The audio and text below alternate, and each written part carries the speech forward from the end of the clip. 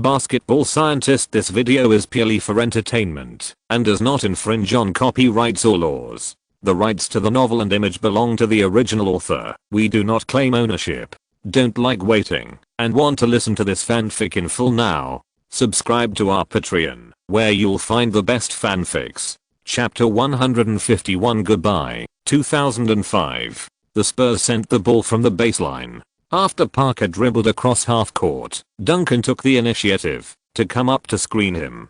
Josh Smith left Alberto open and double-teamed Parker with Dio. The Frenchman jumped up and passed the ball to Duncan, who ignored Paul's entanglement and directly passed the ball to Alberto. The Argentine scored an easy layup. 5:7. The Hawks' double-team defense in this round was resolute and had successfully forced Parker to jump up and find a passing line.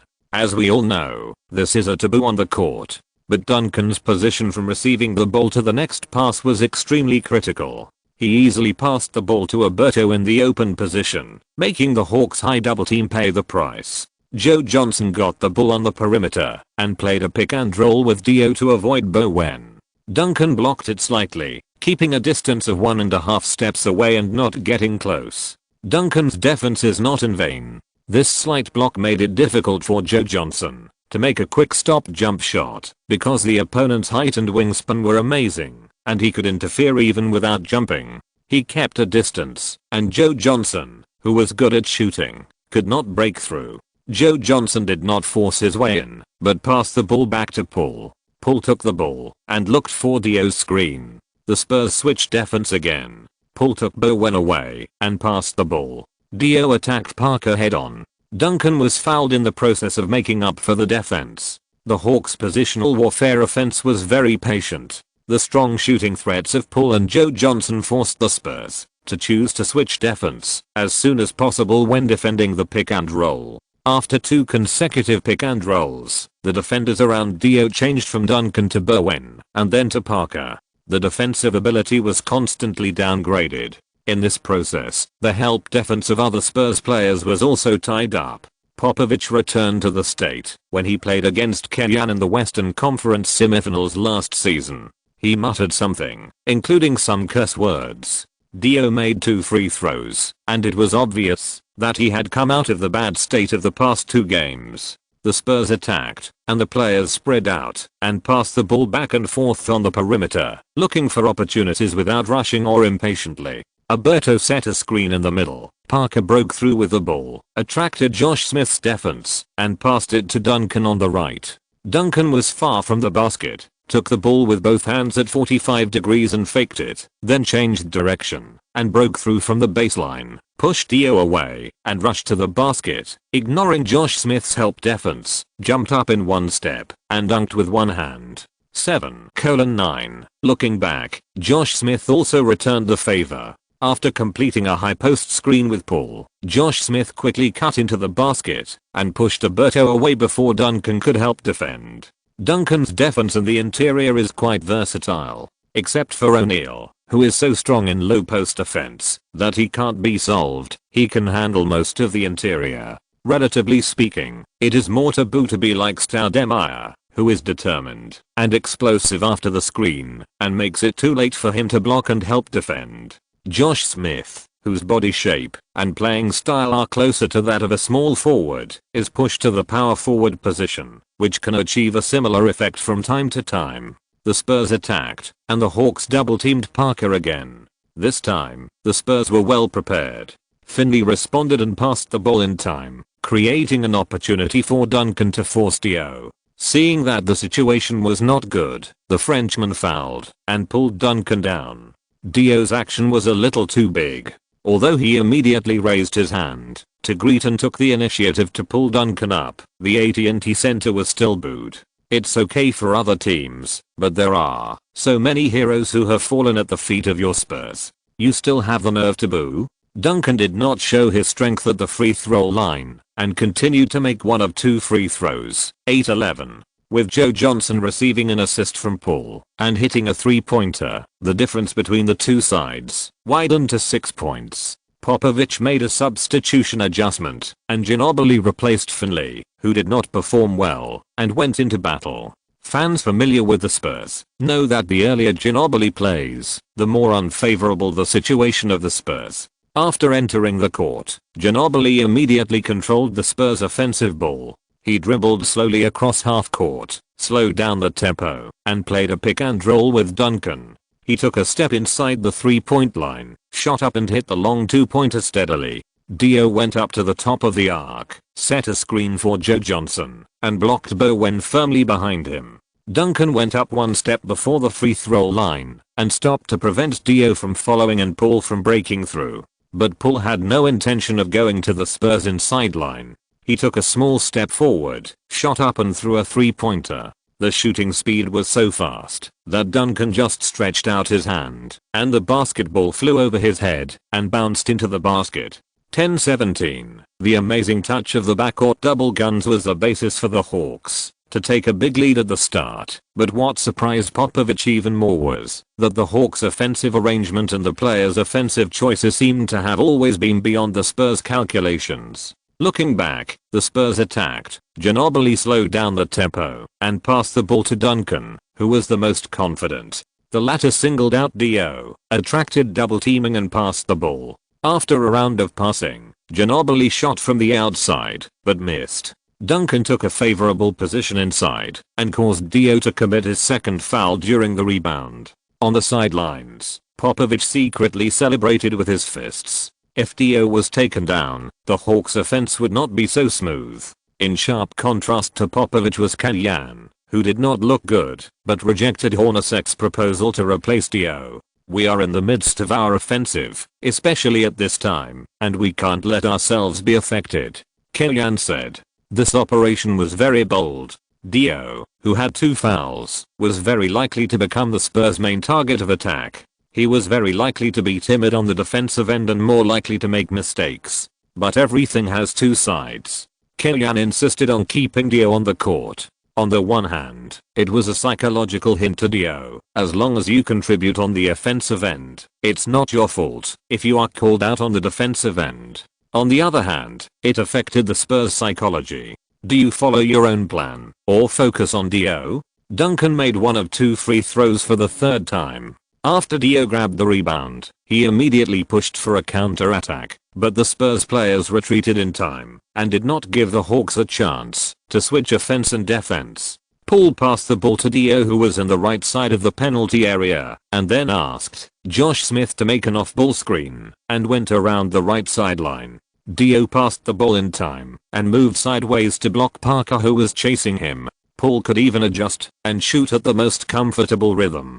Swish. Beep. After Paul hit the three-pointer, Parker kept complaining to the referee that the Hawks' offense just now was suspected of being a mobile pick and roll, and finally applied for a technical foul for himself. What's wrong with your brain? After replacing Parker with Brent Berry, Popovich attacked Parker. It's okay that he couldn't defend Paul, but he took the initiative to apply for a technical foul and help the Hawks to expand the score difference to double digits. Fortunately, Ginobili then performed his snake-like breakthrough again and scored a layup to help the team stop the bleeding.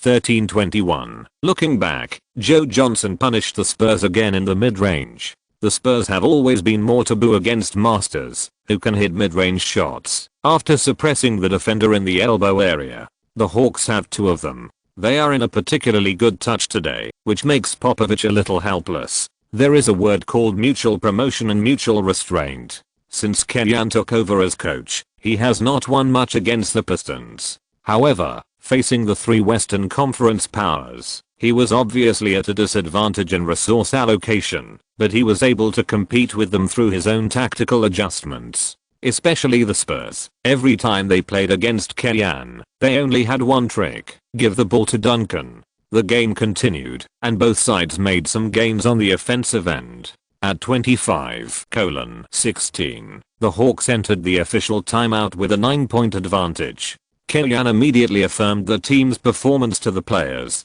At the same time, the inside combination of Josh Smith and Dyer was replaced with David Lee and Milicic to compete with the Spurs. After the timeout, as Kellyan predicted, the Spurs replaced Horry and Van Exel to strengthen the team's offense. Duncan fell to the low post and singled out Milicic. David Lee stepped forward to double team in time. Duncan did not choose to force the ball, but passed the ball to Horry at the free throw line. The latter's mid-range jump shot missed, and David Lee protected the rebound. In the finals of last season, Horry once again became the Spurs playoff killer, and a key three-pointer in Game 5 killed the Pistons. However, this shot cannot cover up Horry's serious decline in athletic ability and defense as he gets older. This season, in addition to his above-average three-pointers, Horry is also not efficient on the offensive end. The mid-range hit rate is only 40%, which is not a good efficiency for a player who often shoots in open space. The Hawks attack, Paul and David Lee play pick and roll, one-on-one military training Horry, shake off the opponent through rhythm changes, and easily score a layup. 16-27. Looking back, the Spurs also play pick and roll. Duncan passes the ball after passing Ginobili, and scores the ball against David Lee, who is defending. 18-27. The duel between brothers in Wake Forest. Paul's touch is so good in this game broadcast live nationwide, and Duncan also carries the Spurs offense by himself. The difference is that Paul has more points around him, and the Spurs offense is a little too dependent on Duncan. David Lee went up to the free throw line to receive the ball, took the ball, and looked to the side, suddenly dribbled past Horry, faced Duncan's defense and forced forward, and was whistled for an offensive foul by the referee. The call for this ball was somewhat controversial. The area where the two people collided was not the front of the main body, and Duncan did not get in the right position. Not calling a foul on Duncan was already giving face to the home team, not to mention calling an offensive foul on David Lee. Duncan took the free throw, and finally made 2 of 2 free throws. 20-27. Kellyanne made personnel adjustments in advance, replacing Joe Johnson with Kittles, to prepare for the transition period of the second quarter. With the inadvertent adjustments, the Hawks' offense mainly revolved around Paul and David Lee. Milicic joining freed David Lee, and gave him more energy to show his talent on the offensive end. In the next 2 rounds of offense, he scored consecutively on Horry, and helped the Hawks score. First Do, then David Lee. This Kobe has so many cards in his hand. Popovich gritted his teeth on the sidelines, but he had to admire him. This is the Hawks, after they have made trades and weakened. Speaking of which, Popovich is also the best head coach in the league at picking up low draft picks, especially at using low draft picks to select international players. From this perspective, does Kellyanne seem to have inherited Popovich's true teachings? At the end of the first quarter, it became a duel between Paul plus David Lee versus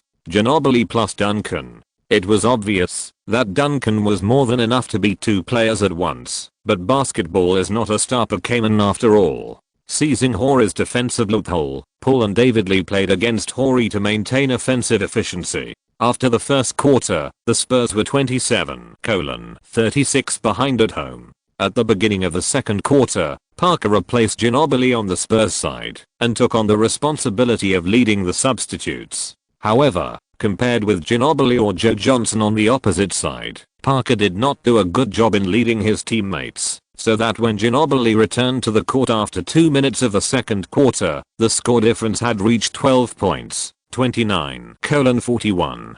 To fill the vacancy at the small forward position after Barnes left, Kellyanne asked Josh Smith to retreat to the small forward position to strengthen the protection of the team's restricted area and eliminate Ginobili's breakthrough threat to the greatest extent. Parker and Ginobili each got a certain amount of shooting space. The former's mid-range and long-range shooting has always been unstable, and Ginobili has some nervous knife attributes. When he is accurate, he can't be stopped, and sometimes the length will backfire on himself. But Ginobili is stronger than other sixth men who are crazy, because he plays with a clear mind. If his shooting feel is average from the outside, he will rush inside. In addition to breaking through, he also has the performance level of Audica, and he firmly holds the score difference at the free throw line. Did not let the Hawks further expand their advantage. Duncan's return allowed the Spurs to regain the advantage in the interior on the court. However, Duncan's poor free throw field today allowed Kellyanne to find a way to deal with him. Arrange people in front to go around the front, and arrange people in the back to fill in. If you can defend, defend. If you can't defend, foul and send him to the free throw line. Anyway, don't let Duncan score easily. In the playoffs last season, Duncan played a God of War level performance in the Lakers interior, 1 against 3, and suppressed the Lakers so hard that they could not breathe. His abnormal performance was also an important reason why the Spurs were able to turn the tables in the end. But in a regular season, Kellyanne felt that Duncan would not rashly use unparalleled. Even if he wanted to use unparalleled, Popovich would probably not let him use it. Unlike the Hawks, the Spurs are aiming for the championship. It is not in their interest to screw Duncan in the regular season. In the second half of the second quarter, Duncan was sent to the free throw line 6 times and hit 4 of them. How to say it, the efficiency is acceptable. Duncan is not as tall as the low post at the free throw line, but no one dares to play any shot-cutting tactics on him. Poole covered the Hawks on the offensive end. At the end of the half, the score was 52-63, and the Hawks led by 11 points away from home. In the third quarter, Popovich directly put Ginobili into the starting lineup and directly collided with the Hawks. At the beginning of the second half, Ginobili broke through Joe Johnson's defense, entered the basket, and attracted double team, and assisted Duncan to score. 54-63, Poole and Josh Smith set a high pick and roll. Smith received the ball and rushed into the restricted area against Alberto's defense, causing the opponent to foul. Smith made 1 of 2 free throws. Duncan grabbed the defensive rebound and passed the ball in time. Parker took the lead, and while Poole was still not recovered, he opened the distance between the two people. Facing the pursuit of his French fellow countryman, he took the initiative to slow down and sent the ball into the basket while hitting porcelain and scored 2+1. 57-66. When fellow countrymen meet, they shoot from behind. Dio was tricked by Parker, and his little universe unexpectedly exploded. He came out to hand over to Poole, and after receiving the ball back from Poole, he raised his hand and hit a three-pointer. 57-69. This is just the beginning.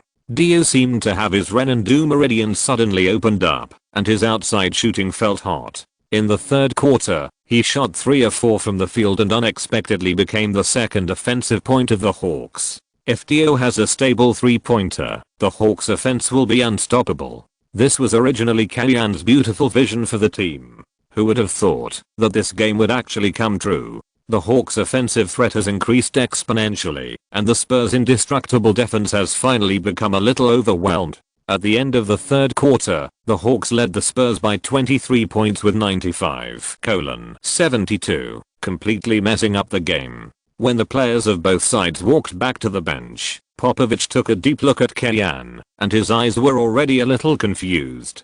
Fortunately, this guy's in the East, and the Pistons can help him deal with him. But Popovich understands that, if the Hawks continue to grow like this, they will sooner or later become a top team. How long can the Pistons, who are on the verge of disintegration due to contract issues, suppress the Hawks? In the fourth quarter, both sides tacitly replaced the substitutes to play this last quarter. On the Hawks side, Lucas III, Ime Udoka, and Juwan Howard all got the chance to play. The Spurs players had no intention of chasing points, and the score difference remained at around 25 points. Popovich didn't even replace GDP to try again, and directly resigned. The scoring efficiency of the role players was average, and the final score was fixed at 100-120. The Hawks pulled out the thorns on the road, and won a very crucial victory. This victory not only allowed the Hawks to win 5 consecutive games, but also brought the team out of the trough state some time ago. After a period of high-intensity training, Poole and Dio played at a high level in this game, especially Poole, who scored 37 points in this game, a career high. In the opening stage, he hit three-pointers continuously, which helped the team get off to a good start, and also hit the morale of the Spurs. At the press conference after the game, Kellyanne was also dubbed the Spurs killer by the media, which shocked him, and he quickly clarified, "My team lost more against the Spurs, and the winning rate is definitely not more than 50%. I definitely don't deserve this title." In terms of record, Kellyanne is indeed not superior to the Spurs, but if you look at the cards in his hand, he is really quite restrained by Popovich. In this regard, Popovich praised Kellyanne and the Hawks. "I know many fans are disappointed with this game. But what I want to say is that the Hawks under Kimmy are a team that you don't realize how strong they are if you don't play against them. I really think they can rise soon. Sometimes, the opponent is the one who knows you best. Popovich and Kenyan had fought in the playoffs. Compared with other coaches in the league, he knows Kenyan's strengths better. The Hawks have been on the Spurs opponent list. Chapter 152. Who said I was the bishop of construction? My goal is to become the pope of basketball. At the beginning of the new year, the NBA officially announced the results of the first phase of the 2006 All-Star voting. Yao Ming still took the throne of the king of votes. Whether it was the people of the motherland or the Chinese community in the United States, they all supported Yao Ming unconditionally. Originally, there was O'Neal in the West, and some rationalists would hesitate to vote for O'Neal, but after O'Neal left, Yao Ming was the only choice, and there was no competitor in the same position.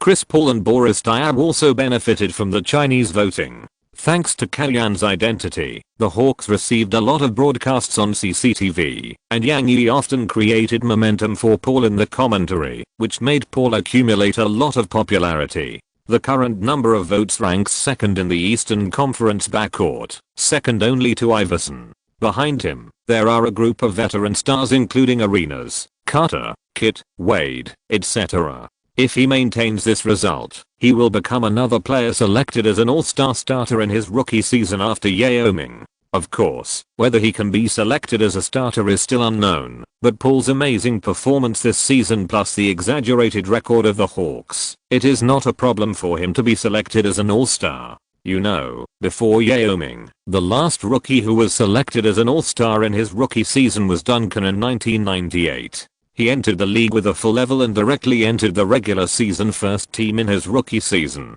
It was really a natural thing for him to be selected as an all-star. Paul has the hope to copy the trajectory of this senior, and even after the end of the season, there is hope to impact the best lineup. In comparison, Dio beat Howard and Ben Wallace, and the number of votes ranked second among the Eastern Conference centers, which is more of an encouragement. Compared with Ben Wallace, a king blue-collar player who performed defense in the All-Star game, fans would rather see a gorgeous offense, and even the league expects the same. However, with O'Neal destined to occupy the starting center position, whether Dio can get the dividends of position and playing style and be promoted to the All-Star by the league depends on his performance in the next month. In addition to some news on the league's official website, Kenyan also received a rookie report from Bradley, the team's scout team. Since the Hawks completed a trade with the Rockets, they got a potential high draft pick. In order to prevent accidents, when this pick cannot get the ideal trading chips, it must be used by itself. Kenyan added a watch list including Roy to the scout team. Bradley also gave timely feedback and strongly recommended Brandon Roy in the scout report. Roy is a two-way guard with excellent comprehensive skills, clear mind, good at making correct decisions, and a thorough understanding of the game. His style of play is very mature, and he is a big-hearted shooter who is good at shooting key shots, and continues to improve. He is not afraid to rush into the inside with the ball, and his turning footwork is good. He has excellent one-on-one skills. Can shoot with the ball, and can also break into the basket. He is an underestimated player. With Paul already occupying the core position, Roy, who also has some ball-eating rights, may not be suitable. At most, he can play the sixth man position, so that the Hawks do not need to start splitting the backcourt double guns at the end of the first quarter and the beginning of the second quarter. If Roy can grow to the level of Ginobili or Harden in the Thunder period in this position, at least he will be worthy of his draft position. Less playing time and less loss may prevent Roy's career from being so prematurely aged. It's not impossible, but for such a genius, it's a bit of a waste of talent. The most ideal state is to change for whole money in time and make full use of Paul's rookie bonus to build a competitive and strong lineup. Congratulations to the Hawks for defeating the Kings 109-96 on the second day of the new year, extending their winning streak to 6 games. Now, the team ranks third in the Eastern Conference with a record of 23 wins and 10 losses, which was a result that many people did not expect before the season. Kimmy said that his 2 goals this season are to lead the Hawks to triple their record to 39 wins and to hope that the team can make the playoffs. Looking at it now, this goal is really a bit conservative. Looking at it now, the Hawks may be able to achieve a record 4 times that of last season. On January 2nd, the Hawks successfully defeated the Sacramento Kings led by Mike Bibby and Artest at home. The team's home commentator Toblin gave a long speech to build momentum for Kellyanne. In contrast, the Lakers coached by Kobe last season currently has a record of 15 wins and 19 losses, ranking 11th in the Western Conference. Obviously, the Lakers' upgrade of the head coach position this time ended in failure. When you have a team with the strength to challenge the championship, Phil Jackson may help you win the championship, but a team that has a lot of work to do needs a coach like Kobe who knows how to appoint people and knows how to tap the potential of young people. We thank the Lakers for sending Kimmy. I'm looking forward to the Lightning Earl bringing us more glory. No matter how much Kellyanne dislikes Phil Jackson, the other party wears 9 championship rings on his hands. When people talk about Phil Jackson, they will think that he can raise the ceiling of a team and lead a strong team to win the championship. This is indeed true, but is Kellyanne himself really just a team building bishop? If you give him a good hand, can't he win the championship, surpass the cardinal, and become the pope of basketball? No one knows. Take it step by step. Kellyanne has the ambition to compete for the championship, but he also knows his strengths and weaknesses. Laying a solid foundation for the Hawks is also a process of strengthening the foundation for him. After the game with the Kings, the Hawks players had no time to rest and took a special plane to Orlando overnight to challenge the Orlando Magic back-to-back. Atlanta is not far from Orlando, and the journey does not take long, so the players have plenty of time to rest. The next morning, Kellyanne did not arrange training, but only arranged 2 hours of tactical training in the afternoon to maintain the state and prepare for the game with the Magic in the evening. Compared with the last match, the lineups of both teams have changed a lot. Needless to say, the Hawks have a very obvious change in the substitute lineup after the 4-party trade was completed. Among the 4 new players, only Udoka can barely sit in the rotation lineup. Juwan Howard and Lucas can only play in garbage time, and Christie has not even played for the Hawks because of his knee injury. The Magic also completed a big deal after Christmas. The team dealt with Francis, who didn't play well, and used this former all-star guard to trade for the old Penny Hardaway and Ariza, who Kellyanne had been thinking about, from the Knicks, and then directly cut Hardaway. They were not optimistic about Ariza's potential. Ariza was still just a substitute for Turkoglu and the Magic. The Magic was willing to pay such a high price, simply to get rid of Francis, which shows how much Francis annoyed them. The second-year rookie Nelson took over the starting point guard duties of Francis. A point guard who looks very ordinary in all aspects, not tall, not fast, and has a poor passing vision. The advantages are above average shooting and certain singles ability. Following Howard, who is willing to play pick and roll, Nelson's data is very confusing. After the pick and roll, as long as he throws the ball to the sky without thinking, Howard can always catch the ball. If he is lucky, he can directly complete the alley-oop cooperation, and the assist data can increase by 1. Another change for the Magic is that Turkish agent Turkoglu benefited from Grant Hill's injury and became the starting player. It seems that the only core player for the Magic to break into the finals in the future is Lewis. Turkoglu is a point guard with a height of 4. He has strong shooting ability and is also very good at organizing passes. When we defend pick and rolls, we must stick to him. We would rather let Howard catch the ball and then find a way to foul than give Turkoglu an easy shot. Before the game, Kellyanne repeatedly emphasized Turkoglu's threat, which subtly increased the players' attention to Turkoglu. The overall style of the Magic is relatively poor offense. The departure of Francis and the injury of Grant Hill have taken away the team's breakthrough ability. The team relies heavily on Turkoglu's organization on the offensive end. In addition, the only one who can complete singles is the French Jordan Petrus. At the opening jump ball, facing his childhood friend Josh Smith, Howard stretched out his arms and easily passed the ball to his teammates in the backcourt, then pushed Josh Smith to the front court, talking and laughing. After Nelson received the ball, he did not advance immediately, but paused for a while and waited for all his teammates to cross half court before slowly dribbling the ball across half court. At the top of the arc, Paul slowly came over. Nelson stopped to protect the ball, waved to the inside, and Howard immediately came up to cover him.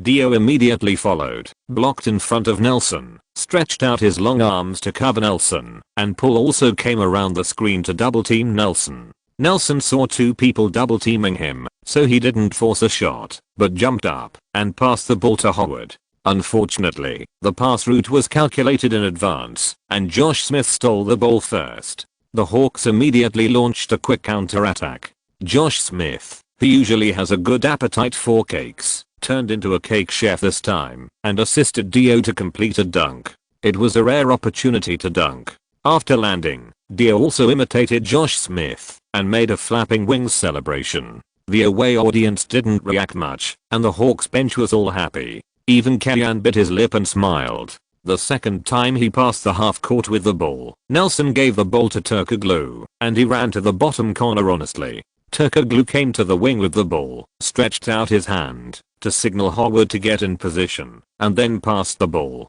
Howard singled out Dio in the low post, and a back-to-back collision pushed Dio away, and then hit the rebound, and went into the basket, which was much easier than he thought. Although his skills are average and his footwork is not good, Howard is in good shape. Moreover, Howard's height is not an advantage against most centers, but when he meets Dio, Howard can finally enjoy the feeling of a giant. Paul slowly dribbled across half court and continued to play pick and roll with Dio. The Magic team double teamed him. Howard delayed Paul and quickly rotated to fill in Dio. His mobility was terrifying. Paul came over in time to respond. After completing a hand-to-hand cooperation with Dio, he passed the ball from Howard's crotch to Dio without stopping. This broke the Magic's defense and Dio made a close-range jump shot 2:4. In addition to the Pistons, the Magic and the Timberwolves have two top inside defenders, Howard and Garnett, respectively, which have a clear restraining effect on the Hawks. However, they are not equipped with corresponding outside defense. On the contrary, they completely rely on Howard and Garnett to help the outside line. In front of Paul and Dio, two passing masters, they lose sight of one thing while focusing on another. Nelson started another pick and roll with Howard. Taking advantage of the gap left by Paul when he was going around the screen, Nelson suddenly broke into the inside, and scored a layup by overcoming Dio's defense. 4:4. He was strong enough, his shot was decisive enough, and the Hawks' inside defense was really too weak. Paul crossed the half court with the ball. Dio went up to the top of the arc. Joe Johnson and Posey ran to the right corner and 45 degrees outside the three-point line, bringing Petrus and Turkoglu over. Josh Smith also withdrew from the Heat's restricted area and came to the left corner. In order to avoid being called for a 3-second defense, Tony Batty had to follow him to the left side of the restricted area. With the help of Dio's pick and roll, Paul broke through on the right, and Howard continued to double team Paul. Paul passed the ball to Dio, who rushed to the Magic's restricted area with the ball. Howard and Batty retreated to the basket to help defend. Dio took the ball and started tilting his head to the right, swinging his hands to the right, pretending to pass the ball to Joe Johnson in the bottom corner. Howard paused and ran back, but Dio immediately took the ball and rushed to the basket. Batty came up to block him. Dio threw the ball into the sky.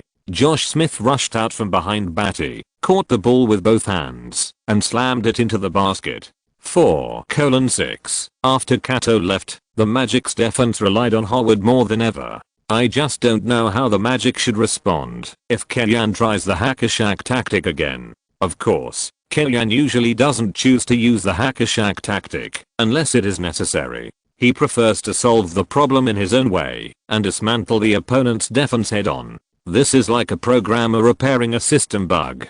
Some programmers reinstall the system when they are undecided and can only be it workers in this life. Some programmers will carefully study the code, find the bugs in it, and deal with them so that their own level is improved and their career will have better development. You can't just hack at Howard every time you meet him, right?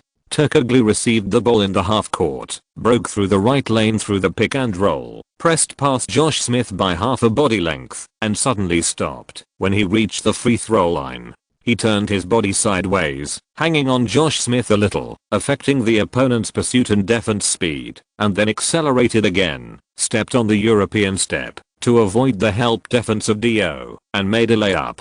6:6. The Hawks focused on defending the mid-range and long-range shots of Tico, and he used his shooting threat to find opportunities to break through. He really played with his brain. The Hawks attacked, and the others cleared the strong side.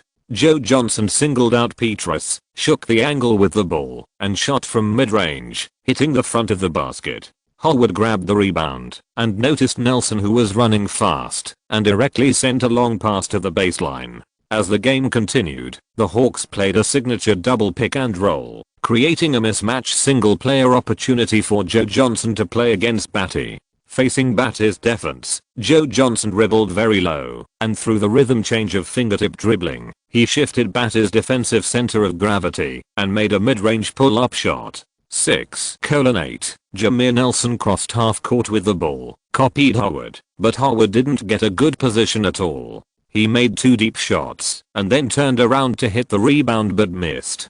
Joe Johnson moved inward to protect the rebound, and passed the ball to Posey. The latter's ability to handle the ball in the transition between offense and defense was average. He didn't force it, but waited for his teammates to come up and fight a positional battle. In December, Posey's 3-point shooting percentage in a single month recovered to a pass level of 33%, which was considered to be a preliminary adaptation to Kenyan's run and gun system. But in fact, Posey's contribution value should be the lowest among the team's starting 5. He performed better on the defensive end, but as a small forward, he really lacked impact on the offensive end. Oftentimes, when the Hawks were on a fast break, he could only follow behind and act as a backup plan for the back row. It's not that it's bad, it's just a bit monotonous. With Paul and Josh Smith completing the alley-oop after the pick and roll, the Magic took the lead in making personnel adjustments, replacing Batty with Bynum, changing the formation to a twin tower, and taking advantage of the Hawks' weak inside line.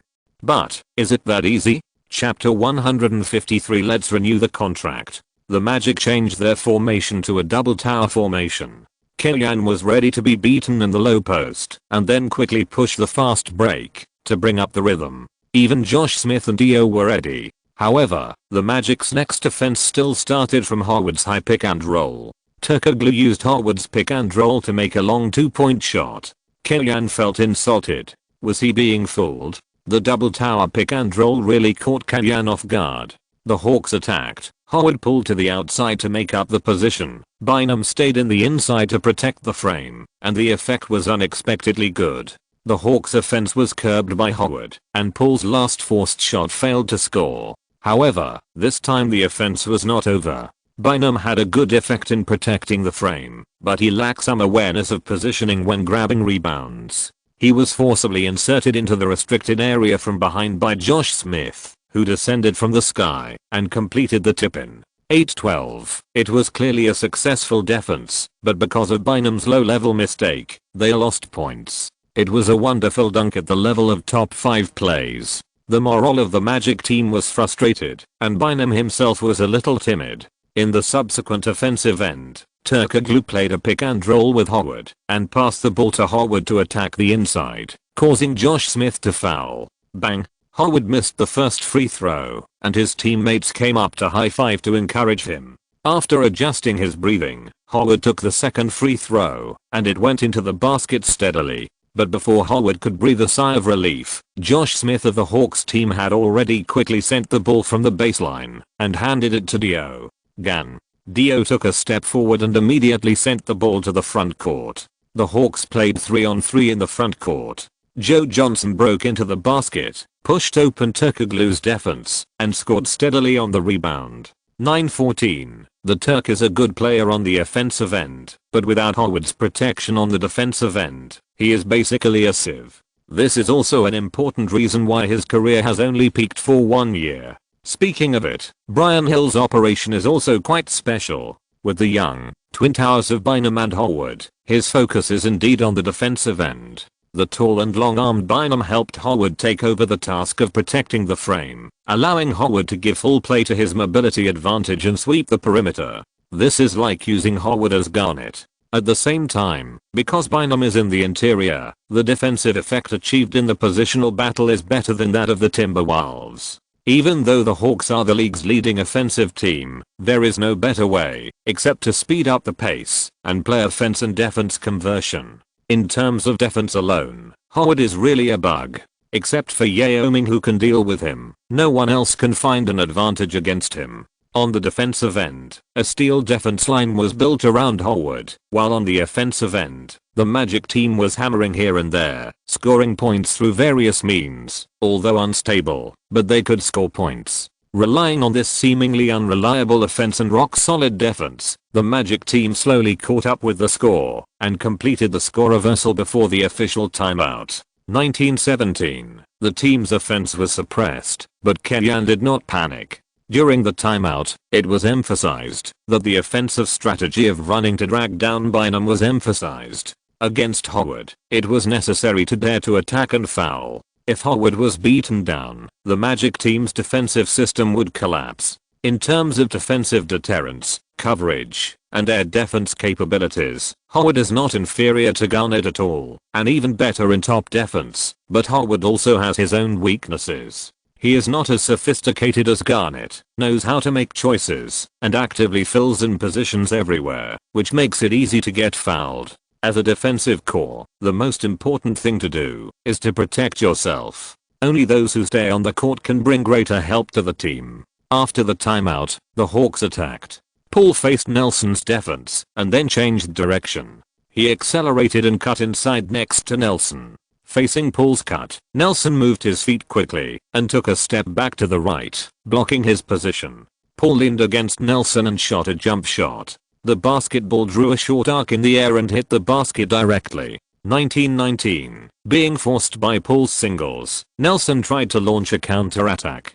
After playing a pick and roll with Howard, he paused and leaned on Dio behind him, and then threw the ball directly to the basket. Howard was blocked by Poole and did not get in position on the first try. He jumped up forcefully and barely got the basketball. He could not launch an attack directly. After landing, he was double teamed by 3 people. While swinging his arms back and forth, Poole covered his face and fell to the ground. Beep. The referee decisively called a foul. Howard did not argue. His arm hit Poole's face. He felt it. To put it bluntly, the referee didn't call him for a flagrant foul because it was the Magic's home court. Howard didn't have time to rejoice, and he was immediately replaced by Brian Hill. He already had 2 fouls. Poole used his face to send Howard off the court, and the balance of the game was instantly broken. A team that is already relatively poor in offense must have a bleak result after losing its most reliable backbone on the defensive end, not to mention that their opponent is the Hawks, whose offensive power is second only to the Suns in the league. The seemingly good defensive efficiency of people like Turkoglu and Nelson is based on Howard behind them. Without Howard behind them, they are completely sieves. Bynum, who is only 18 years old, may have potential, and it is still great, but one person really can't support the Magic's restricted area defense. The Hawks took the opportunity to play a 12:3 attack wave, and at the end of the first quarter, they overtook the score. 22-31. The 9-point difference is not enough to make people despair. What makes Hill even more frustrated is that the team lost control of both offense and defense without Howard and was chased by the Hawks. Such adversity made Brian Hill a little worried. He was afraid that Kenyan would play a blitzkrieg to further widen the score difference. He was also afraid that Howard would accidentally commit another foul and fall into a passive position. Unconsciously, the title of Lightning Earl has gradually become a deterrent to the opponent, which is really beyond Kenyan's expectations. After hesitating for a while, Hill decided to let Howard go directly to the court and lead the team to chase points. However, before going on the court, Hill repeatedly reminded Howard to control his fouls and let go of some balls when they should be released. Staying on the court is more important than anything else. If these words are said to the old timers, they can know the limits, but Howard is still a 21-year-old child who laughs all day long. Kenyan did not really do any blitzkrieg. The team has taken the absolute initiative, and the advantage is obvious. It is not themselves who need to make changes, but Brian Hill on the opposite side. At this time, Kenyan will not disrupt the rhythm of his own people, which will do more harm than good.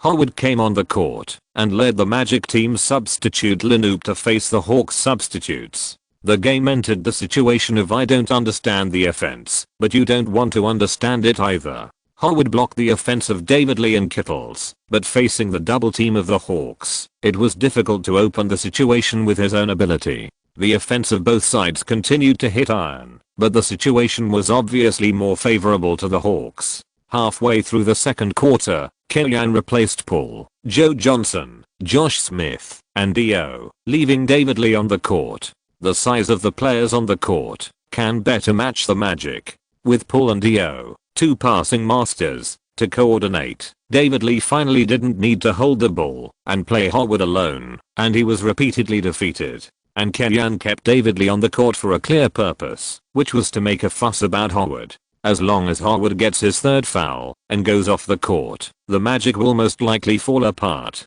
It's a lucky thing to have Howard, but relying too much on him to solve all the problems on the defensive end is the beginning of misfortune. The deterrent power of nuclear weapons is on the launch pad, that's the truth. You can't solve all disputes by throwing nuclear weapons. The Magic's outside Lanoop couldn't protect Howard very well. Looking back, Josh Smith, who didn't perform well on the offensive end, became the most dazzling person on the Hawks on the defensive end. Whether it was defending Turkoglu or double teaming Howard at the right time, and then assisting in the rotation, Josh Smith did a good job. His hard work also made great contributions to the Hawks, opening up the score difference to 17 points in the halftime game. At the end of the half, the Magic were 17 points behind 46-63 and fell into a very passive situation. The only thing to be thankful for is that Howard didn't foul and safely survived the foul crisis in the first half. At the beginning of the third quarter, the Magic reused the Bynum plus Howard double tower tactics that had a good effect in the first quarter, hoping to achieve the same effect as in the first quarter. But it was obvious that Hill overestimated the team's offense and underestimated the speed of the Hawks' defensive counterattack. With a 17-point lead, the Hawks carried out the offensive strategy to the end. The Magic's offense was successful, and the Hawks quickly served the baseline ball and made an offense-defense transition at the first time. The Magic's offense failed, and the Hawks also quickly counterattacked with a long pass. The result of this was a sudden increase in mistakes, and some players ran to the front court only to find that the Magic had stolen the backcourt and exploded. But in this situation, the offense and defense rhythm of the game was very fast, and the Magic's weaknesses began to be exposed. They could not outrun the Hawks. The score difference was narrowed to 12 points, but Bynum only lasted for 4 minutes before he began to hold his knees and gasp for breath, which was obviously a huge consumption. Turkoglu tried his best to suppress the rhythm, but he obviously couldn't do it alone. On the Hawks side, Posey was also somewhat uncomfortable with this running rhythm, and then he was replaced by Kellyanne. Kittles, who had played rune and gun with Kid for several years, replaced him and hit a three-pointer as soon as he came on, helping the team to widen the gap to 15 points again. The two sides went back and forth for several rounds, and Bynum's footsteps became heavier and heavier, and finally he was left in the backcourt and could not run anymore. This situation is really rare for NBA players. Brian Hill took the opportunity of a dead ball to quickly replace him and rest, and Howard's partner was replaced by Tony Batty, the kite man. With Howard's outward defense and limiting the Hawks' outside offense, Batty's ability to protect the frame was obviously insufficient. Josh Smith rushed to the basket and scored consecutively, helping the team to widen the gap to more than 20 points, and the game lost suspense from then on. In the end, the Hawks defeated the Magic 126-105 away from home, winning 7 consecutive games. Not only did they continue to have no desire to be in the third place in the Eastern Conference, but they were even slowly approaching the second place in the Eastern Conference, the Miami Heat. Throughout the game, Paul played well, 11 of 22 shots, 3 of 8 3-pointers, 4 of 4 free throws, and scored 29 points, 11 assists, 5 rebounds and 2 steals, almost 30 plus 10. Gorgeous personal data plus excellent team record is also the best response to the outside world's doubts about his all-star vote, suppressing a group of predecessors. Although Dio, another player of the Hawks who has the hope of entering the All-Stars, was beaten by Howard on the defensive end, he performed quite well on the offensive end, scoring 12 points, 8 rebounds and 7 assists. As we all know, Dio's data does not reflect the effect, but during this period, Dio's data has become more and more beautiful, often scoring 10 plus 7 plus 7. In addition, Joe Johnson's touch was average, only scored 18 points, Josh Smith scored 15 points, and David Lee scored 13 points, all of which were excellent. In the post-match interview, Killian also praised the team's wonderful performance. Back-to-back wins, Killian is in a good mood. After returning to the hotel, there was another surprise waiting for Killian. The team's general manager Larry Sander called and wanted to discuss the contract renewal with Killian. I have only coached the team for half a year, and I haven't even completed the season goal, yet Killian didn't know what happened, and he was still in Versailles. Is the goal of 39 wins a big deal for the current Hawks? Although the cooperation so far has been pleasant, it is not appropriate to be emotional about the contract renewal. After all, no one knows what will happen in the future. The team is very satisfied with your achievements, and not only us, but also advertisers. Larry Sander said. Just today, an advertiser from China visited the Hawks and met with Larry Sander, expressing his willingness to place advertisements in the Phillips Center, provided that Killian continues to coach the Hawks in the future. The reason why Chinese advertisers are willing to place advertisements in the Phillips Center is not necessarily to open up the local market in Atlanta. Their main purpose should be to value the increase in the Hawks' share of CCTV broadcasts. As long as CCTV gives the Hawks enough broadcasts, their own products will be advertised on CCTV, which is much cheaper than paying advertising fees directly to CCTV. Moreover, when promoting products, they can also be labeled as NBA official designated partner, which is even more impressive. In the final analysis, it's all about money. After understanding the whole story, Killian scratched his chin and was still hesitant. His commercial value is getting higher and higher. No matter which team he coaches, the team can get a lot of attention in China and make a lot of profit in the market. In comparison, the Hawks respect him enough and give him sufficient authority to build a team. From this perspective, Killian would rather let Anthony Wrestler make money, not for anything else, just because he has vision and respects the wise. But the renewal amount is difficult to determine. When Killian signed with the Hawks, he only signed for 2 years, with an annual salary of only $1.5 million, which is basically the lowest paid head coach in the NBA. His purpose is actually very simple. The money in front of him is not important, but the long-term financial prospects are important. If he leads the team to achieve results, he will not worry about the Hawks not giving him a big contract. Since the start of the season, the state of the Hawks has also confirmed that Killian made the right decision. He is sure that after he leads the team to achieve this result and triples the Hawks' results, the Hawks will offer him a tripling salary. A salary of $4.5 million to $5 million is considered to be above average among NBA coaches. But now, it's only half a season. It seems too early. Moreover, the current record of the Hawks seems to be conservative for 3 times, and 4 times can be a fight. Just in case, if he leads the Hawks to 50 wins. Larry Sander is also well aware of Killian's thoughts.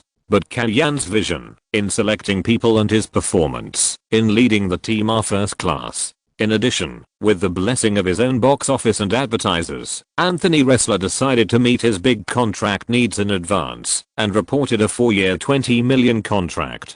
Considering Killian's age, qualifications, and achievements, this salary is indeed very respectful. Let's do this, Larry. We'll talk about the contract after the season ends, but I can promise you that, if there are no unexpected circumstances, I will still stay with the Eagles. Killian thought about it and decided to take a chance. Don't worry, the team's call-in-up and coaching staff are built by me. I have no reason to abandon them, right? He wrote himself on the credit book again. Larry Sander complained. I respect your opinion, but the advertisers? Larry Sander asked. Tomorrow, I'll meet them when I'm free and explain my attitude. Killian said. He can only do this at most. No matter what, you can't help Americans cheat the money of their own country's companies, right? Thanks to the book Friend Go to Hell, there can't be any characters for the 5,000 point reward. It's not convenient on weekdays, and I'll add more chapters for you when I'm free on weekends. I also remember the chapters I owed, because I took a day off before, and I'll make up for it when I'm free. Chapter 154 Ice Grains Boiled into Soup. Kellyanne promised that, if nothing unexpected happens, he will be the first to stay with the team, which helped the Hawks get a sponsorship of $12 million from us for the next 2 years. After completing the signing, Anthony Ressler grinned non-stop. After signing Kellyanne, the team really turned losses into profits. Yao Ming is the Rockets' Yao money tree, and Kellyanne is the Hawks' Krypton Goldstone, just Kryptoning other people's money to himself. In the evening, Kellyanne was also invited to attend the dinner hosted by Ressler and a sus staff. Taking advantage of the alcohol, Anthony Ressler once again proposed the signing to Kellyanne.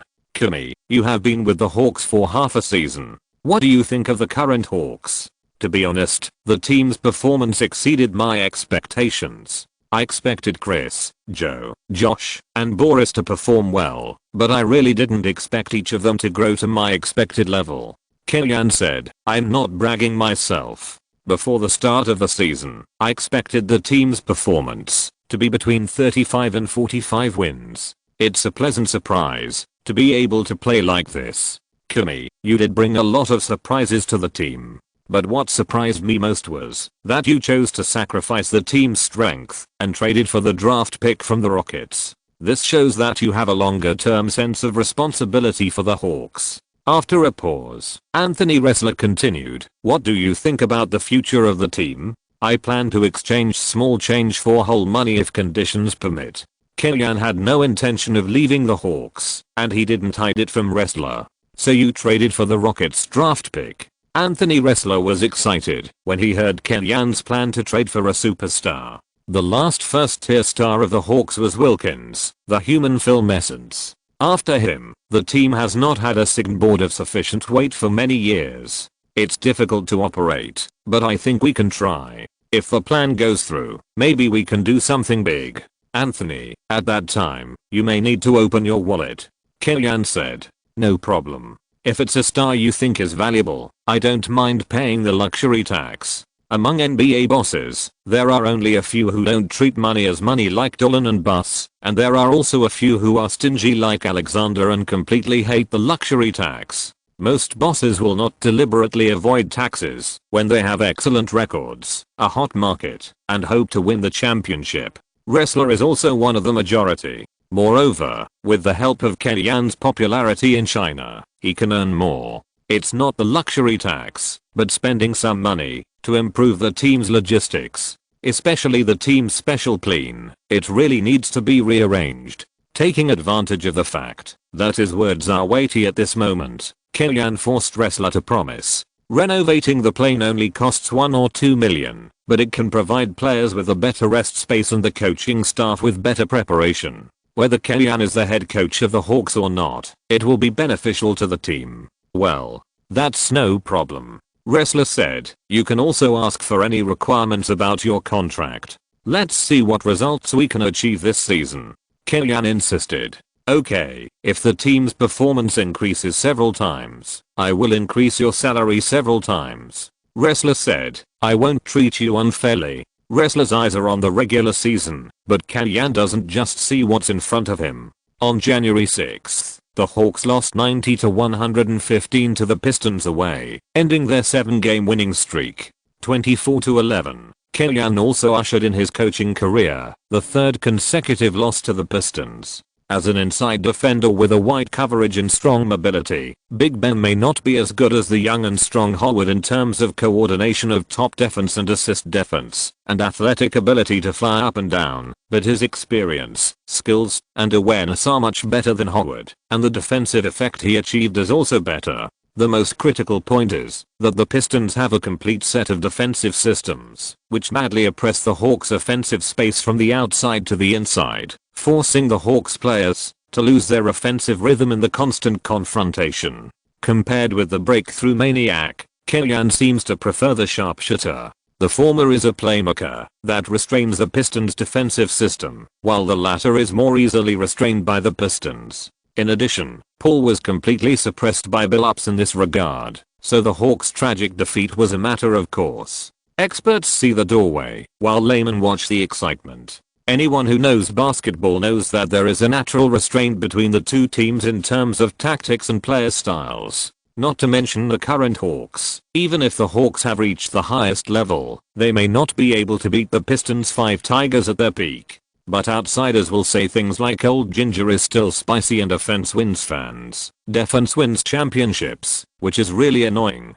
The next day, the Hawks lost to the Wizards again, 109-111, 24-12. They were still leading by 3 points with 1 minute left. The way they reversed made the whole team feel frustrated. Arenas backed up and forced Paul to foul, successfully causing Paul to foul and hit 2 key free throws. In the next round, Joe Johnson missed a mid-range shot. Arenas took a big step outside the 3-point line and hit a 3-pointer when the team was only 1 point behind, killing the Hawks. Kellyan was very depressed, but basketball is like this. No matter how good a player or coach is, he will encounter the experience of being defeated by a buzzer beater. This is part of basketball and the charm of basketball. Until the last second of the game, you are never sure who will win the final victory. After being defeated by a buzzer beater, the atmosphere in the locker room was very bad. Kellyan pulled Hornacek together to give psychological counseling to the players. It feels painful to be defeated by a buzzer beater, but I hope you can remember the pain at this moment. This is something every basketball player will experience. At least you still have a chance to make up for the regret. Jeff was defeated by Michael Jordan on the stage of the finals. There is no way to make up for this regret in his player career. 2 consecutive losses did not affect our ranking, but we can't be careless. The season is still long and anything can happen. After returning home, adjust your mentality and prepare for the next game. I don't want to lose 3 games in a row. In fact, it is not easy for the Hawks to lose 3 games in a row, because the team's next opponent is the perennial underdog Golden State Warriors. Many fans who watch the game late may not know that the Warriors are the team with the most cumulative losses among the 30 NBA teams. In Kellyan's previous life, the Warriors were still the second team to lose 3,000 games after the Splash Brothers led the team to win 50+ games for 5 consecutive seasons. If it weren't for the smoke coming out of the ancestral graves to select Curry, the Warriors would definitely rank first. Curry will not enter the league until 2009. Before that, the Warriors draft was still a bit. In last year's draft, they selected the future Hangyu and star Diagu in the first round, which was a blinding surprise. Of course, the second round selection was not bad. Monta Ellis, the scoring machine in the high school league, was a bold and correct choice, but he has not played yet. The Warriors robbed Byron Davis from the Hornets last season and formed a backcourt double gun with Jason Richardson, which was very powerful, but the other configurations of the team could not keep up. Dunleavy, who was at the small forward position, was incompatible with the team's style of play. Diagu and Murphy in the interior are more adapted to the slow-paced offense and defensive positional warfare and cannot keep up with the rhythm of the game between the bearded man and the dunk king. The most important point is that old Nelson has not yet come out, and the real helmsman of the Golden State gang has not yet been in place. The Warriors started well, relying on the shooting ability of the interior. As the famous kite man in the league, Murphy evacuated the restricted area of the Hawks, and Byron Davis on the outside could force a breakthrough and rely on his body to eat Paul. The bearded man has excellent explosive power and is also very strong in confrontation. In the aerial confrontation, Josh Smith can't stand him. The Hawks played very anxiously with the Warriors in the first quarter, falling behind 28-30. Through observation, Kellyan also found that the Warriors' offense was not bad, but the weakness was mainly on the defensive end, especially the off-ball defense, which was prone to chaos. In the second quarter, Kellyan changed the tactics and let Dio serve as the organizing forward, and House, Joe Johnson, and Kittles were on the outside to prepare to receive the ball and shoot. Milicic was responsible for the off-ball screen on the side, and then went down and attacked when there was a chance. The three outside guns have strong shooting ability, and more importantly, they can contain the opponent. Milicic accidentally became the main scoring point for the Hawks to open up the score. After the pick and roll, he found an opportunity to play big and small. The second pick of the water imported team either used physical strength or directly pulled up for a mid-range shot. In just 4 minutes, he made 4 of 5 shots, scored 8 points, and led the team to player 13: to attack wave and overtook the score. Losing weight and gaining muscle on the training ground, and being willing to be a blue-collar worker on the court, Milicic has a feeling of washing away the lead in the Hawks, and is slowly developing in the direction of a blue-collar coolie. Although it does not meet everyone's expectations of him when he was drafted, it is a good improvement compared to the Pistons period.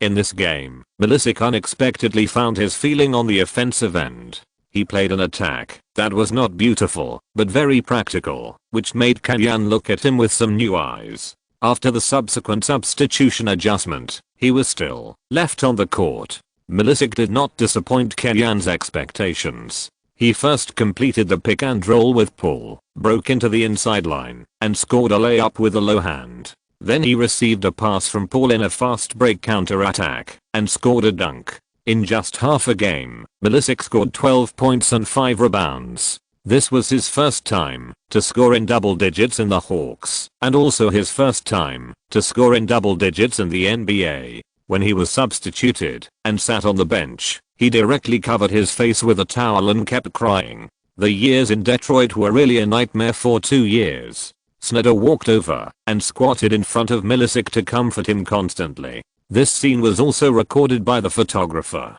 Coincidentally, Snyder is Larry Brown's son-in-law. Milicic's wonderful performance helped the Hawks establish a 10-point lead in the first half. In the second half of the game, Paul and Joe Johnson used pick and rolls to continuously train the Warriors inside line and blow up Murphy and Agu. The two slow-moving inside players were simply unable to stop the Hawks' backcourt double guns. After Byron Davis joined, Dunleavy Jr. was increasingly marginalized in the Warriors' tactical system. Originally, he was positioned as a wing with high basketball IQ and strong organizational ability. In other words, he had poor physical fitness and average scoring ability. Such a player was not suitable for Byron Davis. In the team, he was more of a shooting point, just like Webber in the 76ers. He was overqualified. He himself was not good at defense and could not fill in the inside position, which exposed his shortcomings more obviously. At the end of the third quarter, the Hawks led by 21 points, 87-66,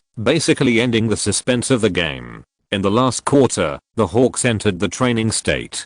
Kalyan sent David Lee and Milicic to the court and even arranged tactics for Milicic to get a good data. It can be seen that the Hawks teammates were creating opportunities for Milicic. The Warriors took the opportunity to recover some points, but failed to reverse 109-96. The Hawks beat the Warriors and ended their 2-game losing streak, 25-12. On the Hawks side, the backcourt double guns teamed up to score 46 points. Paul sent out 21 points, 9 assists and 3 steals, which was close to a double-double data, which was enough to drive people with obsessive-compulsive disorder to death. Milicic, who was supported by his teammates, scored a double-double data of 18 points and 11 rebounds. His teammates were willing to give him a chance to score 20 plus 10 in the fourth quarter, but it was a pity that the Warriors were somewhat unwilling to give him face. On the Warriors side, the best team data was still the backcourt combination of Baron Davis and Richardson. The two of them teamed up to score 48 points, which was even better than the double guns of the Hawks. It was a pity that winning was the hard truth. At the press conference after the game, the media reporter mentioned Milicic as expected. Personally, I saw that Daka worked much harder than many people thought, and he was able to embody the 4 words God rewards hard work. I hope he can maintain his current state, and the Hawks need him very much. Kalyan did not hesitate to praise Milicic. If you play well, you have to praise it, especially for players like Milicic. On January 12th, the Hawks played against the Bulls, who were at the bottom of the Eastern Conference, and won easily with a score of 116-95. 26-12. Last season, Kirk Hinrich, Ben Gordon, Luol Deng and other newcomers helped the Bulls rise to prominence, but this season, this young guard has been beaten back to its original form. Hinrich's physical fitness is not good. Ben Gordon is short and plays as a sixth man. Luol Deng is good at running without the ball, but his ball holding ability is average. Kellyanne caught and clamped all the weaknesses of the Bulls, and they surrendered without resisting for too long. In comparison, they still lack a true leader like Paul. The Hawks are lucky. After 2 consecutive defeats, the team is back on the right track. The Hawks' performance has fluctuated slightly, but they are still slowly approaching the second-placed Heat in the Eastern Conference. The Heat's lineup has been strengthened a lot this season, but the team's starting small forward position has become a headache for Pat Riley. Not getting Battier or James Posey is a mistake for the Heat. This problem has troubled Riley for a long time. Finally, he decided to discuss with the team to see if he could sacrifice the team's future and fight for a trade. The Heat wants Posey? Kellyanne was surprised, but he couldn't help but admire Riley. He has a good eye for people and can find the most suitable person at once. They can provide future draft picks, which is not bad. For Posey, the Heat plans to send the 2008 first round pick and the 2009 first round swap right. Considering that the aging of the Sharks will definitely cause the Heat's performance to fluctuate, and the Hawks' performance will easily improve with the normalization of young players, this chip is still attractive. But Kellyanne still refused without hesitation, and didn't even give the Heat room for negotiation. What a joke. I want better results. To talk to the boss about a salary increase. Although Posey's offensive efficiency is somewhat low, he has always been conscientious on the defensive end, and he does not cause trouble or occupy the ball. If the Hawks want to stabilize the team's performance, they will never trade him. Unless they can trade for players such as Iguodala, Luol Deng, and Ariza, there is still room for negotiation. As for the others, go to hell, you. Chapter 155 Nash's name. Damn it, you got Joe for free. On January 14th, before the Suns game at the Phillips Center, the players were doing shooting practice, and the head coaches of both teams also gathered together to exchange pleasantries. D'Antoni said bluntly, the original trade plan between the two teams was the Suns traded Joe Johnson for the Hawks' DO plus 2 lottery-protected first-round picks in 2006 and 2008. As a result, after Kellyanne intervened, the chips paid by the Hawks became Harrington plus the 2006 first-round pick. I don't think this is a free ride. Come on, Al didn't play badly this year. Kellyanne argued. Besides, even if Boris Dio was given to you, you might not be able to use it well. That's not necessarily true. D'Antoni said angrily, but he also admitted that Kellyanne's genius transformation of Dio was beyond his expectations. The reason why the deal was agreed to was that Harrington's immediate combat effectiveness was much stronger than Dio's. As for the draft pick, D'Antoni was the one who knew Kellyanne's ability best in the league, and he only thought that he could lead the team to the playoffs. This draft pick was at least in the top 18. Who would have thought that the Hawks would soar to the sky and climb to third in the Eastern Conference? The use value and trading value of this draft pick are both falling. The Al Harrington traded by the Suns does look good, and his singles are also visibly strong, but his style of play is obviously not so compatible with the Suns' overall smooth offense. Therefore, even if the Suns lost Stoudemire and their strength was seriously damaged, D'Antoni only gave him 27 minutes of playing time per game, only 3 minutes more than the substitute Kurt Thomas, and the two people seemed to share a position. Al Harrington, a first-round pick with a high probability of being picked after the 20th pick, sent away a young shooting guard who was guaranteed to score 20+ points. D'Antoni felt that the team had suffered a big loss. Who let the Suns have such a boss? In the first round of the two teams' confrontation, the Suns won at home. In this game, the Hawks had the idea of revenge. They had defeated the Mavericks and the Spurs. There was no reason for the Hawks to be afraid of the Suns, who were slightly weaker in strength. Not to mention that in the pre-match meeting, Kellyanne had already pointed out the shortcomings of this Suns team, which was too dependent on Nash. In the journey of winning the regular season championship last season, Nash was of course the first contributor to the Suns. His organization and dispatch Firepower distribution gave the Suns attackers a brain. In addition to him, the team's organization in the transition period, including the second ball holder after Nash was suppressed, was Joe Johnson. His sharing of Nash's ball rights helped Mr. MVP relieve a lot of pressure on holding the ball. This is also the reason why Joe Johnson has the capital to ask for a 5-year $75 million request contract in the free agent market, while Quentin Richardson, who enjoys Nash's benefits, can only sign a 5-year $3,000. There is an essential difference between the two. After Joe Johnson and Quentin Richardson left, the Suns signed Bell and James Jones to replace the two. With Nash's passing and the shooting ability of the two, they achieved a fairly good effect and the team's record was not bad. However, this is just a superficial phenomenon. To be frank, after the Suns lost Stoudemire and failed to get D.O., they have entered the situation of the Lakers and Philadelphia 76ers and become Nash's team. It's just that Nash's means of leading a team are better than Kobe and Iverson, and the role players equipped by the Suns for Nash are better than those equipped by the Lakers and 76ers for their core players, so the Suns' record has been maintained at a very high level. Kellyanne didn't think much of this Suns team. Even after Joe Johnson left, he thought that the Suns had missed their own championship window and had let go of the chance to win the championship. It's no less than the Thunder trading Harden. Marion won the jump ball over Josh Smith, and the game began. Nash held the ball and played a pick and roll with Marion.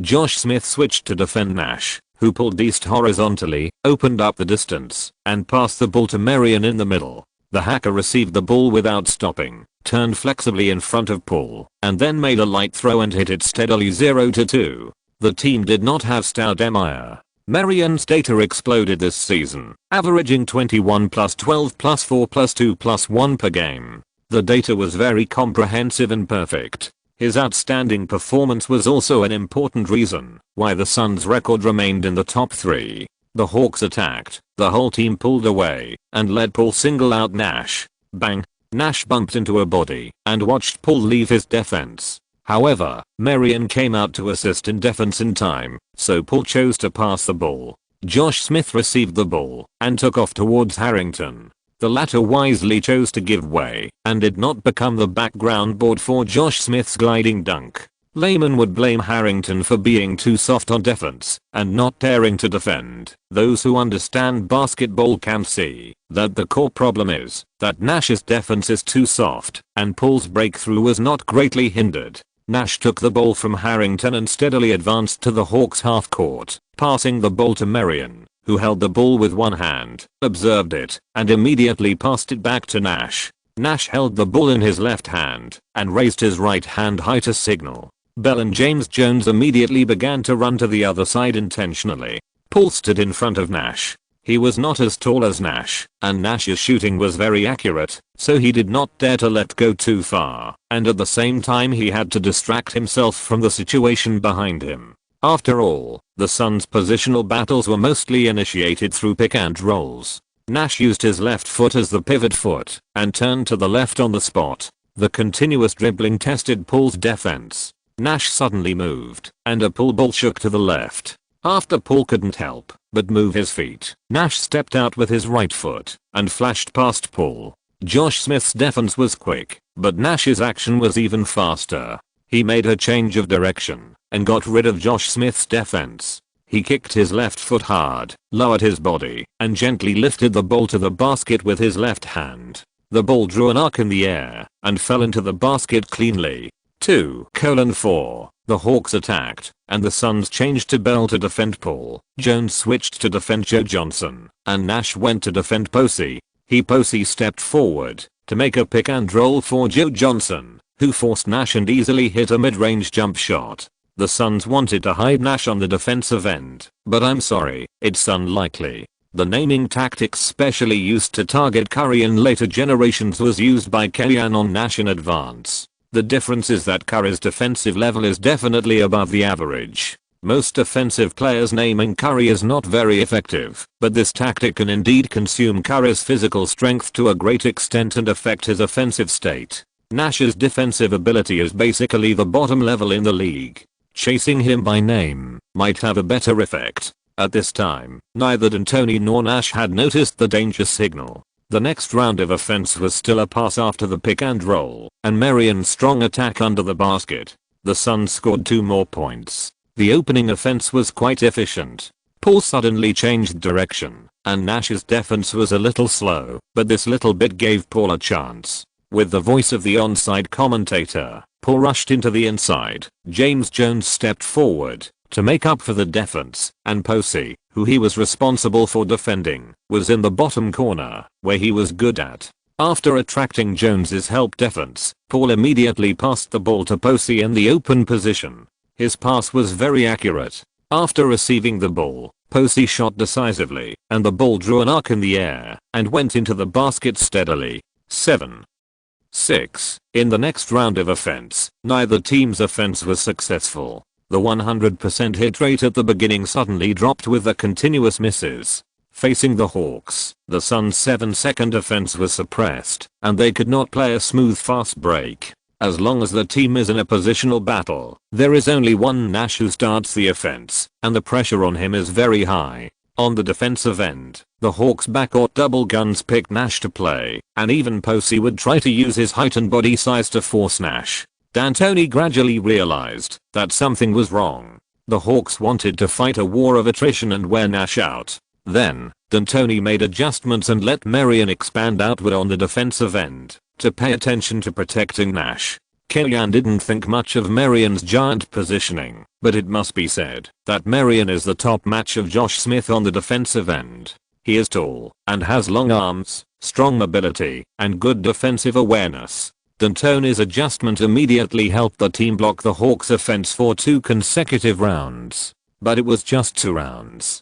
On the Hawks side, Dio's position moved from outside the 3-point line to the free throw line, consciously attacking the disordered defensive formation of the Suns. The small forward position was downgraded from Quentin Richardson, who had a middle-class contract, to James Jones. The team's outside shooting did not decline, but Quentin Richardson could provide top defense in the interior after Marion expanded his defense, and the vegetarian James Jones could not replace him at all. Because of his vegetarian diet, James Jones's confrontation is even far below the league average. No matter how hard he tries, or how hard he trains, he cannot develop a strong confrontation under unscientific eating habits. Dio's change made the Suns somewhat unpreparable, and also helped the team end the first quarter with a 35-28 lead. In the second quarter, Kellyanne sent Eddie House, Joe Johnson, Kittles, Juwan Howard, and David Lee, the 5 Suns, Barbosa, Jacobson, Jim Jackson, Marion, and Kurt Thomas. Milicic, who performed well in the last game, was temporarily abandoned by Kellyanne in this game. Veteran Howard got a chance to play. Kellyanne hoped that his mid-range shots could help the team pull out Marion and create a higher offensive environment for David Lee, including Joe Johnson. They were just fainting in this lineup, and David Lee got more trust from Kellyanne. Eddie House's passing awareness was average, but he could still pass the ball to the inside line. He saw the opportunity and passed it to David Lee. David Lee turned around and faced Kurt Thomas, shook his left shoulder slightly, turned halfway to the middle and paused slightly, then turned quickly to the baseline, took a big step with his right foot, and hit the board. 37-28. His footsteps may not be called fantastic, but his skills are simple and effective, and his basic skills are solid. This is also the reason why many rookie reports about this season ranked him in the top 8, even higher than Bynum. The Suns attacked. Thomas pulled out to screen Barbosa. Barbosa passed the ball to the middle. Kurt Thomas did not shoot and waited for Marion to run to receive the ball, and then did a pick and roll without the ball, helping Marion find space to shoot. The latter shot from mid-range, but failed to hit. The unstable mid-range and long-range shooting has been a problem throughout the Hackers' career. Howard grabbed the backcourt rebound. House took the ball to the right, and after Howard's pick and roll, he quickly shot from mid-range, but missed. House's shot was a bit arbitrary, but Kellyanne didn't have much opinion. He is a microwave shooter. It is this technical characteristic that is forcibly suppressed, and there is no benefit. The Suns attacked. Barbosa passed the ball to Jackson for a single, and the latter faced Kittles with his back to the post. turned around and shot a jumper that missed, and David Lee protected the backcourt rebound. Jim Jackson was once one of the 3Js of Dallas, but due to age issues, he declined very seriously. He signed with the Suns, but only for a minimum salary. The Hawks attacked. Marion was elusive on the defensive end, suddenly came out from behind David Lee, stole the ball, and made a quick counter-attack, assisting Barbosa to score. 37:30. The Hawks' substitute lineup was not as oppressive as the starting lineup. The Suns could not score in the positional battle. They pushed the counter-attack again. Marion took the lead and broke into the Hawks' basket. While scoring, he also caused Juwan Howard to foul and scored 2+1. 37:33. Kellyanne was a little dissatisfied with Juwan Howard's defensive choice. They were all veterans and experienced. How could they make such a mistake? I think we should replace him with Taco, Snyder suggested beside Kellyanne. Don't worry. Joe Johnson and Howard played pick and roll. The latter failed to hit the free throw line, which was his best skill, and slapped Kellyanne's face again. Marion pushed the fast break counter-attack again, and assisted Jackson to hit a three-pointer. 37:36. After an 8:0 attack wave, the score difference was only 1 point. Kellyanne patted his head and regretted using the wrong person. Change players. If the handsome mid-range shooter can't even shoot mid-range, then this 4-year, $24 million garbage contract is really Kellyanne's responsibility. Taking advantage of the dead ball opportunity, Milicic finally came on the court. The first defense after his appearance, the team's rebounding was well protected, and Marion's rush was withstood. The Suns attacked the front court rebounds, and the backcourt naturally became empty. Joe Johnson and Kittles rushed to the Suns' backcourt. Unfortunately, the latter's outside shot failed to hit. The continuous and repeated sprints were not only fun for the Hawks fans, but also for the fans on both sides. But the players were tired. Milicic's shooting was not as reliable as Juwan Howard. After he came on the court, David Lee's offense began to be frustrated. The Suns' unscrupulous double-teaming of David Lee is also an explanation of Milicic's lack of offensive ability.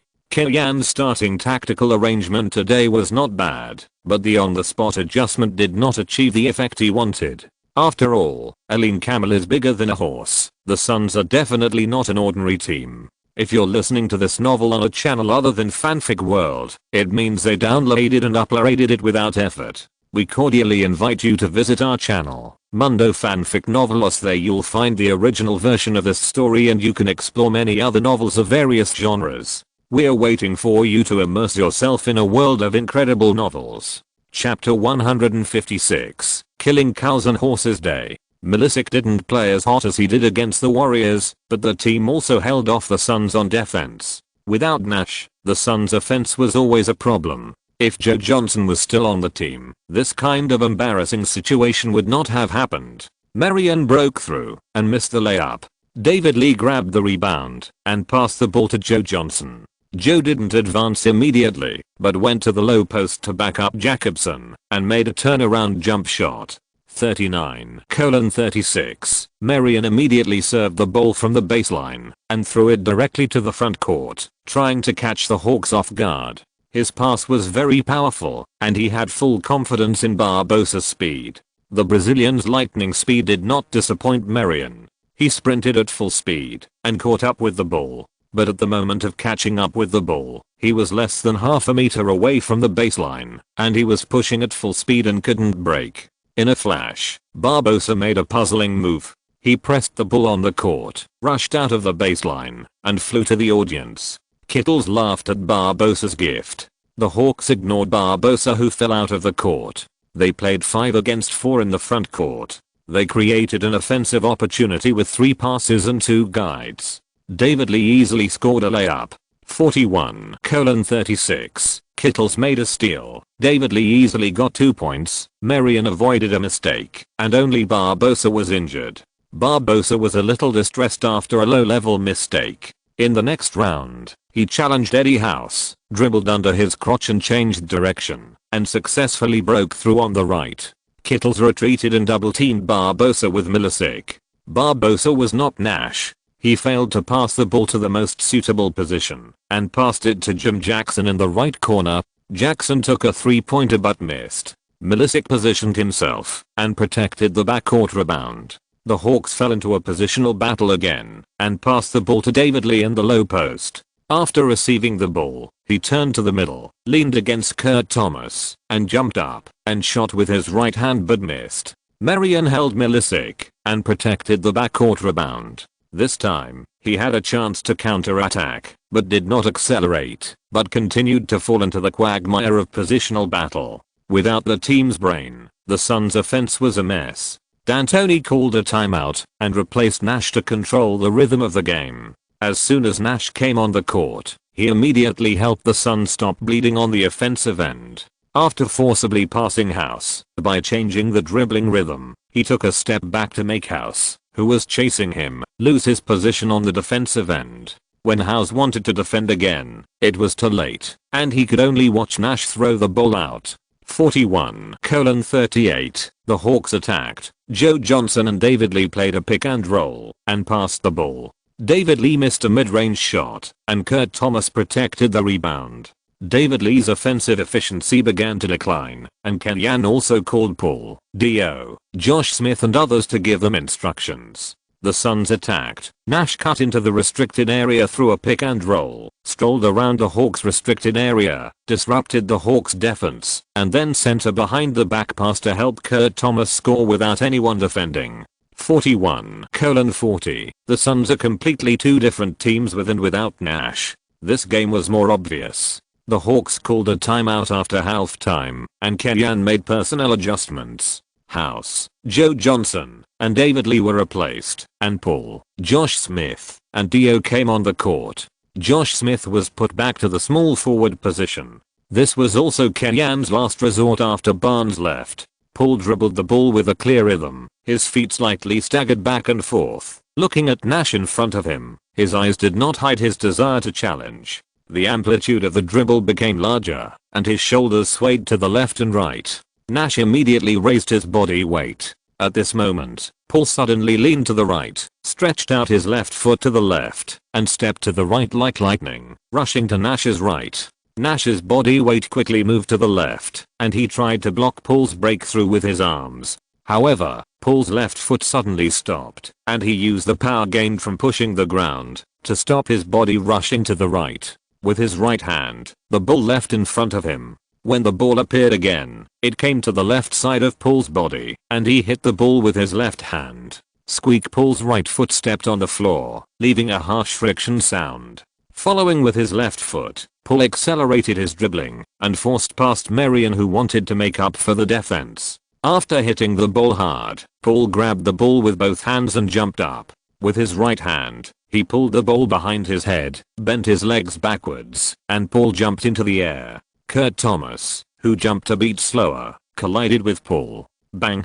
Paul, who is known for his agility, gritted his teeth and was unexpectedly tough. His raised right hand was like a sharp blade that cut through Kurt Thomas, who was blocking him. Bang! The basket made a painful whine.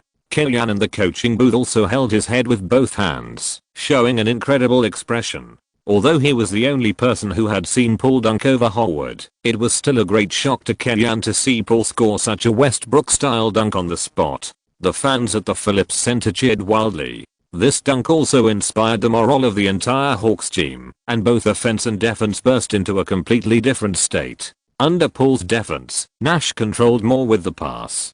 Perhaps the word influence is more appropriate, because the game is no longer under Nash's control. Paul, a freshman, has begun to challenge Nash. Compared with the last time the two played against each other, Paul has accumulated some experience and is more confident to challenge the MVP. In the absence of Joe Johnson, the dual-core driver Paul and Dio is more stable than the Suns' offense that relies on Nash alone.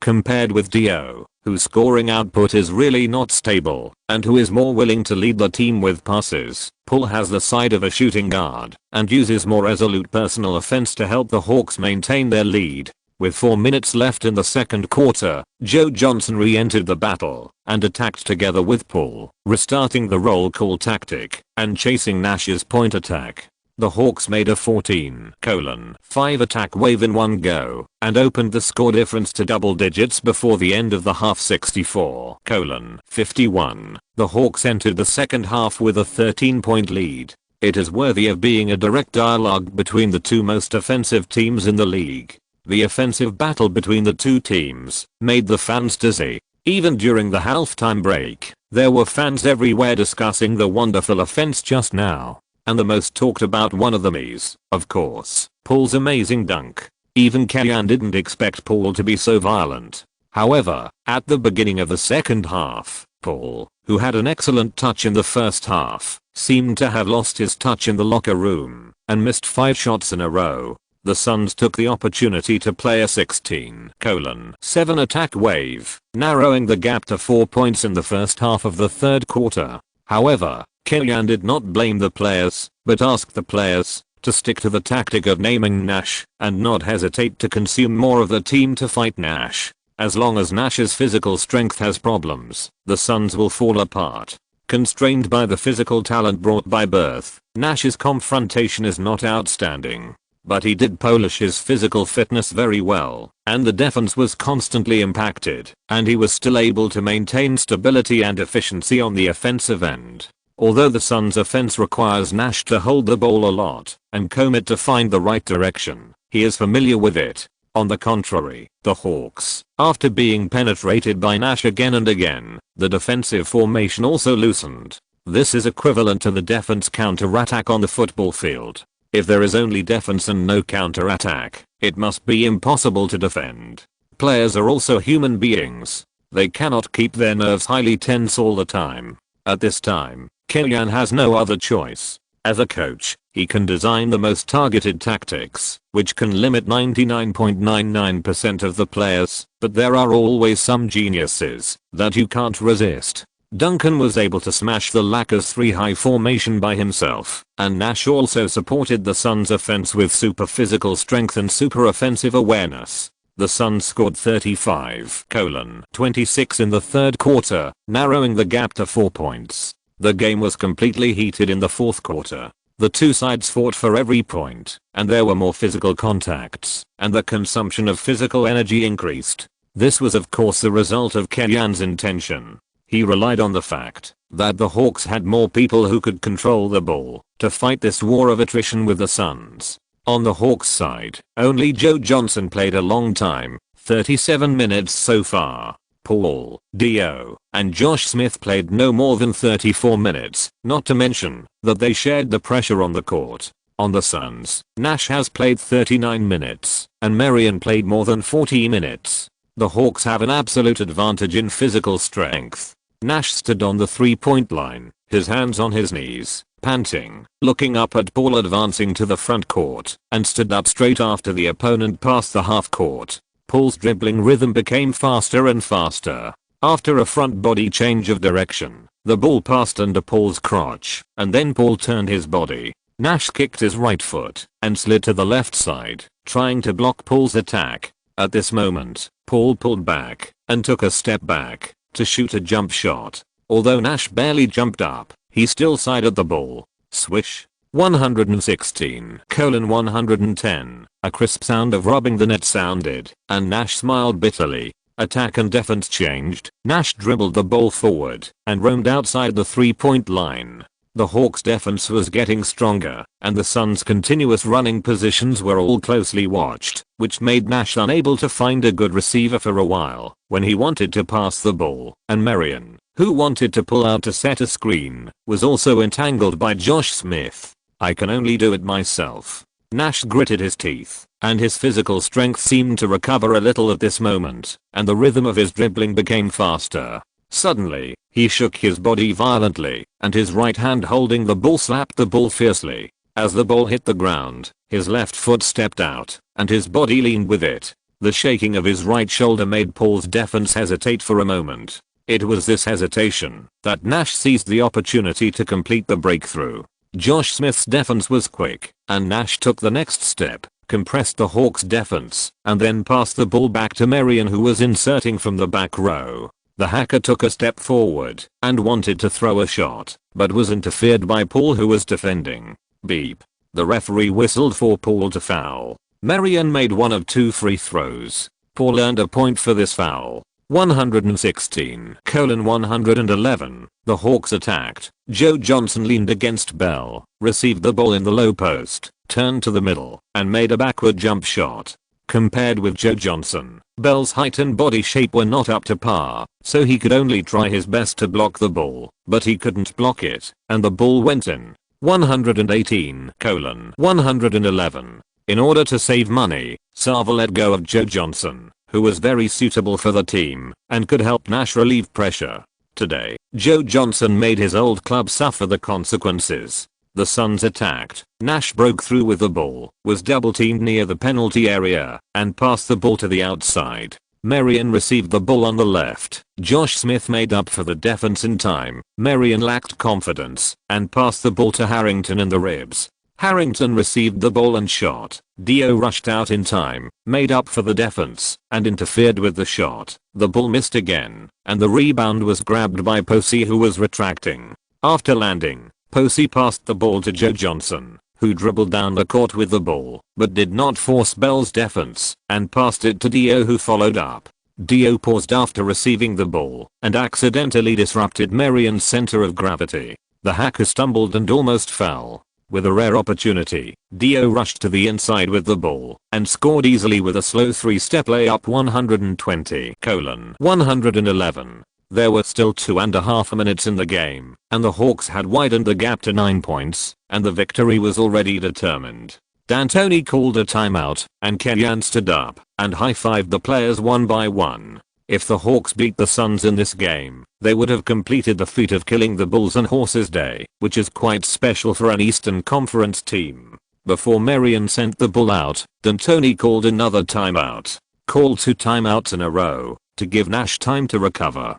Kenyan saw through D'Antoni's tricks at a glance and warned the players, the more the Suns do this, the less optimistic Nash's physical fitness is. Whoever is facing Nash will attack. We have a 9-point advantage, so there is nothing to be afraid of. The Suns players kept picking and rolling, running, and the Hawks players switched defense very quickly and did not lose their positions easily. James Jones barely shot a 3-pointer, but failed to hit it. He complained to the referee that Posey hit his hand, but the referee ignored him. Marion failed to grab the front court rebound. Dio pushed the ball out of the penalty area with one hand. Joe Johnson picked up the rebound and passed it to Josh Smith. Josh Smith carried the ball and rushed to the inside with Bell, attracted Jones' double team, and forced a layup but missed. Joe Johnson followed up and picked up the rebound and made a tip-in. 122:111. The score difference reached 11 points with 2 minutes left, and the game completely lost suspense. Half a minute later, the Suns replaced their main players and conceded defeat. The final score was 126:115. The Hawks shot at the Sun at home and completed a sweep of the top 3 teams in the West. You really taught other teams how to play against us. After the game, D'Antoni and Kenyan came together, and D'Antoni complained. The tactic of naming Nash played a significant role in this game, and it is estimated that someone will imitate it in the subsequent games. I just want to say that it is a dog that can't be drawn. If other teams imitate it rashly, it should be a good thing for you. Kenyan said. The Hawks use the naming tactic to drag down Nash. First of all, it is based on the fact that the team has a pair of top backcourt combinations in the league in terms of singles ability. Both of them can focus on Nash. Among other teams, the only team with this configuration is the Spurs Parker plus Ginobili, the Bucks TJ Ford plus Reed, and the Wizards Arenas plus Daniels. It's all very reluctant. When the Suns play against the Spurs, Nash can defend Bowen, who can't do anything except the bottom corner 3-pointer, so the Spurs may be easily imitated. Secondly, the performance of the Hawks bench lineup in this game was also the key to victory. The Suns bench lineup was weak, and David Lee played well on the Hawks side, forcing Nash to take the lead early. In short, without a strong backcourt combination to support and a solid bench lineup to play an advantage, the naming tactics can only suppress Nash and cannot win. After the game, Kenyan, Paul, and Joe Johnson became the focus of media interviews. The reporter asked Kenyan In today's game, the Hawks consciously targeted Nash on the offensive end and achieved good results. Do you think this exposed Nash's weaknesses? The hacker shark tactic exposed O'Neal's free throw weakness. Can you say he is weak? Moreover, even if we consciously targeted Nash, he still scored 26 points and 14 assists. I think he is too great. Kellyanne spoke for Nash. These American reporters still can't stand seeing foreigners get MVP. Commenting on the reason for the win, Kellyanne said, "I have been an assistant coach under Mike, but my tactical style is closer to old Nelson, because I don't like the team's offense being led by one person. I think Joe Johnson's joining means a lot to our Hawks. A shooting guard who can score and organize passes is too important for us." Kellyanne almost made it clear that the Suns made a huge mistake by letting Joe Johnson leave. Chapter 157 New Year is coming. Halfway summary. Although the two teams ranked third in the East and West respectively, and the Hawks were only 2 games behind the Suns in terms of record, the American media still use the word upset to report the Hawks' victory in this game. I wonder if this is considered to be a disdain for the Hawks. On the forum, after half a season of outstanding performance, the Hawks were also lifted to the second tier by fans. Everyone positioned them as not as good as the Spurs, Mavericks, Suns, Heat, and Pistons in terms of hard power. Under the leadership of scientists, it is not surprising to play any kind of record. Compared with before the start of the season, everyone thought they were a marginal playoff team, and there were still many fans who were convinced by the Hawks. Of course, there are also those who are stubborn. As long as the Hawks don't win the championship, some people think that their style of play can only be used in the regular season and can't win the championship. The Warriors in later generations have become so strong that they have become bugs. There are also people who Guangdong fights Qin Kaiang every day, and yet the various champions in history beat the Warriors. There is a saying, in the world of what if, the Warriors can't win a single game. This is a prejudice. Some fans are prejudiced against the Hawks, but they are convinced by Kellyanne. There are even voices on the internet discussing Kellyanne's honor of the best coach of the season. When Kellyanne took over as the head coach of the Hawks, the team was the last in the league last season plus a second pick. It is not an exaggeration to say that it was poor. At the draft, the second pick selected Paul, who played at the all-star level in his rookie season, and the 26th pick selected David Lee, who was in the top 10, which were all plus points for him. In the free agent market, the Hawks paid a high price to grab Joe Johnson, who was not too popular, and the result was another all-star level player. In the Hawks, Josh Smith and Dio, who were retained by Kellyanne, have also made breakthroughs in their respective careers. The former can be explained by the natural improvement of strength with age, while Dio was completely activated by Kellyanne's tactics. In the 2003-2004 season, the best head coach in the NBA was Kobe Bryant, who led the Grizzlies to the playoffs for the first time in team history. That season, the Grizzlies were only 6th in the West. According to his standards, Kellyanne is absolutely qualified and has a chance to win this award. After a day of rest, the Hawks visited New Jersey to challenge the New Jersey Nets. The Nets are currently ranked 4th in the Eastern Conference. Although they are 5 wins behind the Hawks, the season is less than halfway through, and the team still has the possibility of fighting for the top spot. As for the Hawks, it seems that they have not yet come out of the exhaustion of the fierce battle with the Suns, and are not in the best condition. The Nets, who struck hard, suppressed the Hawks at the beginning of the game under the leadership of Carter. Among the 4 shooting guards, Carter has the strongest 3-point shooting ability. In the first quarter, he had a hot hand from the outside. He made 3 of 5 shots and a hit rate of 60% even with strong shots. He scored 16 points in a single quarter and blew up Posey. After the first quarter, the score was 33-24. The Nets, who played at home, entered the second quarter with a 9-point lead. In the second quarter, the Hawks continued to miss shots. Joe Johnson, who had always performed steadily, played the worst state since joining the Hawks under the continuous impact of Carter and Jefferson. Paul and Dio repeatedly created good shooting opportunities for him, but he did not grasp them. The terrible thing is that facing the forward combination of Carter plus Jefferson, Kellyanne did not dare to go up against the weak Kittles, otherwise he would be torn apart in minutes. Joe Johnson could not find his form at this point and failed to form a good response with Paul. The Hawks were in a situation where they could not support themselves alone on the court. Paul is the point guard with the second highest scoring ability after Arenas, but he is a little immature. When facing Kidd, he could not do offense, organization, and defense at the same time. He was a little distracted on the court, and the content presented by the Hawks on the court became more and more chaotic. At the end of the half, the score came to 62-46, and the score difference was widened to 16 points. In the third quarter, Killian made a bold change, replacing James Posey with Eddie House and directly pushing Joe Johnson to the small forward position. House could not defend Carter on defense, but on offense, his flexible running also made Carter very uncomfortable, and his superb shooting skills, combined with Paul and Dio, two passing masters, played a huge role. House made 6 of 8 shots in a single quarter, scoring 14 points in a single quarter, and stunned the Nets. The Hawks had a 37-24 advantage in a single quarter, narrowing the gap to 3 points in one fell swoop. 86-83. In the crucial fourth quarter, Kidd became a key figure. He first appeared at the beginning of the fourth quarter, continuously delivering assists to drive the Nets' offense, helping the Nets to open the gap to 9 points again. Afterwards, the main lineups of both teams returned. Kidd not only used his physical advantage to pressure Paul on the defensive end, achieving good defensive results, but also played the role of a spot shooter on the offensive end. He received 2 passes and hit 3-pointers, pushing back the Hawks' momentum to catch up.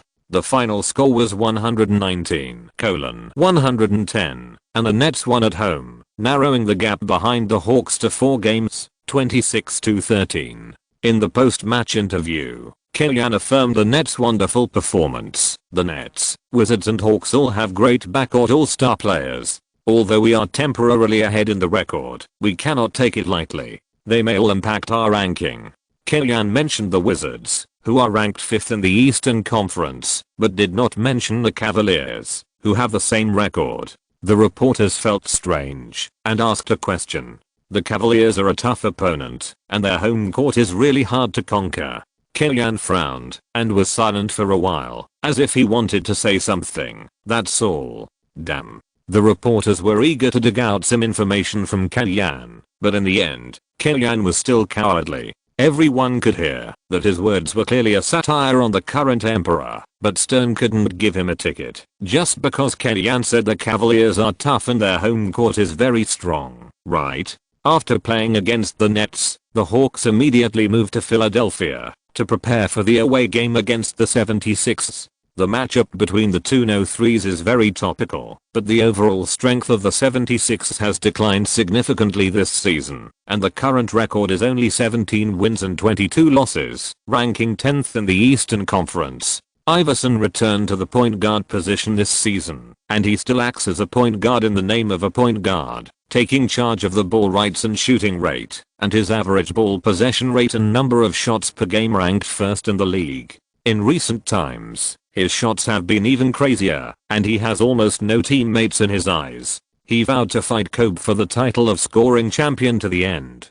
The two key teams, the Lakers ranked 9th in the West and the 76ers ranked 10th in the East. Is such a scoring champion really meaningful? Killian just didn't understand it, and the 76ers management, who suffered greatly, had accumulated a lot of dissatisfaction with Iverson. If he was not the hero of the 76ers and the totem of the city of Philadelphia, at least he could still sell tickets. The 76ers management would have traded him away long ago. Even so, the relationship between the two sides has already had a deep crack. If there is really a situation where they cannot advance to the playoffs, the 76ers management is very likely to trade Iverson and start the team's reconstruction plan. And in the 76ers team, some players have also changed from admiring like a fan to daring to be angry, but not to speak to Iverson. After all, Iverson this season is indeed a bit extreme. Many games have proved that the more he indulges in singles, the easier it is for the team to lose.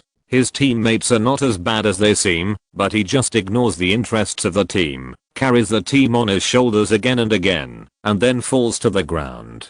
Killian's attitude towards Iverson is love and fear. The most beautiful scene he has seen in the NBA is the first time he visited Philadelphia and saw the fans cheering for Iverson. As a fan, I feel very touched when I see that scene, and as an opponent, Iverson is an opponent that Kalyan likes very much. But if you let Kalyan be Iverson's head coach, I guess he will vomit blood. Kobe only monopolizes the right to shoot, and he is okay with the right to control the ball, and most of the time he still listens to Kalyan's advice. As for Iverson, Kalyan thinks he can't hold it. This game, the process is also similar to what Kalyan expected. Iverson took 36 shots in the game, hit 15 goals, made 8 of 9 free throws, scored 41 points, 6 assists and 3 steals, and blew up Paul, who scored 21 points and 13 assists. However, you keep the data, I take the victory. The 76ers only resisted for 1 quarter in the whole game.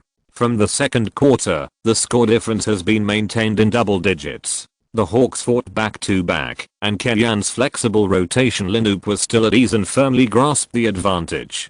Kalyan can even devote some energy to Iguodala's performance. Little AI has no ball rights in the 76ers, and he has no stable shooting. He can only be a defensive stalwart and a fast break counter-attack push point, which is a bit of a waste of talent.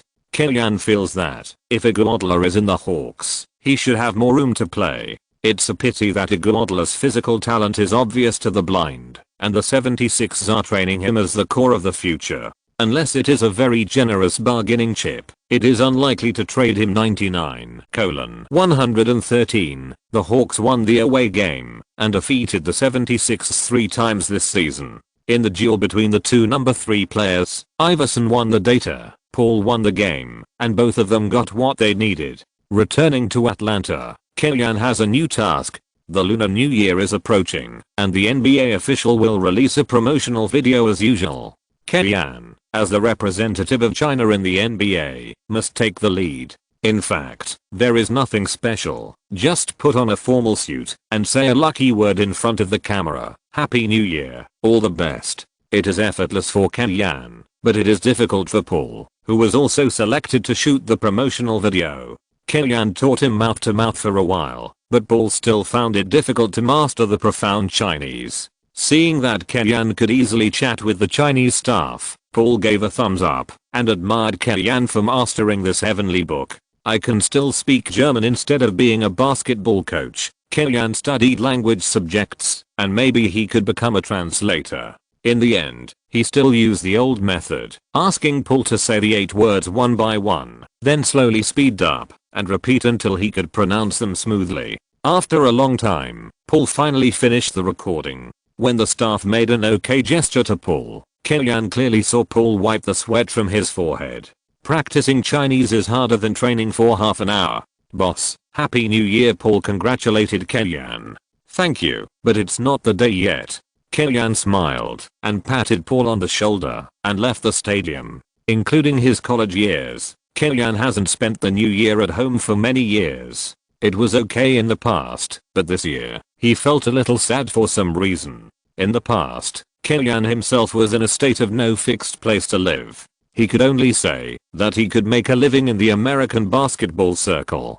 Talking about future and development was very mysterious. If he had a conflict with the head coach one day, he could lose his job at any time. Until this season, Kalyan has finally proven himself in the NBA. Not to mention that he has roots in Atlanta. At least he no longer has any pressure in life. At this time, he also wants to get more, in addition to his career, but also in life. Hello, this is Never. I can't answer your call now. If you have anything to say, please leave a message. The pain of a long distance relationship is like this. Even if Kalyan knows that Wang Lifan is probably reading in the library or doing experiments in the laboratory, he will still be uneasy after not being able to contact him. Just bear with it for another half a year. In the 41st game of the season, the Hawks welcomed the New York Knicks, whose team building ideas were in a mess at home. This was also a direct conversation between Quinn Snyder and his father-in-law Larry Brown. If some of the Knicks' previous money spending operations seemed to be money spending after the fact, but perhaps there was a reason to accept it under the environment at the time, then the operations of this team this season are no longer something that people with normal IQ can do. First, the team offered a huge contract and poached the championship coach, Larry Brown, from the Pistons. Larry Brown attaches great importance to defense, and the draft also focuses on immediate combat effectiveness. He does not like to polish half-finished products, so the Knicks used the 8th pick to select the senior rookie Channing Frye, which may be the old coach's intention. But what does it mean to select Nate Robinson, who is 175 centimeters tall, at the 21st pick? This choice was made by Larry Brown, and no one would believe it. When the free agent market opened, the Knicks first signed and traded for Eddie Curry, the little shark who is strong in offense, but weak in defense, from the Bulls. Then they used a full mid-level contract to eat Quentin Richardson, the three-point shooter, and the Suns' run and gun tactics. Can these two people be favored by Larry Brown? This is to sign a head coach, but he is completely treated as a decoration. Of course. Darlin gave enough, so just take it. Isaiah Thomas made another magical move, using Ariza, one of the few defensive players on the team, to trade for Francis from the Magic. Marbury, Francis, Crawford, Nate Robinson. These 4 people are in one team. Even the gods can't come up with this lineup. With the personalities and playing styles of these 4 people, no joke, they dare to ignore O'Neal standing in the interior. Killian dislikes Larry Brown's coach so much that he feels sorry for the old coach. He can actually lead such a team. With this lineup, Larry Brown himself is also playing badly. The Knicks' starting lineup is simply to pile up the team's best players. Marbury, Francis, Richardson, Channing Frye, Eddie Curry. No matter how you look at it, it's not coordinated. The head coach chose to do nothing, and the players fought on their own. The Knicks' combat effectiveness depends entirely on the touch of several uncles in the team. If the touch is good, they can hold on for a while. If the touch is not good, the score difference will be pulled away early. The opponent's defensive intensity will decline, which is still beneficial for several uncles to brush data. After all, no one will maintain the same defensive intensity when the score is tied and when leading by 20 points. Throughout the game, Killian did not emphasize tactics. He just observed the players' condition with Hamblin and Snyder and made some fine adjustments to their training plans. 115:91. The Hawks beat the Knicks at home. They won 2 consecutive games, 28-13. The season is just over halfway. The Hawks have played exaggerated results in the first half of the season, and the number of wins has exceeded more than twice that of last season. If they maintain this state, the team's record will hopefully increase 4-fold, and Killian can negotiate with wrestler for an annual salary of $6 million. After the game, the Killian song sounded again at the Phillips Center, and ESPN reporters also caught Killian and interviewed him on the field. "Hi, Kimmy. Congratulations on leading the Hawks to win another game. Judging from the current situation, the team has a chance to hit 50 wins throughout the season. Are you confident about the coming season?" "I still stick to my preseason goal, to at least triple the results, and hope to make the playoffs. This is what I'm confident I can bring to the Hawks fans. The extra part is beyond my expectations, and I don't want to put all this pressure on the players now. Our players are still very young, and I'm also very young, so everyone just need to be more patient with us." After a pause, Killian continued, "But I'm very happy to bring so much to the fans in Atlanta's happiness. For this city, I will do my best. It will be the Chinese New Year soon. Do you have any plans for that day? Or is there anything special to celebrate? If possible, I want Quinn to help me coach a few games, so that I can go back to China to celebrate the Spring Festival." Killian said with a smile, "I should have dinner with my girlfriend's parents and maybe go to Chinatown. Or, if there is any gathering of Chinese people in Atlanta, I will join them, if I have the chance, and relax a little. Maybe if I really want to have a good rest, I need to wait until the All-Star weekend. This is just talk. Most team management will not only not rest during the All-Star weekend, but will be even busier. Because after the All-Star weekend, it means the arrival of the trade deadline. During those days, the management of each team will be very busy, calling each other to explore the possibility of making a trade. The overall lineup of the Hawks is still complete, but since Barnes left, the backup small forward has always been vacant. Either the Finn Kittles bites the bullet and pushes up, or Josh Smith returns to the third position as a guest, which is a last resort. If there is an opportunity to strengthen, the team should try not to miss it. Another potential danger for the team is Juwan Howard's 4-year, $24 million contract. This contract is long and boring, and Howard is really not very useful. At least Kellyan is not comfortable with it.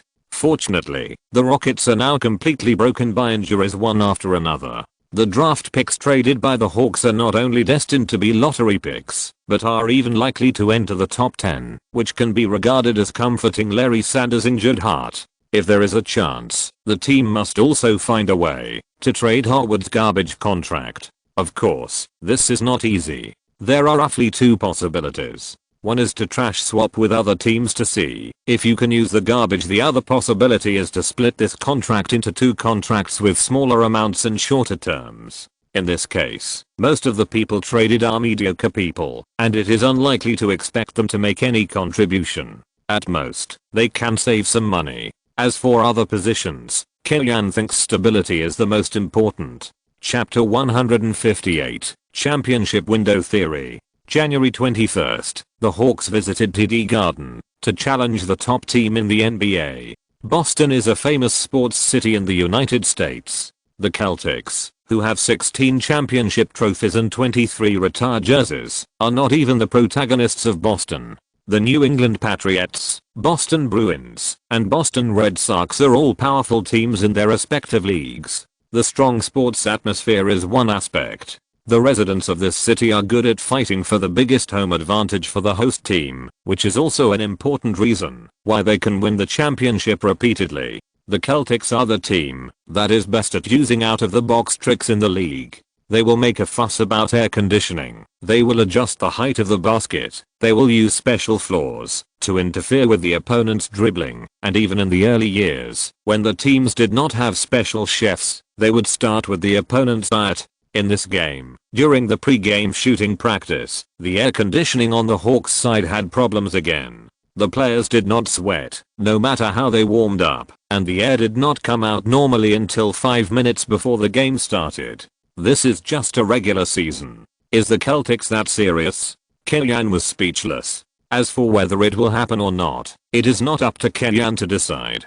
The Celtics felt that the Hawks were an opponent worthy of respect and expressed their welcome to the Hawks in their own way. After the start of the game, the young players on the Hawks side were obviously affected by the lack of pre-match preparation. Paul's killing mid-range shot disappeared, and there was even a rare dribbling error. Josh Smith also made a low-level mistake of advancing the ball on the counter-attack end and dribbling the ball to his feet. On the other hand, the Celtics raised their defense to the highest intensity at the beginning, which was quite a bit of taking advantage of your illness to kill you. With the cheers of the home fans, they widened the score difference all the way. Not to mention the players, even Kellyan was oppressed by the atmosphere of TD Garden Arena. The oppression given by the Celtics fans even exceeded the atmosphere created by the Spurs fans in the playoffs and even the 7th game last season 32-19. The Celtics established a double-digit lead in the first quarter, and the 19-point score was also the first time that the Hawks scored no more than 20 points in the first quarter. This season, during the intermission, Kellyan made personnel adjustments and let the main lineup continue to play at the beginning of the second quarter, catching the Celtics off guard. Facts have proved that Kellyan's strategy has achieved good results. Facing the Celtics bench lineup, the Hawks started with a 7-0 lead and narrowed the gap to 6 points. Rivers called a timeout in time, fed the players a bucket of chicken soup, and then continued to play with the bench lineup. My goodness, is this looking down on the Hawks? After the timeout, back on the court, De'Ronte West came up and forced Paul, causing Paul to foul, and then made 2 free throws to stop the bleeding for the team. Before Rivers could smile, the Hawks forwards arrived again. Paul and Dio played a high pick and roll and assisted the French magician to hit a 3-pointer from the top of the arc. 34-29, Rivers. Dio's 3-pointer occasionally showed its prowess, but it doesn't mean you can really let him go. Next, the Celtics still didn't pay attention to Dio's defense. Perhaps they were too afraid of Dio's passing. La France always gave up a step when defending Dio, giving Dio the space outside the free throw line. Then shoot Dio shot from mid-range and long range, 3 of 5 shots, leading the Hawks to another 12:4 attack wave, directly overtaking the score. 38:41. The lead gained through off-the-board tactics in the first quarter was gone, and the home fans were quite speechless.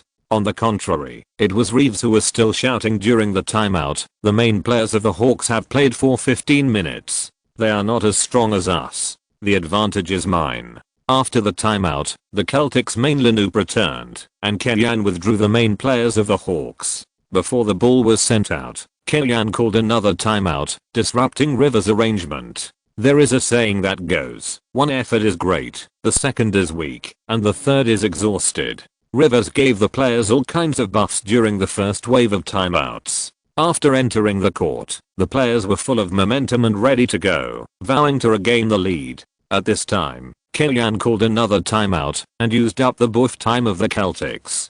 The Celtics arranged their offensive tactics around Pierce, and the second-year rookie Al Jefferson echoed Pierce in the interior. The Celtics' offensive performance was pretty good.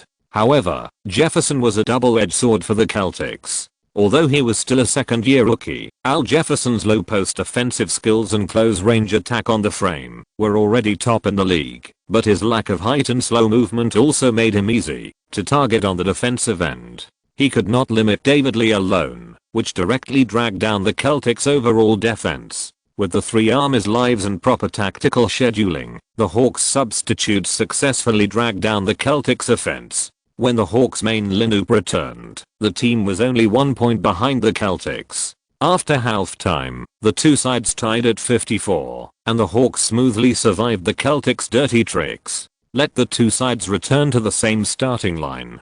During the halftime break, Kellyan ridiculed the Celtics in the locker room, claiming that he had never seen such a shameless team in Europe and the United States, except for Barcelona in La Liga. He even directly questioned that the Celtics' ancestors' 16 championship trophies were obtained by these despicable means in order to stimulate the anger in the players' hearts. Although the players didn't know how Barcelona offended Kellyan, they themselves were somewhat dissatisfied with the Celtics' dirty tricks. Kellyan is a coach with a little tactical cleanliness. He believes in defeating opponents on the court. He has never hinted that his players use lethal actions to hurt others. Even when he can hold the situation, he rarely uses the shark-cutting tactics. People like him are even more disdainful of a team like the Celtics that uses everything possible. At the beginning of the second half, the Hawks continued to focus on Al Jefferson. Paul and Joe Johnson used pick and roll to train Al Jefferson. As a ruthless man who was reversed 3 times in his coaching career with a 3:1 lead, you say that Rivers can only make chicken soup, and it is impossible that he has no tactical level. There is no other head coach in the league who has been standing firm for more than 20 years by making chicken soup alone, and is frequently favored by strong teams. In addition to uniting the team, Rivers' pre-match arrangements are absolutely first class, and he is willing to delegate power and let assistant coaches help build the team's offense and defense system. In this way, Rivers is more like a qualified boss in the coaching team. But his shortcomings are more obvious, and he is not good at responding to on-the-spot commands. In the second quarter, Kellyan used the main lineup to face the Celtics' substitute players, wiping out the 13-point difference in one fell swoop, and then overtook the score.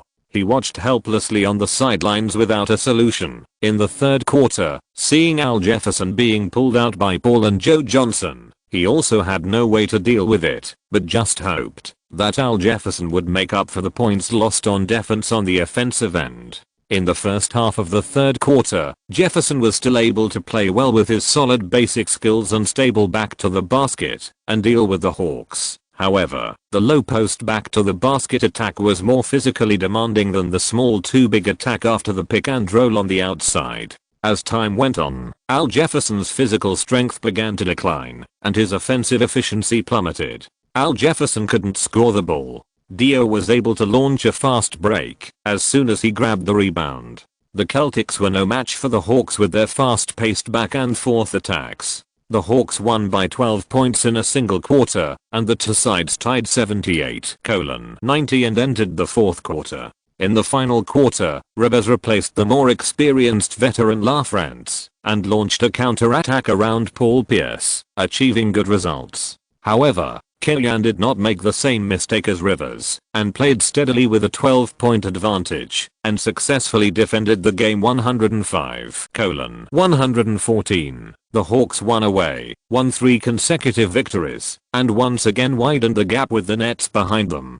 29-13. At the press conference after the game, Killian took the initiative to talk about the Celtics' dirty tricks before the reporters asked questions. Before the game started, the air conditioning on the Hawks side of the TD Garden suddenly had problems, causing the Hawks players to feel uncomfortable during the pre-game warm-up. We will file a complaint with the league about this situation. Although the team won the game, Killian was not prepared to make a big deal out of it and still decided to seek justice for the players. The NBA is a league with an output value of more than $4 billion, and this situation should not happen.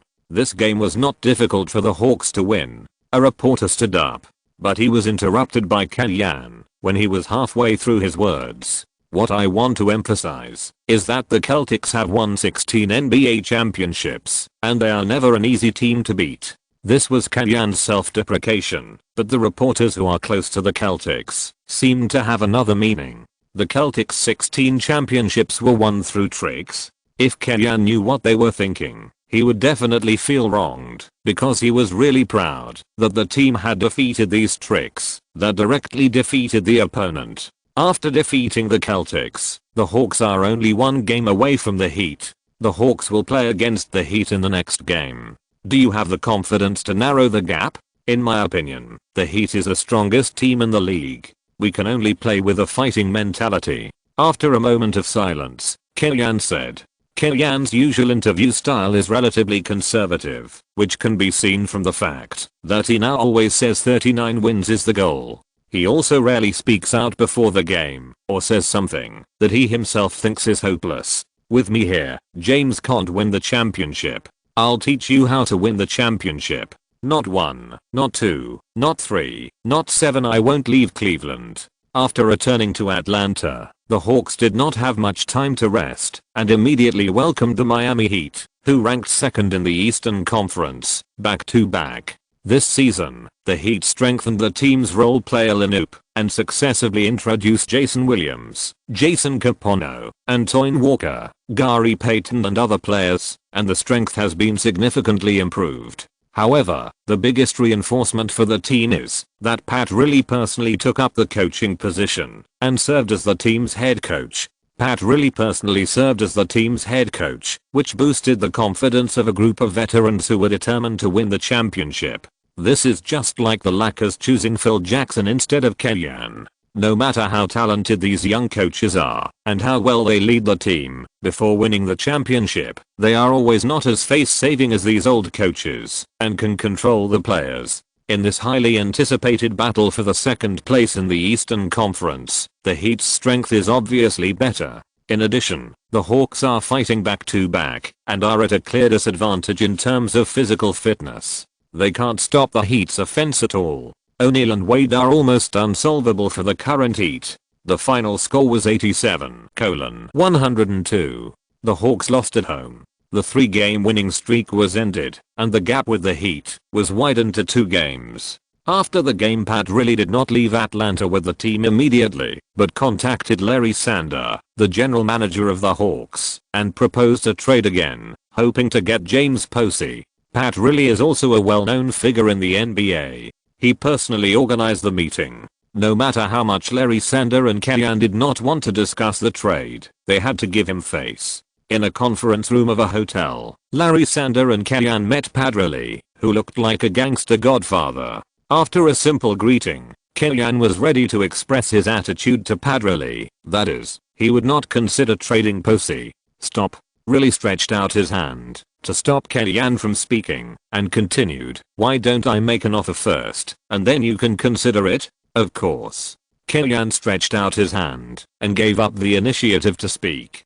"Kimmy, you know that the Hawks don't have the strength to compete for the championship at this stage. Your championship window is 2 years later, when Paul really matures to the level of a quasi-superstar or even a superstar. Pat really said, and the Heat basically depends on these 2 seasons. Kellyanne raised his eyebrows and didn't say much. He agreed with his half, and the veterans of the Heat really only depended on 1 or 2 seasons. But if he builds the team, the Hawks will be able to enter the first echelon next season and participate in the championship. He is quite sure about this. So I have to sacrifice the future of the team in exchange for the most immediate combat power to enhance the Heat's hope. Pat really said, on the road to the championship, the Heat can no longer break. Although this is just Pat Riley's negotiation skills, Kellyanne still appreciates the other party's attitude of going all out for the goal. When a team is in a championship window, it should regard the championship as the only goal. Luxury tax and the future of the team should all be put in a secondary position. If they can really win a championship, it will be a huge boost to the team. I plan to trade Jason Kapono plus the team's 2008 first round draft pick plus 2009 swap rights to James Posey, really said embarrassedly. Trading Posey for 2 draft picks is really a great value for you. Yes, your 2008 first round draft pick was the second pick. Of course it's a great value. But Kellyanne has to live to spend money. Posey is an important part of the Hawks' tactical system, especially on the defensive end, and needs to match up with the opponent's main scorer on the outside. If it's Kapono, just wait to be beaten on the defensive end. Mr. Riley, it's too early to talk about the draft picks after 2.5 seasons. And I can also say that, even if the strength of the veterans in the Heat declines, with you and Wade, the Heat will not fall out of the top 6 in the Eastern Conference. Kellyanne said, the most important thing is that I no longer have a small forward. You can see that, after sending Barnes away, I have now let Josh return to the small forward position to help, and my manpower is also stretched, so, I'm sorry. Kimmy, you are not going to trade Posey for a number 1 pick, are you? Really said exaggeratedly, and Jason Kapono is a good small forward. His outside shooting percentage is higher than James Posey, but his defense is weak. This shortcoming is magnified in the championship team. For your run and gun tactics, I think he can provide outside firepower support. Sorry, I don't like this kind of shooter wing. Kellyanne shrugged and declined.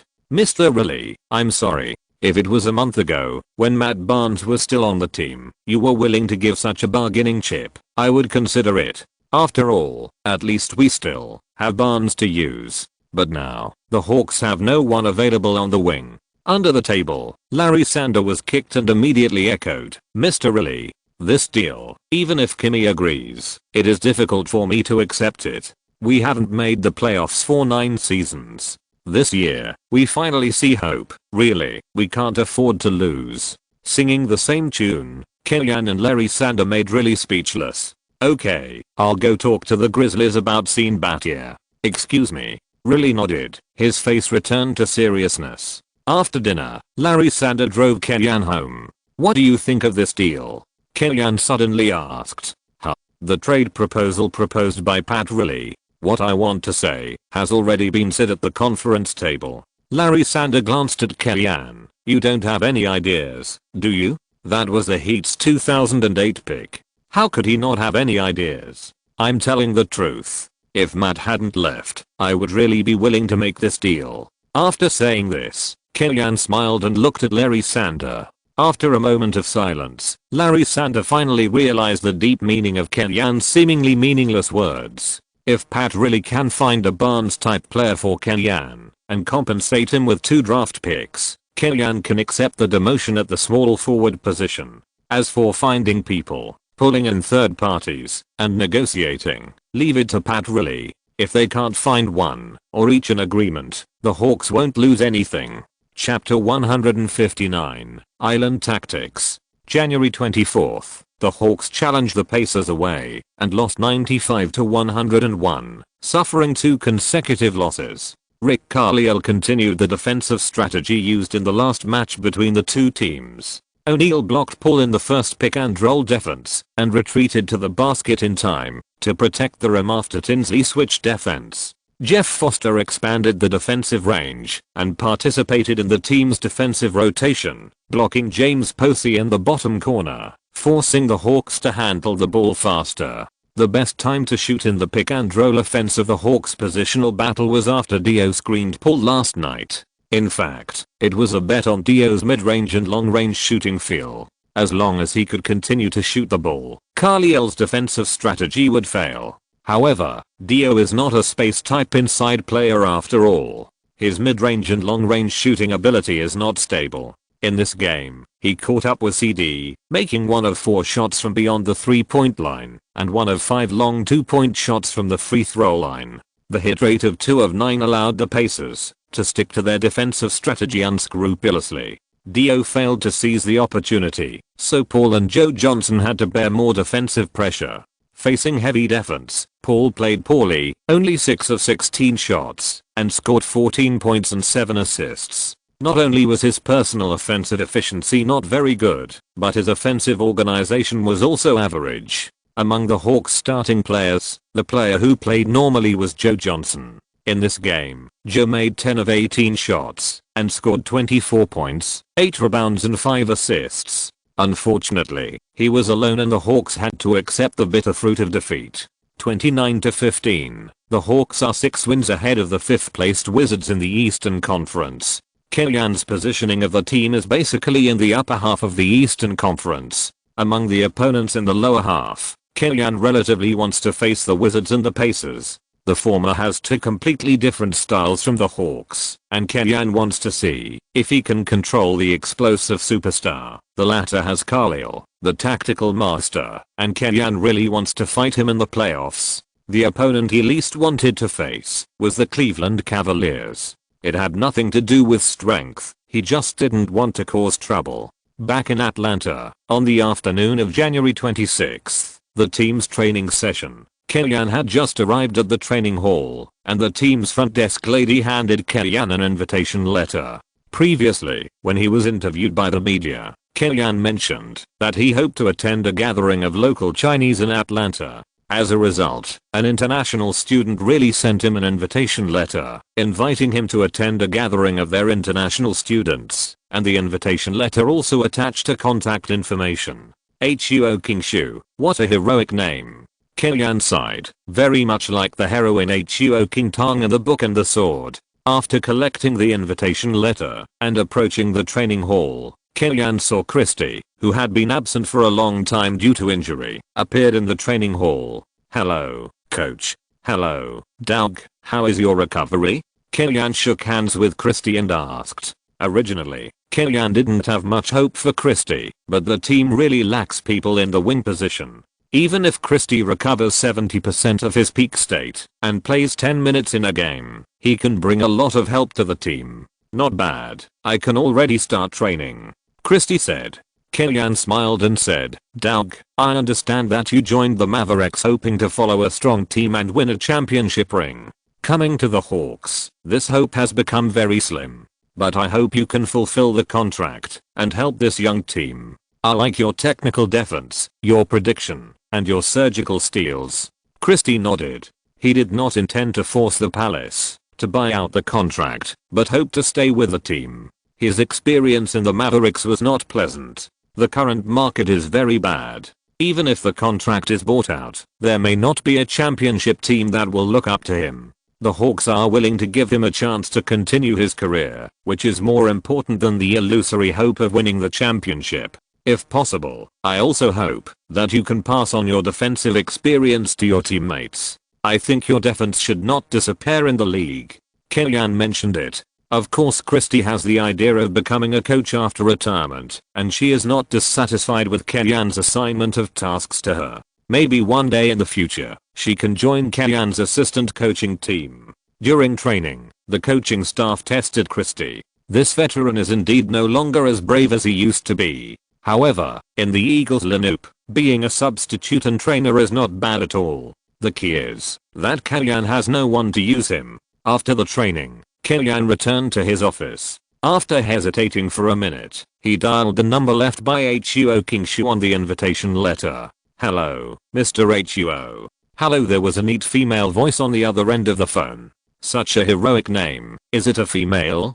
Kellyanne quickly responded, "Hello, I'm Kellyanne." Kellyanne's voice is soft and recognizable. Huo Kingshu can confirm it at once. "Wow. It's really you." "Yes, it's me. Absolutely genuine. I received your invitation letter, and then I want to confirm the party information with you," Kellyanne said with a smile. "It's on the first day of the new year, starting in the afternoon, and lasting until the evening. If you come, you can call me then," Huo Kingshu said. "Well, then count me in. Are you alone?" "Yes, if Wang Lefan was there, Kellyanne would not have to attend any overseas student gatherings. It's because life is too boring that he needs to expand his circle." "Then, see you then." It was at the party that day that the NBA officially announced the results of the third round of All-Star voting. Paul continued to rank second on the Eastern Conference guard voting list and was successfully elected as the starting point guard of the Eastern Conference All-Star team. After receiving the news, Paul called Kellyanne immediately to thank him. It is very difficult for a rookie to be elected as an All-Star starter. Even as strong as James, he did not make the All-Star team in his rookie season. Paul was able to beat Wade, Carter, Kidd and other popular guards and be selected as the All-Star starter. The vote bank in the Chinese region is very important, and all of this is inseparable from Kellyanne's addition. Perform well in the second half of the season and strive to enter the best team again. Kellyanne accepted Paul's thanks with peace of mind and proposed a new goal for him. The last person who could do this was Paul's senior at Wake Forest, Duncan. He was not only selected for the best team, but also one of the only 7 players in history to enter the best team in the rookie season. Even Jordan didn't do this. After a day of rest, the Hawks started their last away trip before the spring festival and challenged the Portland Trail Blazers, who were determined to rebuild. Last season, McMillan led the Supersonics to a sudden rise and took the third place in the West with the title of the Northwest Division, which amazed everyone. Unfortunately, in the first round of the playoffs, the Supersonics were defeated by the Lakers led by Kellyanne, and their legendary status fell sharply. This season, McMillan accepted the olive branch thrown by Paul Allen and personally participated in the reconstruction of the Trail Blazers. He formulated a bad plan for the team, aiming directly at the 2006 draft. This season, the Trail Blazers' goal is to rebuild and train new players. Seeing the Hawks are now thriving, the Trail Blazers general manager Al Bay felt regretful. Originally, in Kellyanne's plan to choose a new club this summer, the Trail Blazers were included in his plan, and the two sides even agreed to meet. As a result, Anthony Ressler personally came forward, chased after Milwaukee, persuaded Kellyanne, and also made Kellyanne cancel his trip to Portland. Before, Al Bay even despised Kellyanne, thinking that this guy thought that the competition in the East was weak and it was convenient to rebuild, so he chose the Eastern team. But now it seems that at Kellyanne's level, he doesn't seem to care much about the division. He can beat the Mavericks, Spurs, and Suns with the Hawks, so who would he be afraid of in the West? Fortunately, McMillan is not bad either. He personally participated in the reconstruction of the Trail Blazers and came up with a detailed reconstruction plan. While cleaning up the cancer in the team, they are also reforming the team. Al Bay has reason to believe that with McMillan's solid team building, the team's foundation will be more stable. With Paul Allen's financial resources, the Blazers' future is also bright. In the NBA, a boss who is willing to spend money is too important. Kellyanne will experience this gap in the future. The game itself was not too suspenseful. In the first half of the game, the Blazers struggled to resist and were able to control the score difference within 10 points, but the Hawks played a small climax of 11:2 at the beginning of the second half, widening the score difference to 18 points, then slowly boiled the frog in warm water, slowly disintegrating the Blazers' resistance. 91:106. The Hawks defeated the Blazers away and won the 30th game of the season, 30-15. After the game, Kellyanne also met with the general manager of the Blazers, Al Bay, and apologized in person for breaking the appointment in the summer. There was no way to deal with this. Kellyanne had already decided to join the Hawks. Even if he flew from Milwaukee to Portland, he would only come to eat and drink for free, which did not necessarily respect the Trail Blazers. In this regard, Al Bay expressed regret and hoped that the two sides would have the possibility of cooperation in the future. Finally, the team's small forward Reuben Patterson was recommended to Kellyanne. Reuben Patterson, a well-known NBA madman, called himself Kobe Terminator, but was abused by Kobe every time he saw him. This guy also raped his nanny and got into a lawsuit after an argument with a teammate. He directly punched and kicked him, and he did not get along with the team's head coach McMillan. Apart from his decent strength, he can basically be described as bad record. No wonder Albay wanted to trade him away. When Kellyanne selected the team in the summer, he put the richest Trailblazers at the last place because he did not want to face the gangsters in the team. He felt that as a Chinese, he could not suppress these thorns. Now, it is even more impossible for him to want Reuben Patterson, even if he can clean up Juwan Howard's garbage contract and strengthen the team's weak wing position. Juwan Howard is at best holding a big contract with zero effect, and Patterson is a bomb that may blow up the team's locker room in reverse. On January 28th, the United States was still celebrating New Year's Eve, but China had already arrived on the first day of the new year. CCTV also presented a gift to basketball fans across the country, broadcasting the Hawks' home game against the Cleveland Cavaliers on the morning of the first day of the new year. Compared with the Rockets, who lost without leaving any pants, the Hawks are now the favorite of Chinese fans. On the court, Kellyanne also put on a new suit, a new look for the new year. When I came to my relative's house to pay New Year's greetings, the TV was playing this game broadcast by CCTV, and the camera cut to Kellyanne from time to time. The American media also understands the Chinese Spring Festival very well. Kellyanne is really better than Yao Ming now. It's incredible it's not easy to gain a foothold in the United States. Does he have a girlfriend now? There is a girl in our procuratorate with a master's degree in good conditions. As for relatives and friends, their understanding of Kellyanne was limited to the fact that he spent a lot of money from his family to study in Germany and then went to the United States to work hard, but it seems that he didn't make any progress. But since Kellyanne took over as the head coach and became a frequent guest on CCTV, everyone's attitude has changed. When talking about Kellyanne, everyone gives a thumbs up, and countless people want to introduce him to a girl. It's okay in China. Relatives and friends are just talking nonsense. The black stars in the NBA are even more exaggerated. When they are practicing hard, they rely on themselves, but one day, when they enter the NBA, their relatives who are not related to them will come to their door and ask you to buy them a car and a house. This is also the reason why many NBA players are prone to bankruptcy. In this regard, James handled it best. He did not waste money on his brothers to spend money on wine and women. Instead, he opened a company with his brothers. The capable ones became managers, and the incapable ones did odd jobs. He taught them how to fish and helped himself. He was indeed much better than other black people in terms of pattern. This season, Kellyanne has implied the Cavaliers' whistle problem several times in media interviews, and there have been some grievances between the two teams. James is determined to win a game against the Hawks and slap Kellyanne in the face. As for the Hawks, who doesn't know that today is the Spring Festival in China? Who doesn't want to win this game for Kellyanne? The game is about to start. Players from both sides come on the court one after another.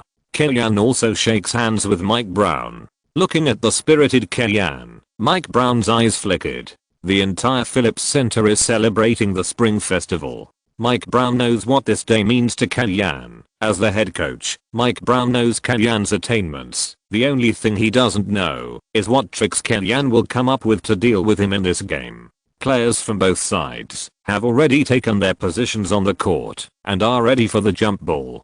Big Zed, who is 221 centimeters tall, easily won the jump ball, winning the Cavaliers the opportunity to attack first. Eric Snow carried the basketball to the front court and then passed it to James. After receiving the ball, James faced Pose's defense, dribbled horizontally to see through the defensive loopholes of the Hawks, and suddenly started, and his whole body rushed out more than half a meter in an instant. James did not have many offensive means in positional warfare, and Posey was ready for defense. But being ready is one thing, and whether you can defend is another. Posey moved his feet and blocked James's position. The moment the two of them came into contact, James' tank-like body knocked Posey staggered. While Posey was not yet stable, James started again, broke through Posey, and entered the inside. The Hawks only had Dio in the inside, and they were almost defenseless against James. James' right hand holding the ball had already raised the basketball high, and an extremely beautiful arc slashed down. Clang! The basket made a crisp sound. The nets flew up, creating a wave of white spray. James landed on the ground, standing upright in front of the fans on this side of the basket, with a kingly demeanor. The Hawks had no big center on the court to protect the frame, and it was not easy to defend James with Posey alone. Kellyanne had prepared for this before the game. Back to the offensive end. Except for the person James was facing, the Hawks had advantages in all positions. On the defensive end, James was mainly defending Joe Johnson. He went straight to the left corner without saying a word when he was singled out by Joe. The other 4 players of the Hawks came to the right side of the court to attack. Mike Brown wanted to curse. Kellyanne really had a trick. James was the backbone of the Cavaliers' defensive system. He was nailed in the corner to hand Joe Johnson an ashtray, and the Hawks offense had everything they wanted. Paul and Josh Smith played pick and roll, and the Cavaliers chose to switch defense. Paul strolled leisurely at the free throw line, dodging and moving, shaking good and dizzy, and easily scored a layup. 2:2. Before the Hawks could get back to defense, James had already rushed to the front court, and Big Z made a long pass immediately. While the Hawks were still unstable, James rushed to the basket and caused Josh Smith to foul. Oh, okay. Although James stole the back door, Kellyanne was not angry, but smiled. The director's camera kept cutting to Kellyanne, and his relaxed look was directly projected on the big screen in the stadium. It was a provocation to the Cavaliers players, but in the eyes of the Hawks players, it was a psychological hint. Everything is under control. I wrote until about 1 o'clock last night, but did not reach the word count. I will make up for it this morning and update normally in the evening. Chapter 160, Repaying Violence with Violence. In the second round of the Hawks attack, Joe Johnson was still determined to sink to the bottom corner, with an attitude of "I don't participate in the offense," which put James in a difficult situation. If he didn't go to help defend, the Hawks would have an absolute advantage in the offense on the other side of the court. But if James went to help defend and missed Joe Johnson, you can try. While James was hesitating, the Hawks had already completed the offense. Paul and Josh Smith's pick and roll cooperation was very skillful. Josh Smith easily cut into the basket and scored a dunk. 4:4. The Cavaliers' offense still depends on James alone. The team gave Larry Hughes and Big Z 2 big contracts in the offseason last summer. As a result, the former did not match James, and the running in with the team was not very smooth. He also recently injured his ankle and will be absent for a while. Big Z has height, low post skills, and shooting ability when pulled out, but he is also a fragile product and needs to be carefully protected like a giant panda. Big Z pulled out to set a pick and roll for James. James rushed into the basket with the ball, attracted a double team, and then passed the ball. Big Z received the ball, made a fake shot, took 3 slow steps to the basket, and passed it to Pavlovic, who was unguarded in the bottom corner, who made a 3-pointer. 4:7. Beautiful. The Cavaliers' offense in this round was very patient. James and Big Z formed a great linkage and disrupted the Hawks' defense so that the outside shooters could get an easy shot. Zangheli praised the Cavaliers' offense in this round. Pavlovic scored. The Hawks quickly sent the ball from the baseline and quickly advanced. Big Z and Gooden grunted and rushed back, preventing the Hawks from making a fast break. However, in the positional battle, the Cavaliers' defense system was still subject to the Hawks' island tactics. Whoever James defended went to the bottom corner, and the others formed a 4v4 in the other half of the fan. Dio cooperated with Josh Smith to pass and cut, and the latter attacked the basket head-on, causing Big Z to foul. The Hawks' offense worked one after another, and Zangheli saw the key to Kellyanne's tactics. First, Joe Johnson's shooting ability is strong enough to force James not to let him go. If the Cavaliers replace other people to look at Joe Johnson in the bottom corner during the help defense, Joe can punish him with his singles ability. Second, Dio is an organizational center with excellent passing and control ability. He and Paul's dual core drive allow the Hawks to play a screw carve defense. Finally, the Hawks still have a backhand. Joe Johnson, who is not under much pressure on both offense and defense, can lead the substitute in the subsequent transition period, and the Hawks bench firepower is also guaranteed. The Cavaliers attack, and the ball is given to Big Z, who asks for the ball in the low post. The Hawks immediately double team him. Big Z has a singles, but his ability to break double teams is average, and his support level is also average. The Hawks help defense rotates in place, and the Cavaliers can only reorganize the offense with 8 seconds left on the offensive time.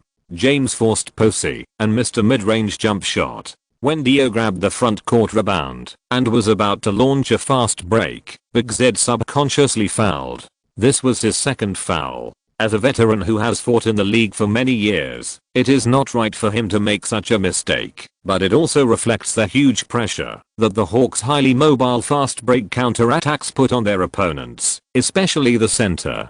Big Z was replaced by Virgilio, and he was also full of regret. As the Cavaliers' inside substitute, Virgilio is more well known than the two starters, not because of his strength, but because of his acting skills. At the same time, he is also James' loyal knight. No, K. James has a classic tattoo on his back. Choose one, so he used a pen to paint a copycat tattoo on his back. Choose two.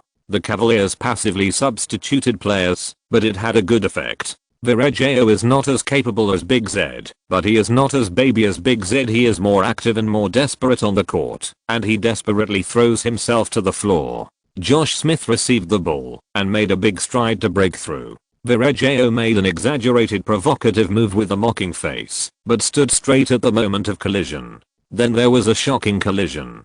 Josh Smith's sense of movement was not affected at all, and Virgilio bounced out like being hit by a shell. The referee immediately called an offensive foul. Josh Smith's eyes widened, his face speechless. The terrible thing is that this is also his second foul. Both sides took down a main player of the opponent, which was considered a tie. Milicic replaced Josh Smith, and the Hawks had an extra inside guard on the court. On the offensive end, Milicic played well unexpectedly. He was not only able to hit the ball, but also to shoot from a distance. Maybe this is the bond between the 03 golden generation, the number 1 pick, and the number 2 pick. The Hawks relied on the island tactics and had an obvious advantage on the field, while the Cavaliers relied on James's performance to hold the situation. Facing Posey's defense, James could often rush into the inside line, and whether he was attacking or passing assists, he could cause great damage. With a score of 18-16, the official timeout was entered, and Kenyan recognized the performance of the players.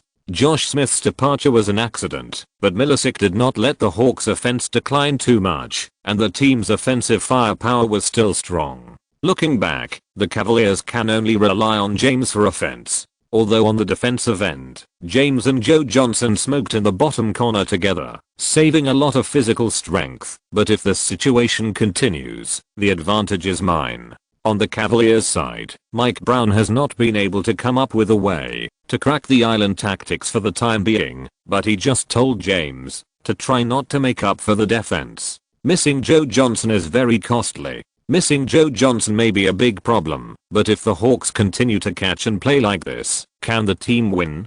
James expressed disbelief. Mutual distrust between players and coaches is a dangerous signal. At the least, it may lead to the loss of a game. At the most, it may overthrow a dynasty. After the timeout, the Hawks attacked. Paul brought the ball to the right 45 degrees and cut inside with his left hand across snow. At this time, Dio ran out from the inside, and Virgilio, who was defending him, immediately followed. Paul suddenly changed direction, from the left side of Snow's body to the right side, from facing Snow alone to facing Snow and Virgilio. After pinning down the Cavaliers' defense, he made a direct ground pass with his right hand. The ball went through the middle of Snow and Virgilio, and landed in the hands of Dio, who had completed the turn.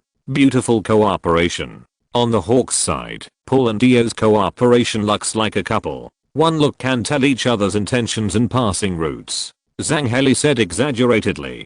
Dio did not miss the opportunity and easily put the ball into the basket.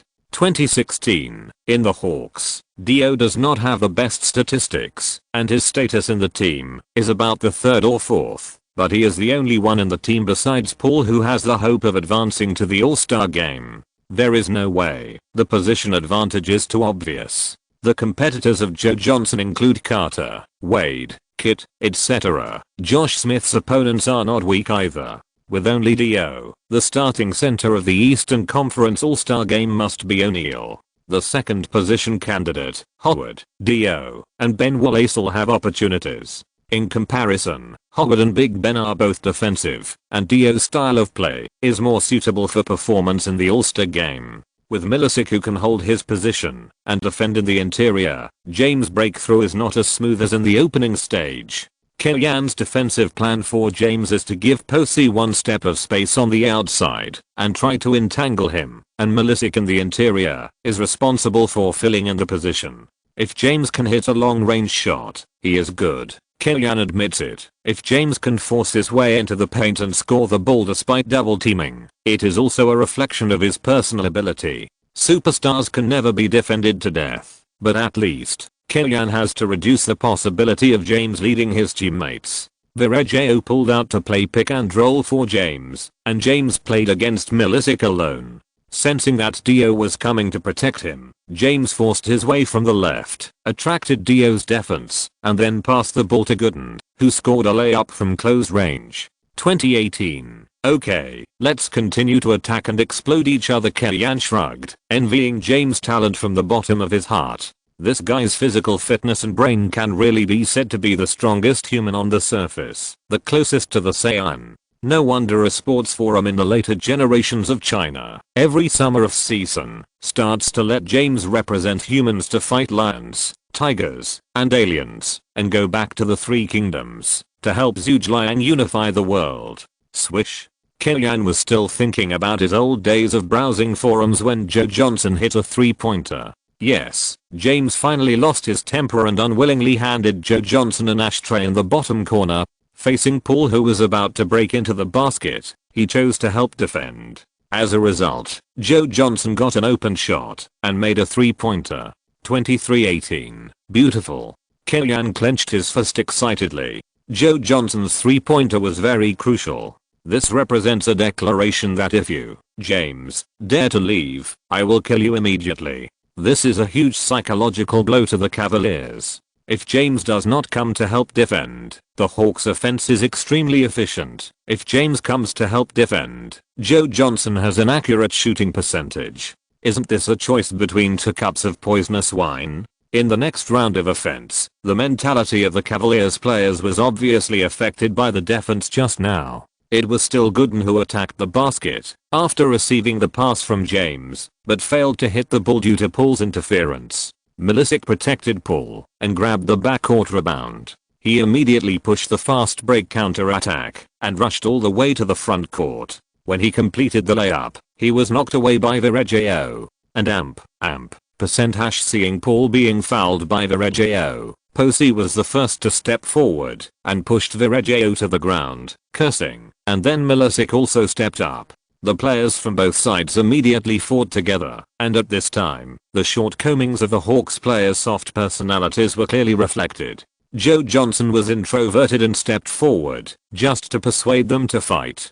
Dio, a Frenchman, knew everything. On the contrary, it was Milicic who dared to go up and confront. The reason why the Hawks did not suffer a big loss in this conflict was mainly because the Cavaliers also had no bad guys. If they met opponents like the Pistons and the Pacers, the Hawks would definitely suffer. It was when he saw this scene that Kellyan made a decision. Damn the second pick, the deal was cancelled.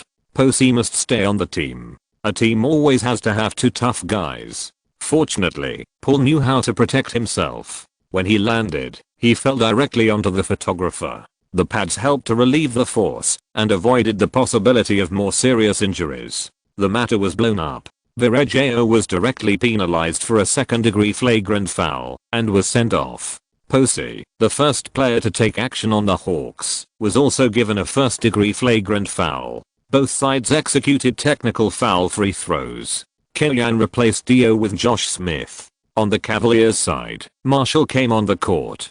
26:19. Marshall is the Cavaliers' fourth inside player, a space-type big man, the league's three-point record holder, and once made 12 three-pointers in a game. As soon as he came on the court, he received James' pass and shot from the outside, but missed. Without Big Z and Virgil, the Cavaliers' inside defense declined significantly. Marshall's three-point shooting and rebounding position were good, but his other skills were average. Paul easily shook him off and made a layup. 28:19. The score difference widened to 9 points. James couldn't sit still and took the initiative to find Pavlovic and adjust the defensive strategy. Next round, you will be responsible for defending Joe. Not to mention whether Pavlovic, whose physical strength has declined, can defend Joe Johnson, who is close to full physical strength. Even if James is mainly defending Posey, won't he just squat in the bottom corner?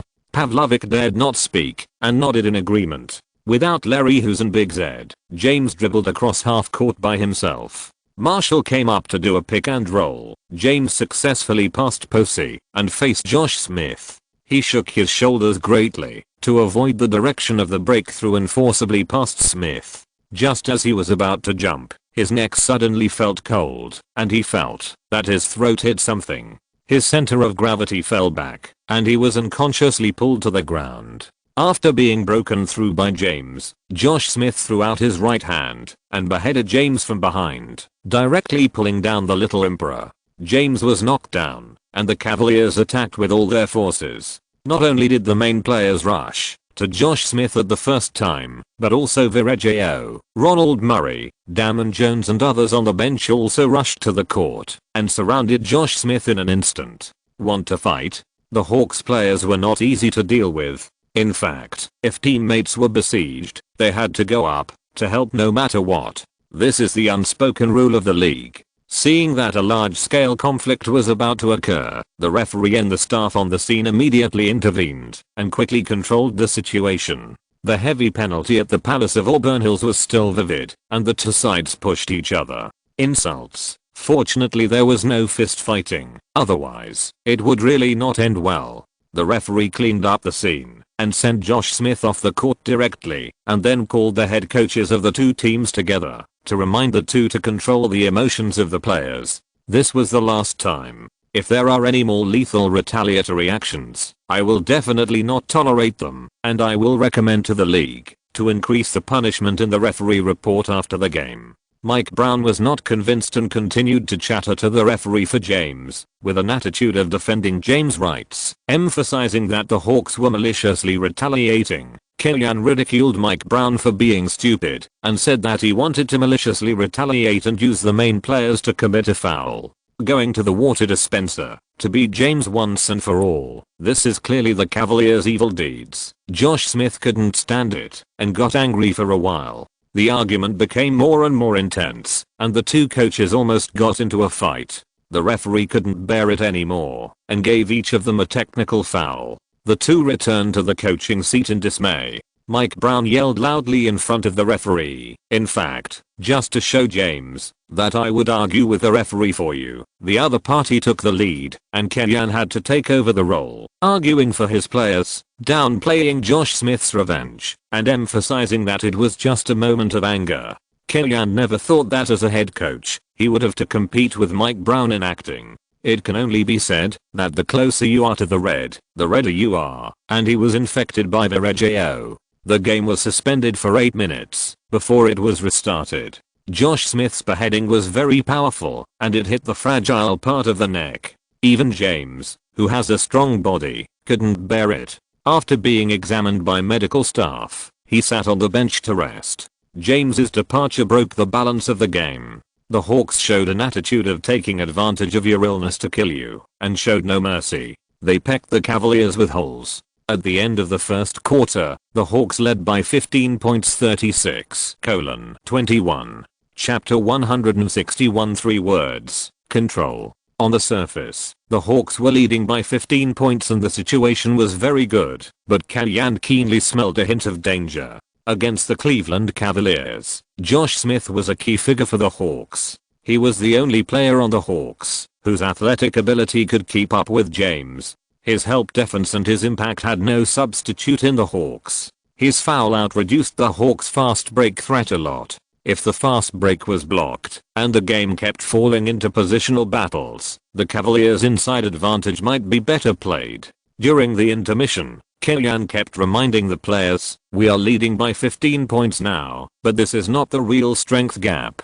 James has been resting off the court for 4 minutes, and is likely to play the next 36 minutes. So every minute in the future may be a high-intensity confrontation, and we have to be prepared for a hard fight. Even when arranging the lineup for the second quarter, Killian was quite cautious, and directly sent out a semi-main lineup of House, Joe Johnson, Posey, David Lee, Milicic. James was also filled with anger after being eliminated by the Hawks' dirty trick. As expected, he went into battle at the beginning of the second quarter, trying to help the team narrow the gap and strive for a comeback. The Hawks launched the first attack. This time, Joe Johnson controlled the ball. He quickly passed the half court and came to the outside line. Facing James' defense, he passed the ball to House, who ran over. House immediately made a fake move after receiving the ball, pretending to shoot, but immediately passed the ball to Milicic, who was in the ball corner. Milicic did not let the ball stay in his hand. After receiving the ball, his hand shook and he passed the ball to House, who had completed the counter run and found space. House bent his body, raised his hands, and slightly put his feet together and shot a three-pointer. Snap. James jumped into the air and blocked House's shot from the side. My god, James's jump height is really exaggerated. Yoga was stunned when he saw James block this time. He blocked the ball in the air after House finished his shot, which fully demonstrated his terrifying physical fitness. Dak's pass is very good. He feels better and better now.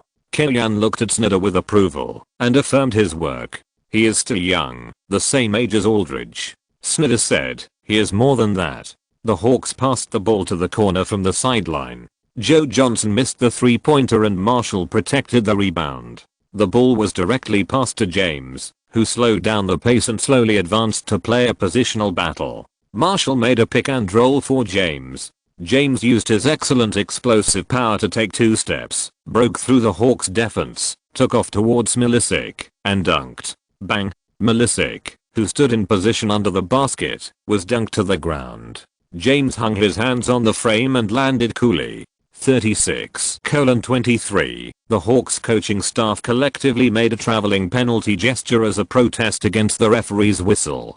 Considering that the pivot foot was also moving when the ball was slammed, the premise for James to complete this beautiful dunk was that he had committed a traveling violation first. The Hawks team collectively made a traveling penalty gesture, not to force the referee to change the decision, but to put pressure on the referee and remind him to make up for it in the next game. The Hawks launched an attack and passed the ball several times, and the basketball came into Joe Johnson's hands. James quickly stepped forward, and Joe Johnson suddenly moved when James was making up for it. Joe Johnson rushed over diagonally along the right side. James forced his feet to stagger, and his body suddenly stopped, and he tried to block Joe Johnson's breakthrough route with both hands. But Joe Johnson still rushed over and dodged James. Joe Johnson did not accelerate, but after attracting the backup defense, he turned his body and sent a no-look pass to the outside. David Lee caught the ball, made a fake move to get Gooden, and then hit the rebound. 38:23. With a small number of players against a large number of players, James has an appreciation for Killian. He thinks a great coach should be like Killian, with tactics and the ability to build a team. With one summer of operations, he was able to equip Paul with such a lineup. In the same summer free agent market, with a similar price, Killian was able to select Joe Johnson, who was worth the money, while the Cavaliers could only sign Larry Hughes, who did not match their style. It would be strange if James was not disappointed. Without Josh Smith, the Hawks really had no way to deal with the Cavaliers' pick and roll offense. James used the pick and roll to break into the basket, tied down David Lee and Posey's defense, and passed to the perimeter, where Marshall made a three-pointer. 38:26. The Cavaliers equipped 3 shooters on the outside to help James open up space. In the absence of Josh Smith's backup defense, the Hawks were indeed under great pressure on the defensive end.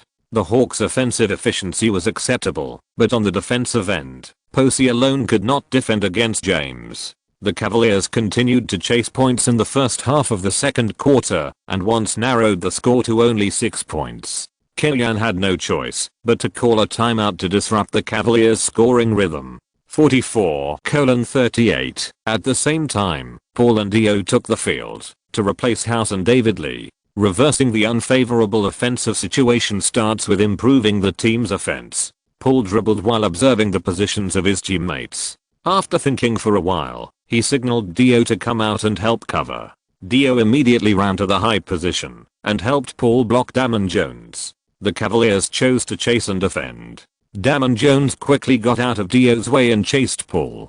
Just as Jones was chasing Paul at full speed, the latter suddenly stopped suddenly. Jones, who was not prepared at all, wanted to stop immediately, but still rushed forward. When he stopped and turned around, Paul made another jump shot and hit it accurately. 46-38. Paul's mid-range shot became more and more perfect. With the team being chased by points, Paul scored a crucial goal, which reflected his value as a leader. Snap. Before the other players of the Hawks could react, Paul completed another key defense. Big Zed's careless opening shot was noticed by Paul, who stole the ball directly. Paul jumped up and made a direct attack to the basket. After attracting the defense, he passed the ball to the outside. Joe Johnson followed up and received the ball. He faked Murray and made a long two-pointer. 48-38. Paul's appearance was effective immediately, not only on the offensive end, but also on the defensive end. In the next round of defense, the Hawks showed their tough side on the defensive end. Facing the pick and roll attack of James and Big Zed, the team resolutely switched defenses. They defended James's breakthrough, but not his shot. This move completely exposed James' weakness in mid-range shooting. James passed the ball to Gooden, who missed the jump shot. As the game continued, the Hawks, led by Paul, continued to launch a strong offensive against the Cavaliers. After losing points, the Cavaliers were able to rely on the cooperation between James and his teammates to control the score difference to 10 points, preventing the Hawks from further widening the gap. At the end of the first half, the Hawks led 58-47. James played like a tiger, but the second quarter was only a full game, and the score was reduced by 4 points. Killian felt a little relieved. Killian had no way to refuse the reporters from China, so he had to stop and accept the interview. On the occasion of the Spring Festival, let me say a few words to our domestic fans. Guo Wang said, "Thank you for your attention and support over the past year. I hope everyone will be closer to their dreams in the new year. I also hope that I can lead the Hawks to achieve an ideal result." Killian said seriously. The Hawks played very well in the first half and also withstood the Cavaliers' momentum in the second quarter. What do you think is the key to the Hawks' victory in the second half? It seems that none of our players can match James' personal ability, but overall, we have more excellent players. I think we have a great advantage in the offensive end by playing our characteristics, reducing mistakes, and controlling rebounds. Killian said confidently. Unlike other domestic sports coaches who always say lower your mentality and fight your opponents, Killian directly pointed out that the advantage is in me and that he would win without blindly playing. Except when he had to be polite, in most cases, Killian would still say some hard stuff in the interview. After all, it was halftime, and the interview ended after 2 short questions. Killian returned to the locker room and saw Snyder arranging the team's defensive formation on the whiteboard and did not interrupt. It's impossible to defend, but you still have to resist. At the beginning of the second half, the Hawks attacked first, and Snow led the defensive pull throughout the game, trying to consume Paul. The characteristic of this veteran is his resilience in defense. Observing Snow's defense, Paul did not force it. He signaled to Dio in the interior, and Dio immediately pulled out to the outside. Continuous dribbling directly accelerated. Paul used Dio's screen to shake off Snow's defense. James directly threw away Posey and rushed to Paul, who was cutting in with the ball. Looking at Big Zed, who was defending the inside frame, Paul slapped the ball fiercely, hugged the ball tightly with both hands, stepped his right foot to the right of Big Zed, and raised the ball up with both hands. Big Zed raised his arms high. The huge advantage of height was enough for Paul to have a net in front of him, but he was not flustered. He stepped his left foot to the left of Big Z, and the whole person kicked the ground and took off. A change of direction in a short time made Big Z move his feet hastily, and then jumped. Although Big Z's bounce was almost negligible, his height advantage was unavoidable. His right hand directly blocked the ball held by Paul. James, who was chasing closely, also jumped up immediately, waving his right hand and fanning the basketball in Paul's hand. Seeing that he was about to be sandwiched between Big Z and James, Paul twisted his waist in the air, completed a reverse rotation, and picked the ball to the basket with his left hand. He stared at the ball flying to the basket with his eyes full of desire. The ball slid into the basket after 2 playful turns on the basket. Wow, Paul's touch is really good. In order to score such a goal, in addition to the strength of the waist and abdomen and the bounce and air retention, it also requires a test of one's flexibility. This is an Iverson-style singles, which rarely appears in Paul. Yoga said as he looked at Paul, who fell to the floor with uncontrollable excitement in his eyes. Seeing the ball pass through the basket, Paul, who fell to the floor, punched hard. Raw. A roar was particularly clear in the Phillips Center at this moment. Paul took the lead in launching a declaration of war, but in the Cavaliers' next attack, James did not choose to fight back. Snow passed the ball to James, who did not shoot himself and still chose to pass the ball. After receiving the ball, Big Z played against Milicic. Before Dio could make up for the defense, Big Z's shot went into the basket steadily. 60:49. On the defensive end, James once again defended Posey and was pulled to the bottom corner. However, after Joe Johnson singled out Pavlovic and launched an attack, James let Posey go at the right time and double teamed him. Joe Johnson passed the ball to Posey, who missed the shot under Gooden's defense. The moment James came up to help defend, Gooden let Dio go and moved to the baseline to make up for Posey's absence. Snyder immediately explained to Kellyan, the Cavaliers are taking advantage of Posey's unstable outside shooting and poor passing ability. He's not too stupid, he just reacts a little slowly.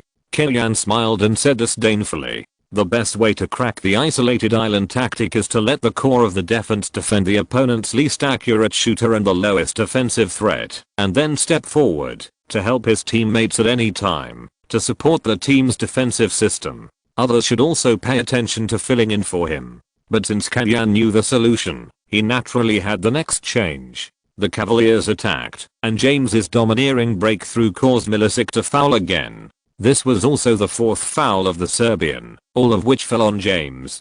Kellyan spread his hands on the sidelines to express his helplessness. The referee came over again to warn, if there is any action to question the referee again, you will be sent off directly. Considering that it is the Chinese New Year, the referee has been more tolerant of Kellyan today. The main reason is that Kellyan is not the kind of thorny coach who likes to cause trouble. The referee really didn't expect him to be so dramatic today. If Kellyan knew what the referee was thinking, he would definitely refute. That's the Hawks. They don't play James every day. If they play James every day, I will blacklist him in the morning. James made both free throws, and the score difference came to single digits. 60:51. The next round of offense was crucial. After Paul crossed half court with the ball, he passed it to Joe Johnson, who had the biggest advantage, and let him single out Pavlovic.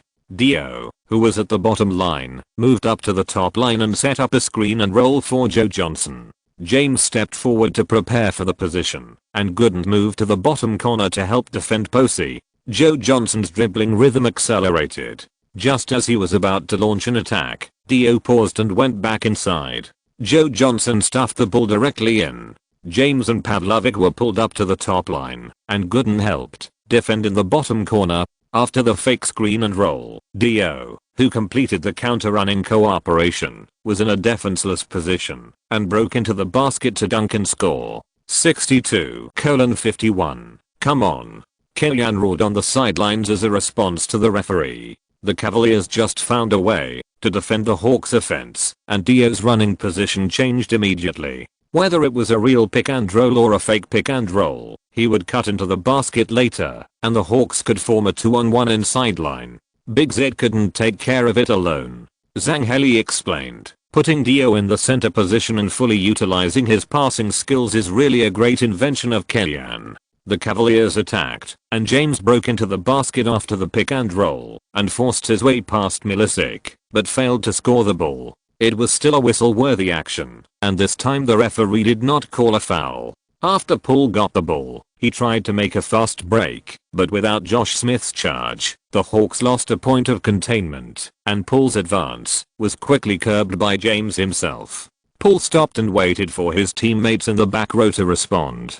Just when James began to distract himself and observe his teammates' running positions, Poole suddenly started again and slipped past James with a change of direction.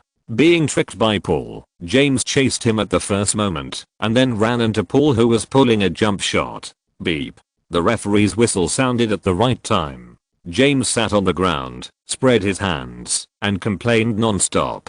Poole's foul was completely intentional. He made 2 free throws steadily, and the score difference came to 13 points. More important than the score difference, Kellyan seemed to have a good grasp of the Cavaliers' defense. He didn't crave for any home whistle. As long as the referee gave James less imperial whistle, the Hawks could quickly widen the score difference. Chapter 162, Mike Brown, the West Factory manager.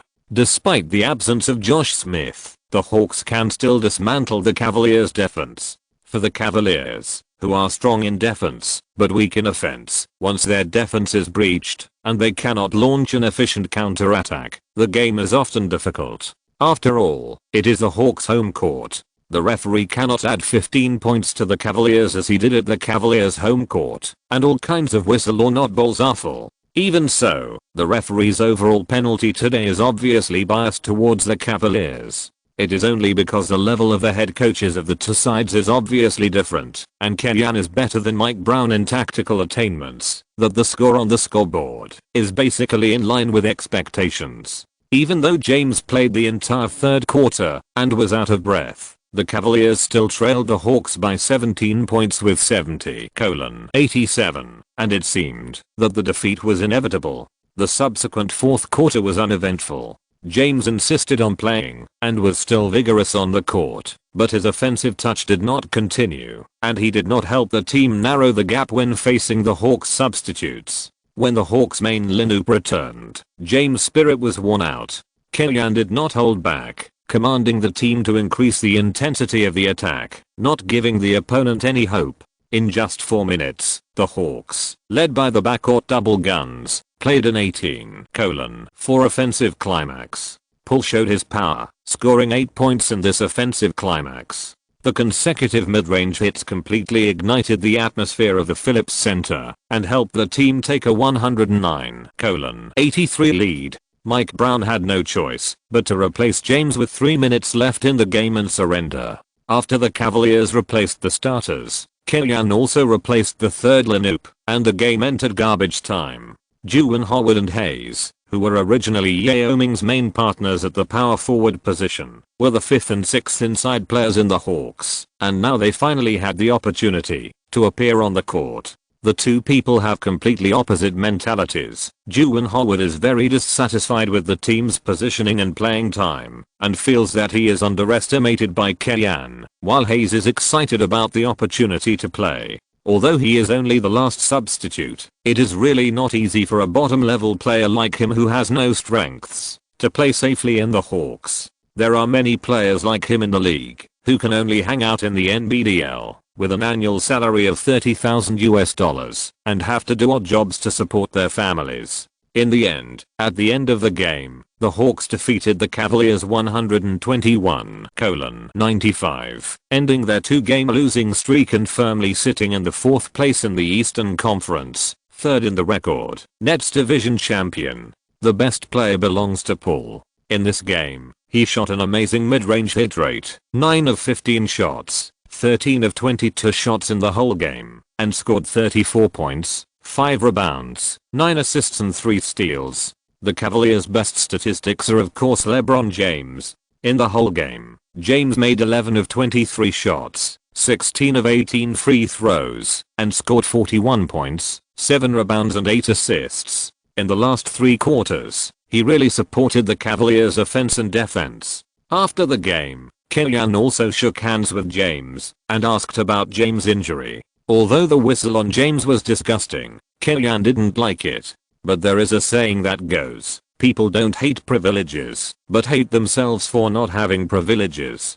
Perhaps Kellyanne only hates James as an opponent. If his players were as popular as James, he would also accept it. Instead, James chattered and pulled Kellyanne to say a lot of things, which made Kellyanne embarrassed to spray the referee about the whistle of this game at the press conference. Or the wallet is too flat and the face is too thin. At the press conference after the game, the Cavaliers, as the visiting team, took the lead in accepting interviews from reporters. Mike Brown and James came to the interview seat. The focus of this game is naturally Josh Smith's beheading of James. Strangely enough, although this kind of flagrant foul is not a glorious thing, there are always 30 to 40 cases in a season. But this time, the media acted particularly strongly and directly characterized Josh Smith, who received the second-level flagrant foul for the first time in his career, as a villain like Bowen. LeBron, what do you think of Josh Smith's foul? Are you satisfied with the referee's penalty?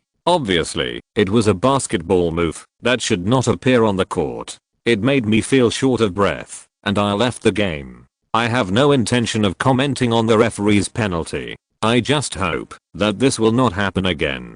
James's speech was very positive and there was no flaw in it. When the reporter threw the question to Brown, Mike Brown, who always presented himself as a good guy, got angry. Josh Smith's action against LeBron is a crime. If the person fouled was not LeBron, I suspect that Josh Smith's action would cause extremely serious personal injury to the player. I think the league needs to examine why Josh Smith made an excessive action against LeBron. I say what LeBron is not convenient to say, and I do what LeBron is not convenient to do.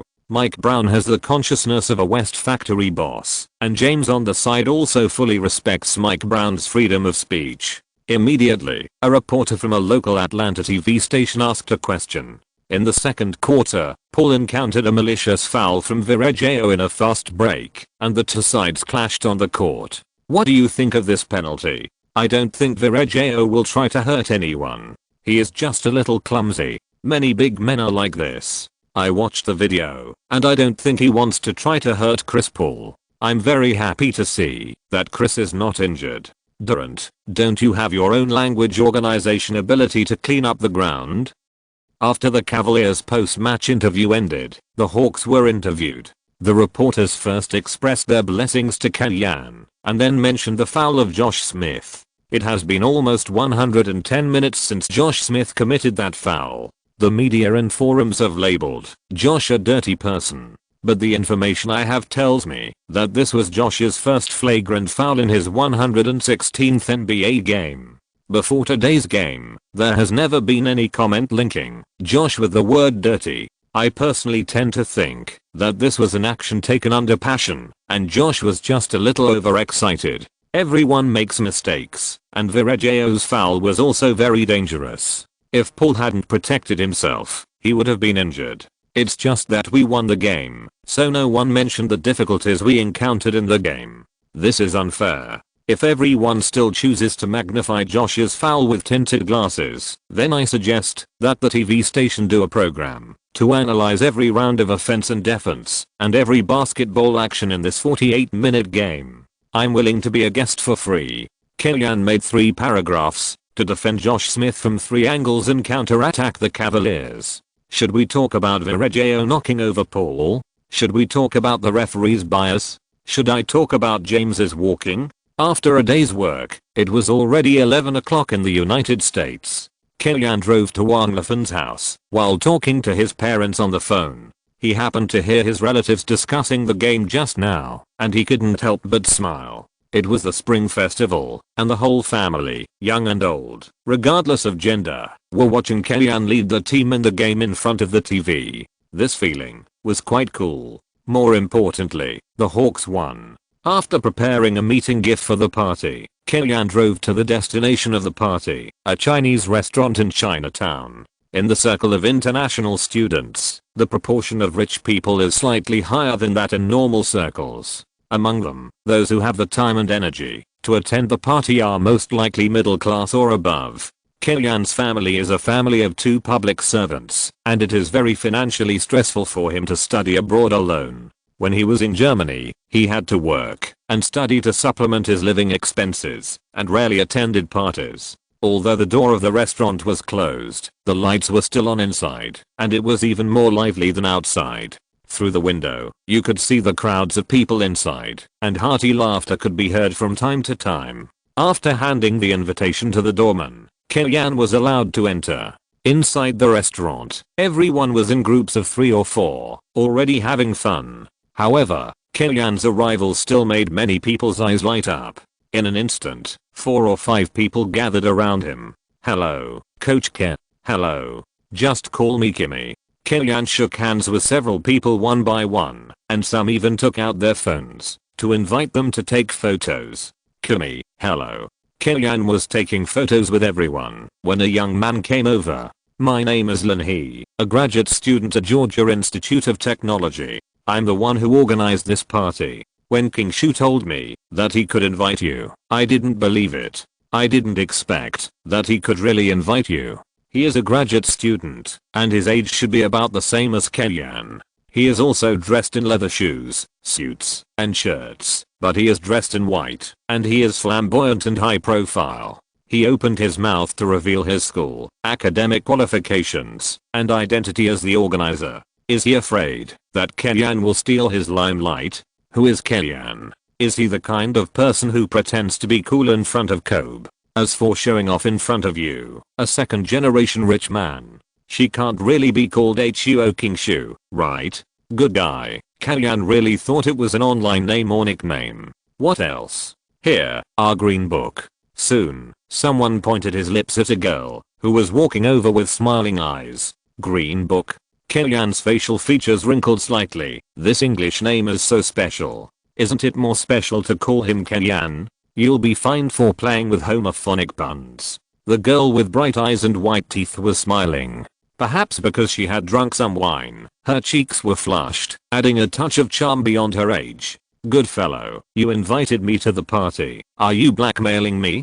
Kilian said exaggeratedly, making everyone laugh. After a little joke, everyone started chatting. After obtaining Kilian's consent, someone posted photos of Kilian attending the party on the International Student Forum, which aroused the envy of international students from other regions. Whether in China or among international students in the United States, Kilian is very popular, and this has nothing to do with money. In addition to his achievements in his own industry, another part of the reason is that Kilian's study abroad was able to put his knowledge into practice in the end, and he actually worked hard to build his own career abroad, rather than simply getting a diploma and brushing up a retinue resume. I thought Kilian was as serious in life as he was in front of the TV, but when I really got to know him, I felt that except for his sinister nature when playing games, he was no different from a 26-year-old young man at other times. He would laugh, make noises, play dirty, and like to play dumb.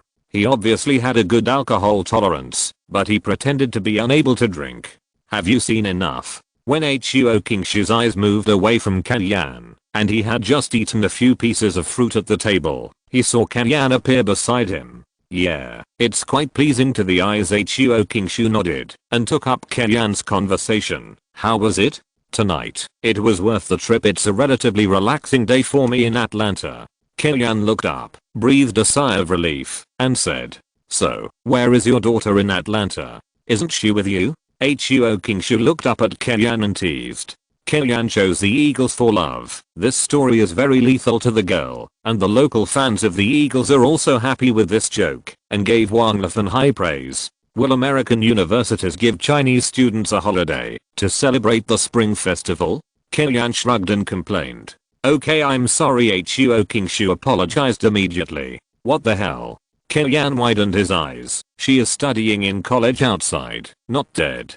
Otherwise you wouldn't come to our party, right? No, we will still come out to play. Kilian answered seriously. Sure enough, the henpecked attribute is full. The little girl's brain circuit is really strange. After a simple energy replenishment, everyone continued to play some party games. Being with young people, Kilian also felt that he was slowly returning to his real age, 26 years old. Until 11 o'clock in the evening, everyone was still having a lot of fun, and Kellyanne began to back off. He made an order in the team not to play outside after 2 o'clock, and he couldn't take the lead in violating it, right? Besides, he is not a nocturnal animal. He rarely goes out at night except for supper. Did you arrange a driver in advance? Huo Kingshu was also drowsy and wanted to leave a long time ago. However, it is not safe to travel at night in the United States, and Atlanta is the black capital. She dare not gamble with her own safety. It is best to take Kellyanne's car. The driver is free, and he is a celebrity. If she goes out with him in front of everyone, he will be responsible for her safety. If anything happens, he will definitely not be able to escape. Yes, do you want me to take you? Because he had to drink at the party, Kellyanne asked Larry Sander to arrange a driver for him in advance. Just drop me off at any hotel on the way. Huo Kingshu thought for a while and said, he is quite safety conscious. Kellyanne has no reason not to agree. He said he was going to the hotel to rest, but after getting in the car, the girl quickly fell asleep leaning against the back seat. The car stopped suddenly and threw her down, but she still didn't wake up.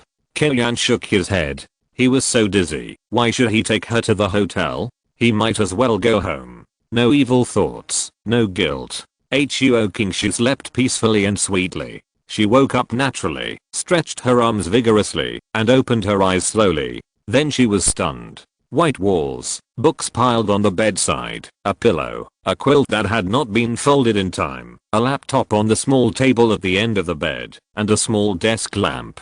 In short, it was a completely unfamiliar environment. Huo Kingshu was startled and subconsciously reached out to check her clothes. Her bra and bottoms were intact, so she breathed a sigh of relief. She knocked her head and tried to recall. She could probably remember that she seemed to get into Kellyanne's car last night and then fell asleep in the back seat. He took her directly home and carried her to his bed. Bastard, worse than an animal. He left without doing anything. Huo Kingshu felt insulted. I have finally made up for what I owe. If you're listening to this novel on a channel other than Fanfic World, it means they downloaded and uploaded it without effort. We cordially invite you to visit our channel, Mundo Fanfic Novelos. There you'll find the original version of this story and you can explore many other novels of various genres. We're waiting for you to immerse yourself in a world of incredible novels. Chapter 163 Junk Contract Swap. She casually opened a notebook on Kellyanne's bedside, flipped through a few pages, and immediately closed it.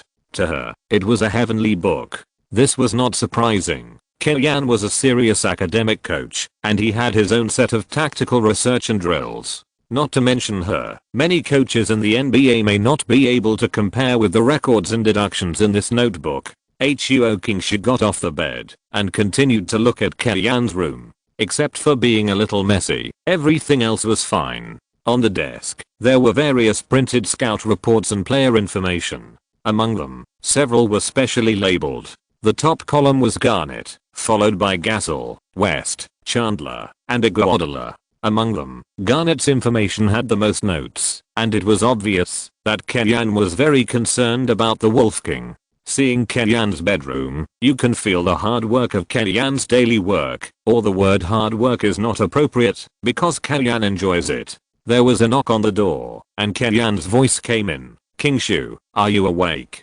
Yeah. Huo Kingshu responded, and Kellyanne pushed the door open and walked in, holding toiletries and clothes in his hand, and handed them to Huo Kingshu.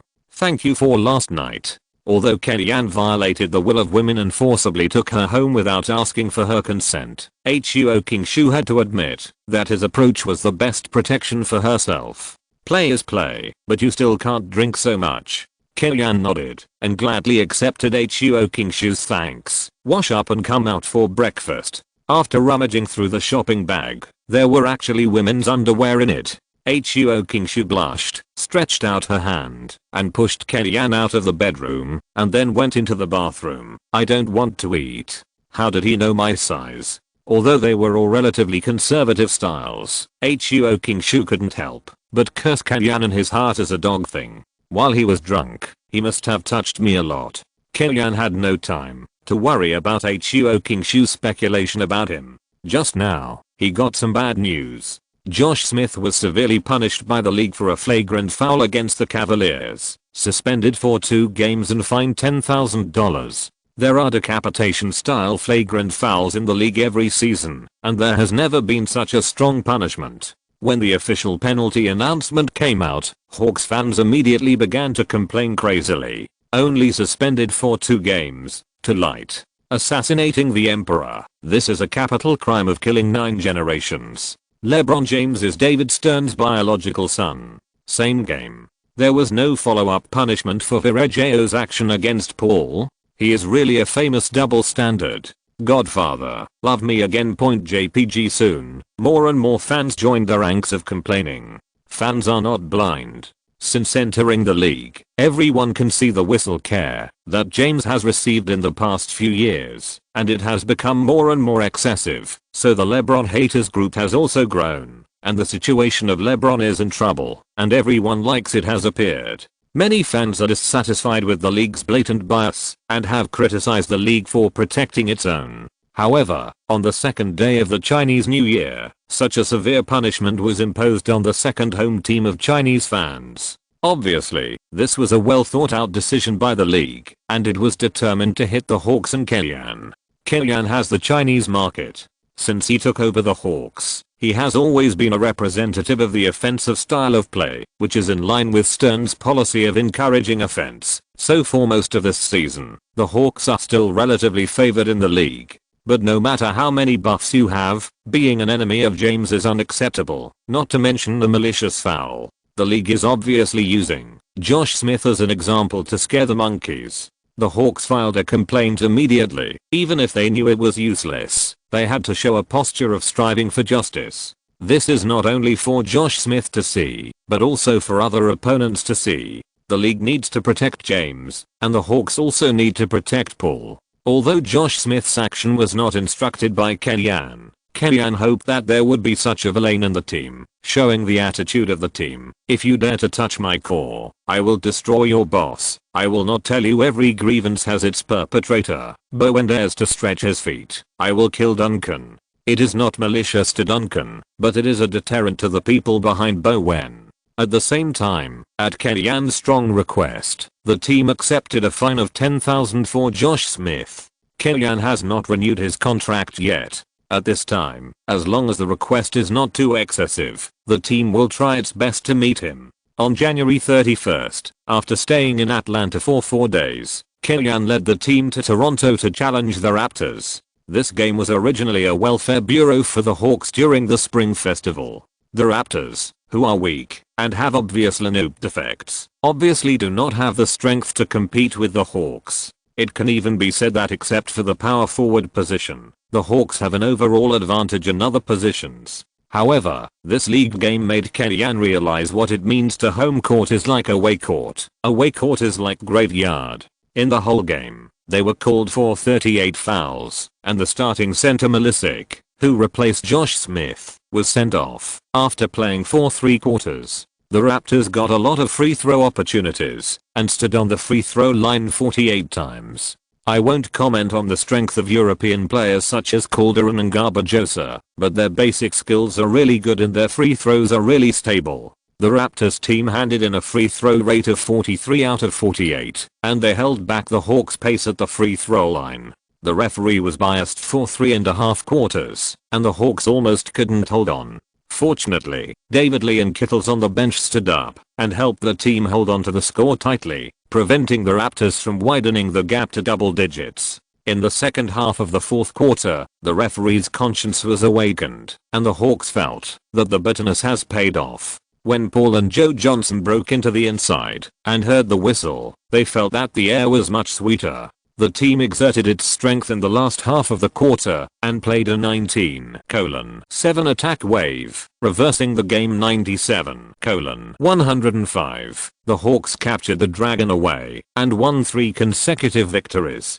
32-15. In this game, Paul continued to play steadily, scoring 20 points, 8 assists and 3 steals. Joe Johnson also had 19 points, 7 rebounds and 4 assists.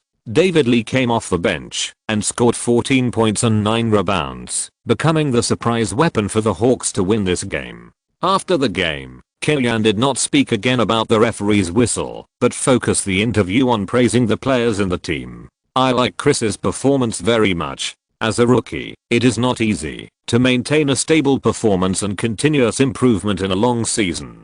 He is like Tim Duncan, who performs consistently. I like this kind of players. I'm also very proud that the Hawks can quickly find such a core player during the reconstruction process. After getting the All-Star starter, Killian hopes to help Paul win a place in the best team. Compared with the All-Star starter, this is a little easier because the candidates involved in the selection are much more professional, and relatively speaking, they are more concerned with solid results. However, as long as people are involved in the selection, there must be jianghu, and publicity and momentum are needed to make more people pay attention to Paul's performance. The league also has an unspoken rule that when the scores are similar, no regrets will be left for the veterans. Therefore, when young players and veterans are similar in all aspects, the impression points of the veterans often play a greater role. Of course, the most important thing is the team's performance. For example, leading the team to 50 wins is a good gimmick.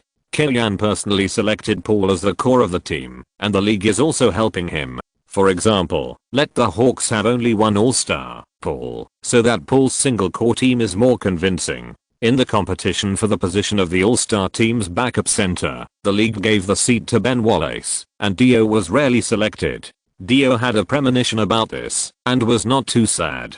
After all, he is a foreigner, and in the direct dialogue between Dio and Big Ben was able to obviously suppress Dio and his impression score was full. In addition to Big Ben, Rasheed Wallace and Billups were selected for the All-Star team as expected, and the masked man Hamilton became a victim of the butterfly effect caused by Killian, and failed to enter the reserve lineup. Other substitute players in the East include Carter, Arenas, Dwayne Wade, Paul Pierce, and Chris Bosh. Among the Hawks, only Paul needs to play in the All-Star game. Josh Smith, slam dunk contest, rookie game, Kittles, 3-point contest, David Lee, rookie game, need to take over from him and go to Houston. Paul himself also has to participate in the skills challenge. The Hawks uniforms also have a strong presence in the All-Star game. Killian doesn't pay much attention to the All-Star game, but he is happy to let the players work harder for these honors. He even gives advice to Josh Smith to win the dunking and propose the idea of sitting dunk.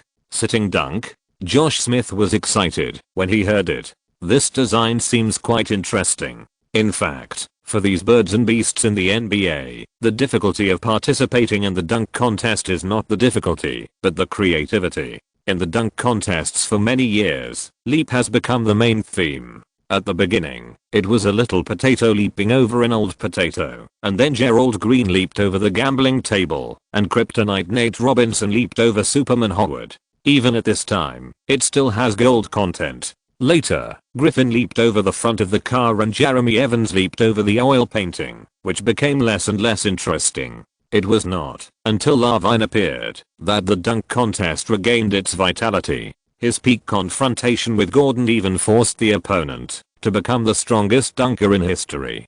Gordon's dunk was the best dunk in the history of the dunk contest in Killian's heart. When discussing tactics, Killian said that he would not repeat himself for an hour, but when discussing the technical essentials of dunking, Killian was completely clueless and could only explain the movements in his memory in detail. Scratching his head, Josh Smith felt that this move was extremely difficult. But if he could complete it, it would definitely be a perfect dunk. It could even become a classic scene in the history of the dunk contest, along with Jordan's free throw line jump and Carter's windmill. You can practice, but pay more attention to safety. Killian reminded him before leaving the training hall. In the last 2 games before the All-Stars, the Hawks were in poor condition and lost to the Celtics and Miami Heat successively, suffering a losing streak. 32-17. Despite this, the overall winning rate is still the best record of the Hawks in more than 20 years, and it is based on the fact that they quickly completed the reconstruction and reached the current position after just getting the worst record in history last season. Hawks fans have no complaints and still call them the core of the team building on the forum. The Hawks have a keen eye for talent in the draft and found gems in the free agent market. These are all things to note. In the trades with other teams, the Hawks also seem to have robbed the Rockets.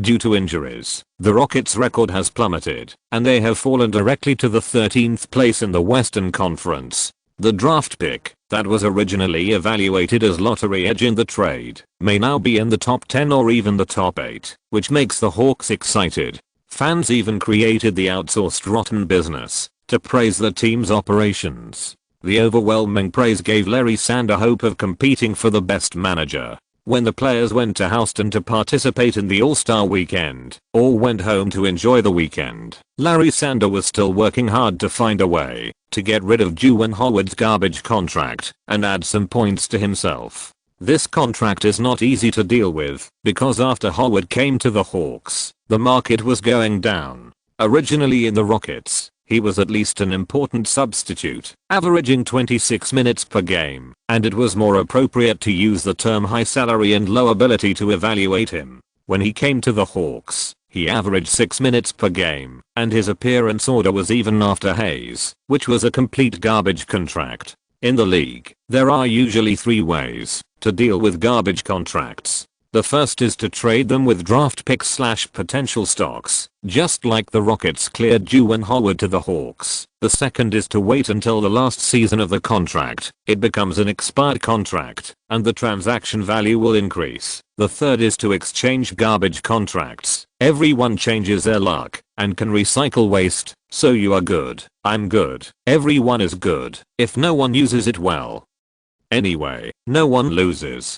Kellyan was planning to save up chips for a big deal, and he would not sacrifice the team's potential and draft picks to get rid of Howard. The remaining 3.5 years of Howard's garbage contract also blocked the second way. The only option for the Hawks was to negotiate garbage exchange with other teams and try their luck. Previously, the Trailblazers proposed to trade Juwan Howard with Reuben Patterson, which was actually a good idea. Patterson could also strengthen the team's relatively weak wing. However, Kellyan did not agree to it considering the team atmosphere. Larry Sander had to consider other candidates. What is the most efficient way to find garbage contracts in the NBA? Open the New York Knicks player list. At least half of the players are salary, strength. Larry Sander did the same, and then quickly found a player who matched Juwan Howard in all aspects. Jerome James. Last season, Jerome James, the inside pillar of the Dark Horse Supersonics, relied on his performance in the contract year to cheat a 5-year,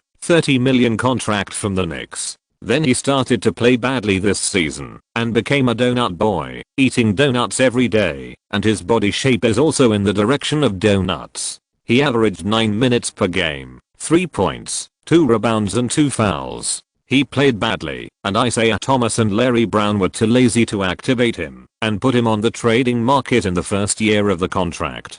Compared with Juwan Howard's contract, Jerome James' contract will be 1 year longer, and the legacy is deeper. The advantage is that he is a little younger, less than 31 years old, and he is the most precious inside blue-collar player in the league, with a good physique and strength. Before calling Isaiah Thomas, Larry Sander told Kellyan about his trading plan as usual and asked for his opinion. The main purpose was to ask Kellyan if he had the confidence to activate Jerome James. If Kellyan also completely treated him as a water dispenser, it would be better not to trade him. At least Howard's contract is still 1 year short, and the old guy has a good personality. He is smooth at home and tough outside. Jerome James. Kellyan took a breath and rubbed his temple. Waste utilization is like this. If you give someone a junk contract, they will definitely not give you anything good. It is certain that he is also a high-paid and low-skilled player, but at least he has confrontation and a physique. And in terms of trading value, he is now at the lowest point, and he may rise slightly in the future, while Juwan Howard can only continue to fall. Larry Sander analyzed. In terms of type, the Hawks have David Lee, who can almost cover Howard, and Jerome James is a meat shield. The Hawks don't have such a player. When they play against the Heat, send him up as a cannon fodder, which should be able to consume 5% of O'Neal's physical strength, right? If it is suitable, use it. If it is not suitable, promote Hayes to be the 5th inside player. Kellyan has no big opinion, and what Larry Sander said makes sense. From the market feedback, Jerome James still has at least 1% appreciation potential, and Juwan Howard, who is already old, can only continue to depreciate. Kellyanne didn't have much opinion on the deal. Larry Sander immediately contacted Isaiah Thomas, who hurriedly agreed to the proposal after hearing it, fearing that Larry Sander would go back on his word. General managers in the league are divided into two categories. One is like Larry Sander, who wants to do his job well. The other is like Kupchak and Isaiah Thomas, who first want to keep their position and rights. Thomas spent a lot of money in the summer and signed Jerome James with a high salary. The other party performed terribly and slapped Thomas in the face, sent him out earlier, and others can forget his mistake. As for Juwan Howard, the contract given by the Magic team has nothing to do with me. Isaiah Thomas. Chapter 164. The money you are talking about, is it Kobe? The Howard for James deal fired the first shot of trade negotiations among general managers of various teams during the All-Star weekend, and also accelerated the process of trade negotiations for other teams. All teams did not want to fall behind in the arms race. There were mixed opinions on this deal, and most of the opinions were very different. If it was a simple exchange of junk contracts, Jerome James' 5-year contract would definitely be more troublesome than Juwan Howard's 4-year contract, and the Hawks made 2 trades after the start of the season.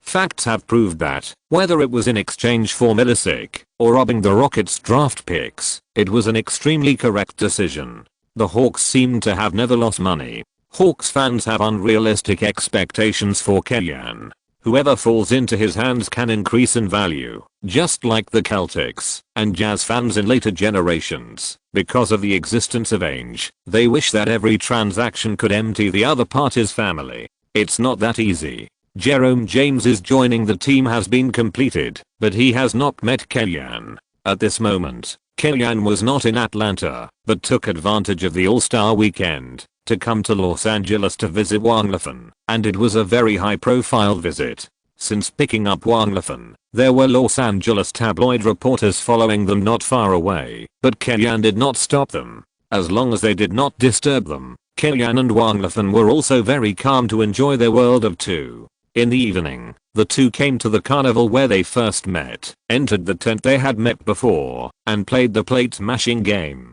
Have you noticed that there are very few people who are alone at the carnival? Wang Lifan joked cheerfully. The first time the two met, Wang Lifan and Hebe met Kellyanne, who was alone. So it's not just the carnival. In Atlanta, I rarely go to supermarkets and restaurants, Kellyanne said. Huh. Wang Lifan was a little puzzled. The atmosphere of life is very strong, and it will be emotional and easy to have negative emotions, Kellyanne complained. Wang Lifan rolled his eyes immediately. You are not so withdrawn, are you? The one who goes to my place most frequently seems to be a bee. Help me take care of Oscar, Kellyanne said.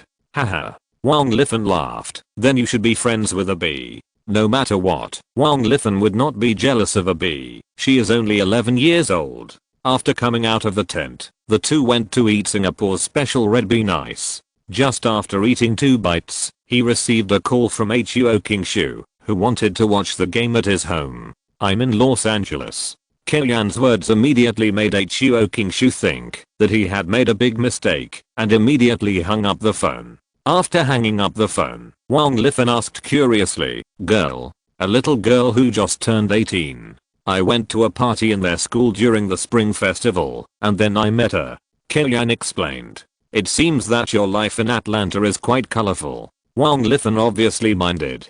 Kellyanne smiled and said, don't worry, I can show you the text messages I received during the new year. Among the girls, only you and Hebe sent me text messages. Don't worry, what do you have to worry about? Wang Lifan said. After dating for so long, Wang Lifan knew that Kellyanne still preferred girls with femininity. 18-year-old green tea, no threat. Kellyanne and Wang Lifan were in love in Los Angeles, and Phil Jackson was so angry that he cursed. As long as Kellyanne's name was combined with Los Angeles, Lakers fans would immediately jump out to miss Kellyanne and question Phil Jackson, not to mention that Kellyanne is now leading the team and is doing well. Who made you, as a famous coach, lead the team and the results are not as good as Kellyanne? This is also one of the reasons why Kellyanne ignored the reporters, returning the favor in the same way Phil Jackson ruined his own playoffs, and he disgusted him by the way. That is to say, no media reporters came to interview him, otherwise, he would have to say a few sarcastic words to squeeze the other party. The Hawks, on the other hand, did not suspect that Kellyan was secretly colluding with the Lakers. Although Kellyan has not renewed his contract with the Hawks, he still has 1 year on his contract. The unspoken rules of the league do not allow teams to maliciously poach head coaches from each other. Larry Sander called Kellyan and made a bold assumption. You said you wanted to exchange small change for whole money. Could the whole money be Kobe? The more Larry Sander thought about it, the more he felt it was possible. First, the Lakers' record was not good, and the lineup lacked potential. There was no hope in the short term, which somewhat delayed Kobe's peak period. Second, after the OK combination split up, although neither had won the championship, O'Neal's situation was obviously better than Kobe's. Third, the Lakers management kept making mixed moves, whether it was removing Kellyan and using Phil Jackson, or exchanging Butler, the team's second highest scorer, for Kobe Bryant. It was all messing around. It further weakened the team. With Kobe's temper, it's not impossible for him to make a transfer. Why don't you talk? Larry Sander asked. You dare to dream about Kobe. What else can I say? Kellyan asked back. It has always been the Lakers who robbed other teams' star players. When has the Lakers star player been poached by others? Well, Kobe did say in 2007, go buy a Bulls jersey. Then Kupchak wanted to empty the Bulls coffers. Kobe saw that this fucking change was equivalent to no change. He would still lead the Bulls alone, so he refused to leave. The trade was cancelled, and the young Bulls who made it to the Eastern Conference semifinals last season had no morale in the new season. They plummeted to the lottery zone and drew the number 1 pick with a 1.2% probability, got Derrick Rose, and opened a new era. Of course, this is all later. Wouldn't it be the same if he switched to the Hawks? The situation might be even worse. If Kobe was lured to the Hawks by Kellyan, the Lakers management would be even more embarrassed. I just thought about it. If there is no chance, forget it. Larry Sander shrugged, mainly because he never thought that he would be able to do such a big thing in his life. After hanging up the phone, Kellyan continued to complain about Larry Sander's unrealistic ideas. Then he also had unrealistic ideas. Kellyan's life in Los Angeles was peaceful, and the All-Star game was also going on in Houston. In the Hawks, Paul and Kittles participated in the skills competition and the three-point contest respectively, but both returned empty-handed. Josh Smith got Kellyan's creativity. He first completed the reverse folding dunk and dunking 2 balls at the same time in the preliminaries, and met Iguodala in the finals. Little Potato Nate Robinson was suffocated in the preliminaries before he could perform a dunk over the old potato. In the finals, under more stringent standards, Josh Smith finally took out the killer move sitting dunk and scored 50 points. While locking the dunk king, he also wrote his name into the history of the slam dunk contest, on par with Jordan and Carter. With this sitting dunk, Josh Smith was rated by the media and fans as the 3rd generation of dunk kings after Jordan and Carter. Although he is much worse than the first 2 in terms of status, he can really touch the edge of the 2 in terms of dunking alone. After 2 seasons in the league, he won the dunk championship twice. He contributed a logger-level dunk. The most important point is that compared with other dunk kings, Josh Smith has a strong ability to dunk in actual combat. Counting them down, the only ones in the league who can really do these 3 points at the same time are Jordan, Carter, and Josh Smith. In the post-match interview, Josh Smith expressed his gratitude to Kellyan. My action design was completed by Kimmy. When he proposed the idea of sitting dunk to me, I still thought it was incredible, but it turned out that I could do it. Being thanked by Josh Smith, Kellyan also called Josh Smith the next day and advised him not to participate in the dunk contest in the future. More often, the dunk contest is a stage for unknown dunkers to show themselves. Occasionally, there will be stars who go up for fun, but the majority are still marginal people in the league. Josh Smith already has the godhood of the 3rd generation dunking. One more dunk contest champion will not have a big impact on him. On the contrary, if he loses in the future, he will be pulled down from the altar. Leaving a legend for future generations to admire is not a bad thing. Kellyanne explained the pros and cons, and Josh Smith agreed, after referring to Jordan and Carter's handling methods. This group of players still trust Kellyanne. This All-Star game is one of the more exciting ones in recent years. The Western All-Star team played around McGrady, wanting to help McGrady, who was playing at home, win the FMVP. The team also led all the way and went smoothly. However, in the second half Philip Saunders used the combination of the Pistons trio plus James plus Wade, played high quality defense, and wiped out the 17-point difference in half a quarter. In the last quarter of the game, the two sides entered the real sword and real gun mode. The Western team had the upper hand and gradually established an advantage. In adversity, James began to play and continuously forced the ball into the basket against multiple defenses. One of the balls faced the defense of Nowitzki, Duncan, and McGrady, and forced a dunk, which reminded Kellyanne of Rue Coaquide's dunk against the Shoyo/Ryan and team in Slam Dunk. In the end, the Eastern Conference All-Stars won the game. James, who scored 29 points, beat McGrady, who scored 36 points, and won the first MVP in his career. After the game, many Chinese fans felt that James was not on track and snatched the MVP from McGrady, who was playing at home. Kellyanne felt that there was nothing wrong with James. No matter how entertaining it is, the All-Star game is also a game. It is normal for teammates to help each other pass the ball and use you as the main attack point. What is the difference between morally blackmailing opponents and match fixing? In addition, at the last moment of the game, the Western Conference All-Stars also passed the ball to McGrady. He didn't score the ball himself, so why blame James? This is also the reason why Kellyanne became less and less interested in the subsequent All-Stars. There was only a show effect, but no serious confrontation. It became a show. The key to competitive sports is to make people's heart beat faster and their blood boil, not just dazzling.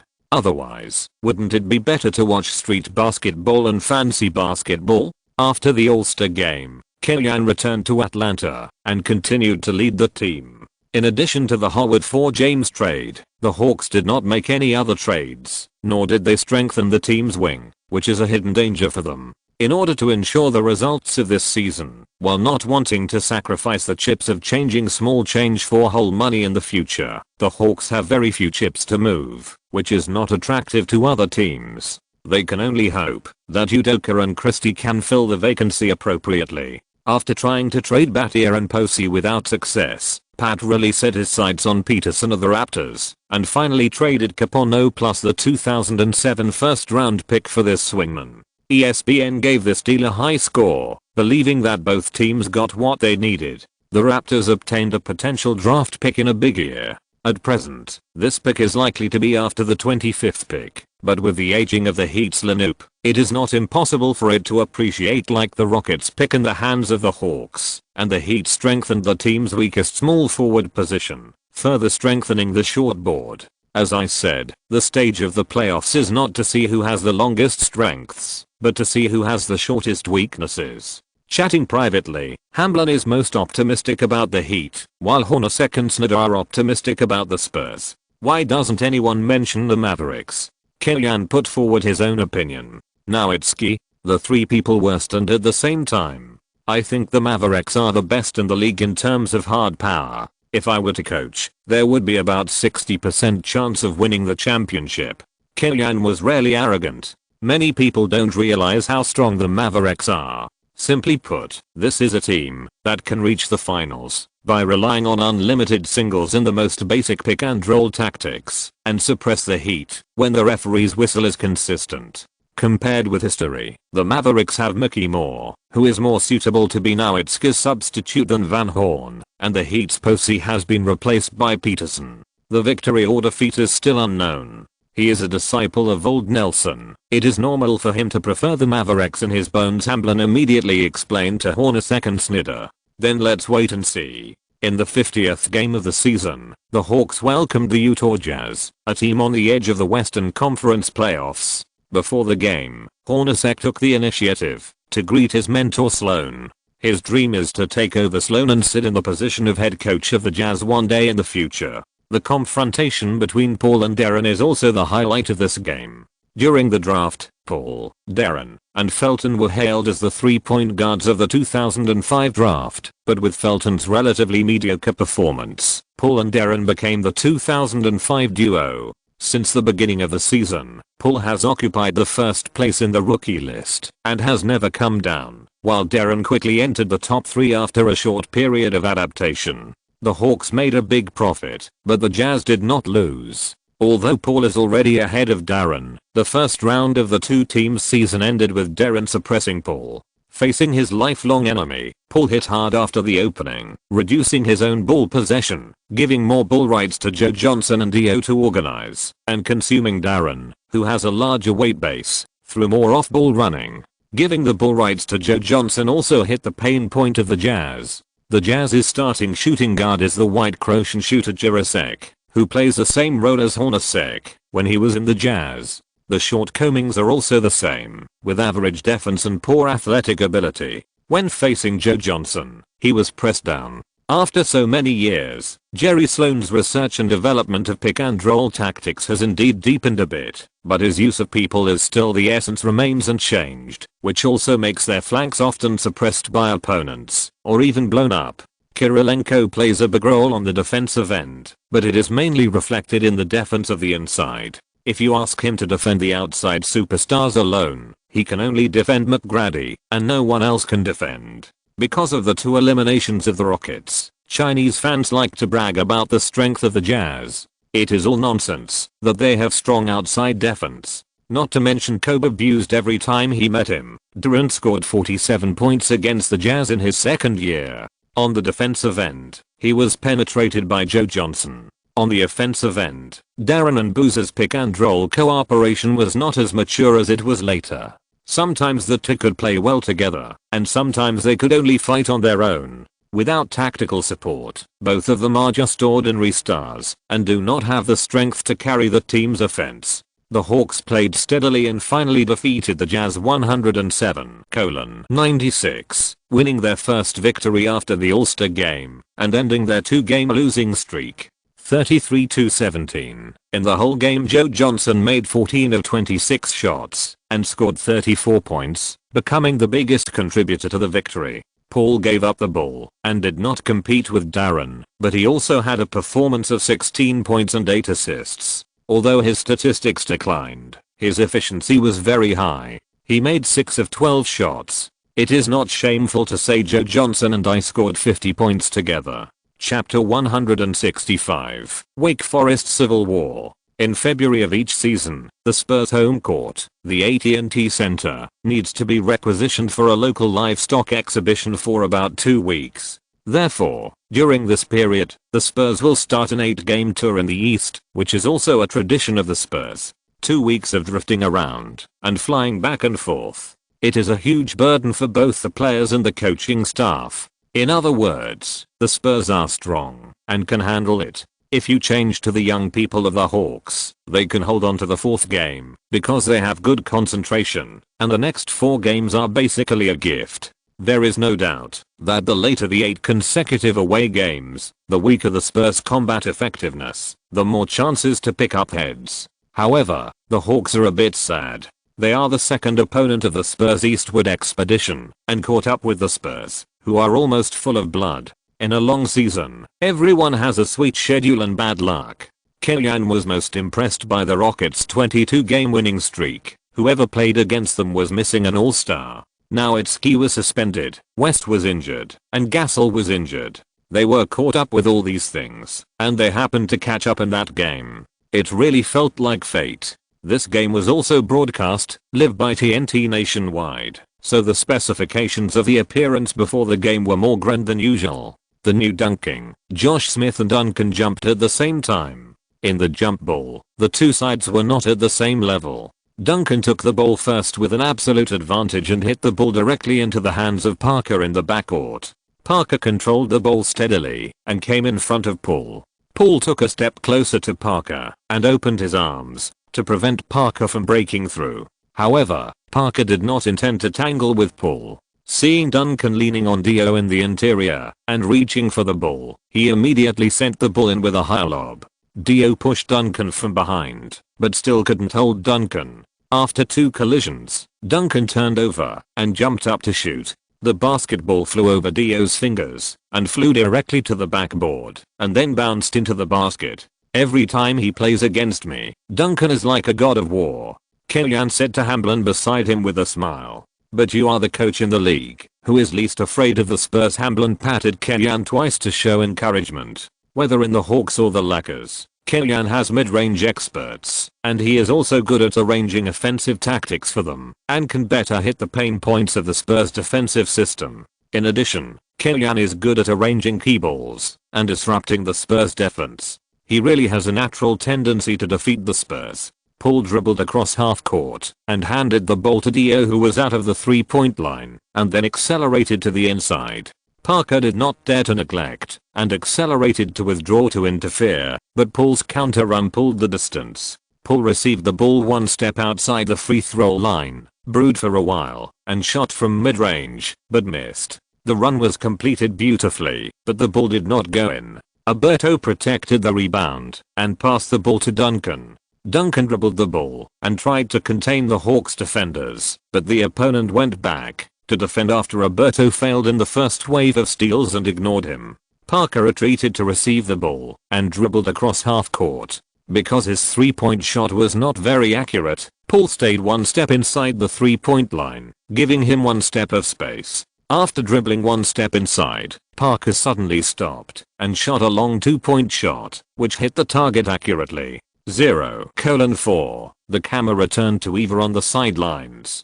Her love for Parker was strong, which might be the only gossip about this low-key Spurs team. Before the camera switched from the outside to the inside, the Spurs scored again. It was Parker again. He saw through the Hawks' fast shooting tactics, intercepted Dio's pass, rushed to the basket, and made a layup under Dio's interference. 0:6. Strictly speaking, this ball can be called 2+1. The referee was a little lenient. After Parker stood up, he also pointed at his fellow countryman. The situation was not favorable at the beginning. Killian stood up and shouted a few words to the court. It was not important to say anything. The key point was to remind the players to focus. In the next round of offense, the Hawks opened up their formation. Paul and Josh Smith played a high pick and roll. After the Spurs defense was tied, they passed the ball to Josh. The latter rushed to the basket. After receiving the ball, facing Duncan's backup defense, he completed a folding dunk after dodging in the air and dunked the ball into the basket. 2:6. Having won the dunking for 2 consecutive years, Josh Smith is now full of confidence. He dared to force himself when he saw Duncan. Duncan's defense is indeed comprehensive, but what he is relatively taboo about is the mobile and sideline-like Stoudemire who moves quickly and does not even have time to fill in the position. Josh, who was born as a small forward, is also a leader in this area. After dunking over Duncan, the crowd at the Phillips Center was excited. In the next defensive round, Josh and Paul's double teaming suppressed Parker again. The latter took great pains to get the ball out and passed it to Finley, but the Spurs rotation did not lead to a chance. In the end, the ball was passed to Duncan. The offensive time was insufficient, and Duncan could not pass the ball to the double team. He forced a shot, but failed to score. Alberto and Bowen's offensive abilities were too average, and Finley had basically degenerated into a spot shooter this season. The offensive ability of the Spurs starting lineup was relatively mediocre. They relied heavily on Duncan and Parker to open the situation, and then others followed up to harvest heads. Dio grabbed the backcourt rebound and launched a quick counter-attack immediately, catching the Spurs off guard. Taking advantage of the opponent's somewhat panicked retreat, Dio assisted Joe Johnson, who cut to the basket and scored a layup. 4:6. In the next few minutes, the Hawks frequently used double teaming to limit Parker, and at the same time, the team's active defensive rotation prevented Finley and Bowen from finding easy shots. After successfully compressing the opponent's offensive time, Duncan was double teamed. To a certain extent, the Spurs offense was restricted. Popovich tried to make tactical adjustments and let Finley help handle the ball more, but the effect was not very obvious. He was no longer the former Mavericks' Three Musketeers. He could only serve as a starting shooting guard in the Spurs, because Popovich preferred to let Ginobili play as the backhand. seeing that the team started from 6:0 and was overtaken to 9-13. Popovich had no choice but to replace Ginobili in the 5th minute of the game. Many people are saying that Popovich has only one trick when he encounters trouble: put Ginobili on, but it must be said that many games have proved that this trick is really useful. The Spurs replaced Ginobili in the expectation of the commentator and fans, but then Kellyanne also made personnel adjustments. He replaced Joe Johnson with Christie to guard Ginobili. Christie was injured after playing only 6 games at the start of the season. He has missed half a season. Even after being traded to the Hawks, he has not played for the team. No one knows what the veteran is like now. Kimmy chose to replace Dalgett this time, and he must have his own intention. In the commentary booth, Barkley insisted on believing in Kellyanne. The Spurs offense was still Parker dribbling across half court. Ginobili was cruising around and was immediately entangled by Christie. The Hawks defensive expert followed Ginobili closely and ran at all costs to limit Ginobili's receiving the ball. The Argentine received the ball when there were 8 seconds left in the offensive time. Duncan came up to play pick and roll. In the first second of breaking the space, Ginobili took the lead in shooting from the outside and missed. Although the ball did not go in, it shocked Dio into a cold sweat. Christie's defense against Ginobili is a classic. If such a successful defense is stolen by the opponent because of his negligence, it would be a big blow to morale. Posey, who was retracting, cooperated with Josh Smith to protect the rebound. Josh Smith pushed forward at the first time, but was soon stopped by Bowen. He passed the ball to Dio and pushed across half court. Paul came up to pass the ball to Dio. Dio played a little trick again, suddenly received the ball, and turned to break through Duncan's defense. Duncan was well prepared and firmly locked in position. Dio was also very good.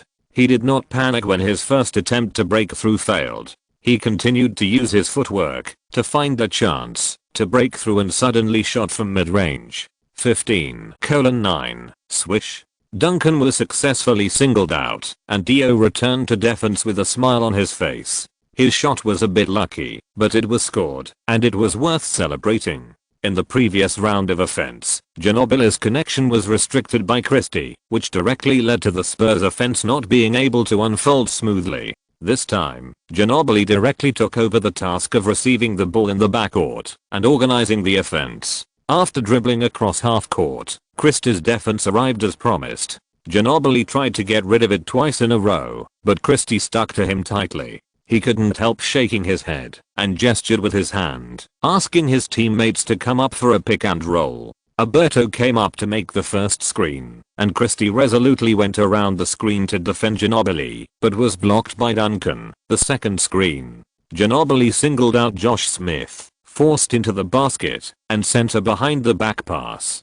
Duncan pushed Christie away to receive the ball. Just as he was about to dunk, Dio grabbed his shoulder tightly and didn't give him a chance to play 2+1. On the Spurs bench, Popovich started to spit dirty words again. Although the situation on the court was in a stalemate, Popovich always felt that he was uncomfortable every time he faced Kellyanne. Duncan made one of 2 free throws, and the Hawks defense was successful again. Ginobili's power was limited by Christie's point, which was somewhat unexpected. However, in the following game, the Hawks' offense was not smooth. With an 18-13 lead, the team entered the official timeout. Kellyanne praised the team's performance, then replaced Christie, whose physical strength had declined, and put Joe Johnson back on. The Spurs also made substitutions, with Brent Berry replacing Parker. Unlike the Hawks, Popovich must make good personnel arrangements for the long 8-game away game, and must rest when he needs to. Brent Berry was a famous white dunker when he was young, but as he got older, his physical fitness was not as good as before, and he was obviously at a disadvantage against Paul. Paul didn't even need to call for a pick and roll to find a mismatch. He could just break through Berry and play freely. He made consecutive shots from mid-range, and the Spurs didn't dare to double team him easily. After all, Paul's passing awareness and skills were perfect. Paul exploded at this point, scoring 14 points with 6 of 9 shots in the first quarter. Duncan and Ginobili chased closely and barely controlled the score difference within 10 points. At the end of the first quarter, the Hawks led the Spurs by 9 points 33-24. Although it was only the first quarter, the Hawks have obviously suppressed the Spurs. Charles, do you think there are some problems with the Spurs' strategy to defend Paul?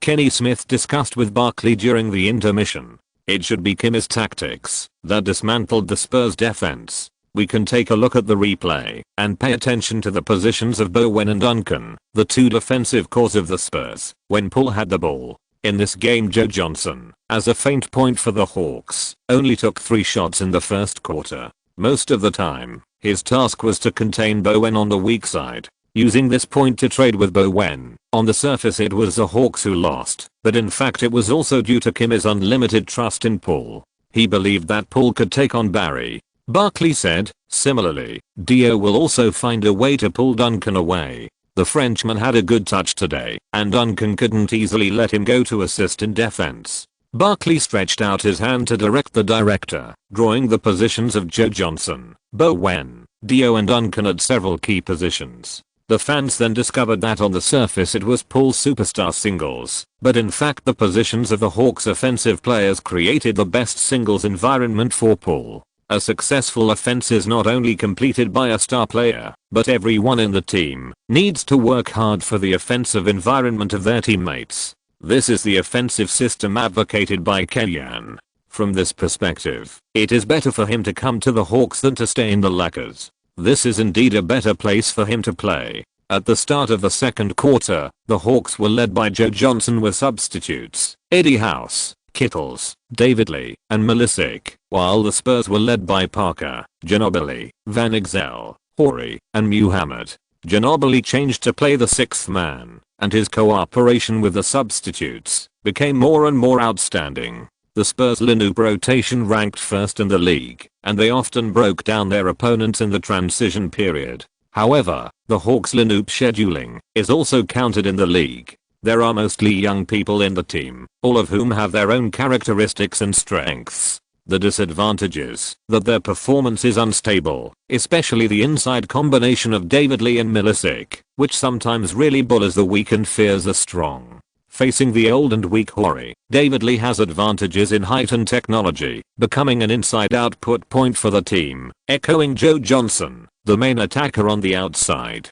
Horry is to Popovich more or less like Fisher is to Phil Jackson. Both of them are big-hearted killers, and they don't hesitate to make key shots. But sometimes, a big move is actually exchanged for digging a lot of pits. Kellyan even has reason to doubt whether the game will enter a critical moment if they don't dig pits. At the beginning of the second quarter, Parker was replaced to assist Ginobili to improve the offense, but the score difference was still widened to double digits. Popovich on the sidelines was a little anxious. He stood up and shouted loudly to the court and was immediately asked to return to the bench by the assistant referee. This guy went to the East to develop in a sleazy way. I really don't know whether it is a good thing or a bad thing. Popovich looked at Kellyan, who was explaining tactics to the players not far away, and suddenly said to Budenholzer beside him, "What do you mean?"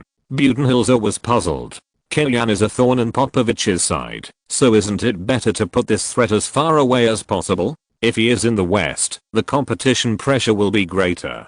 He may not be able to grasp the team's results and train new players, like he is now, and he can also rob other teams' draft picks. Popovich said, as early as next season, they may be our biggest worry.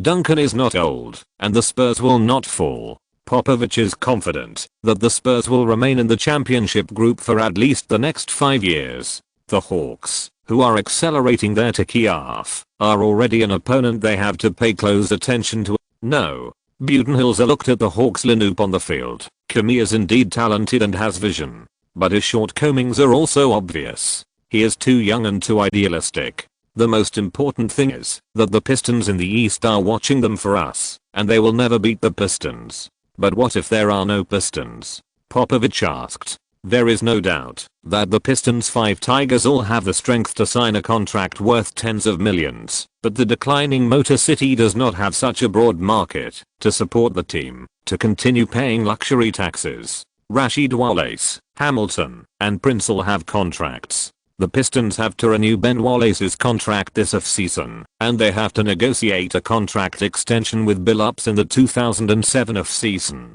I'm afraid it will be difficult to give the two the contracts they want. One is the brain of the outside line, and the other is the backbone of the defense. Without either of them, can the Pistons still crush the more mature Hawks so smoothly? Popovich knows that Kellyan is powerful, but Budenholzer does not think so. Greg, we will play against the Hawks in the finals at the earliest, which is different from the regular season. Are the Suns strong? Are the Mavericks strong?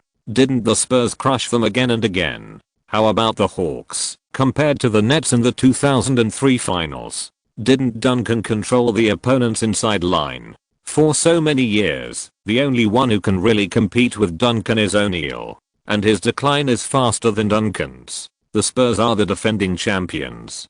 Chapter 166, Psychological Warfare, War of Attrition, War of Revenge. Popovich's shouting on the sidelines had the same effect as Kellyan's at the beginning of the game. It was not to remind the players what tactics to adopt, but to put a tight ring on the team. In the next few minutes, the Spurs' defensive intensity increased sharply, and David Lee's suppression of Horry gradually disappeared. The score difference was narrowed to 6 points by the Spurs.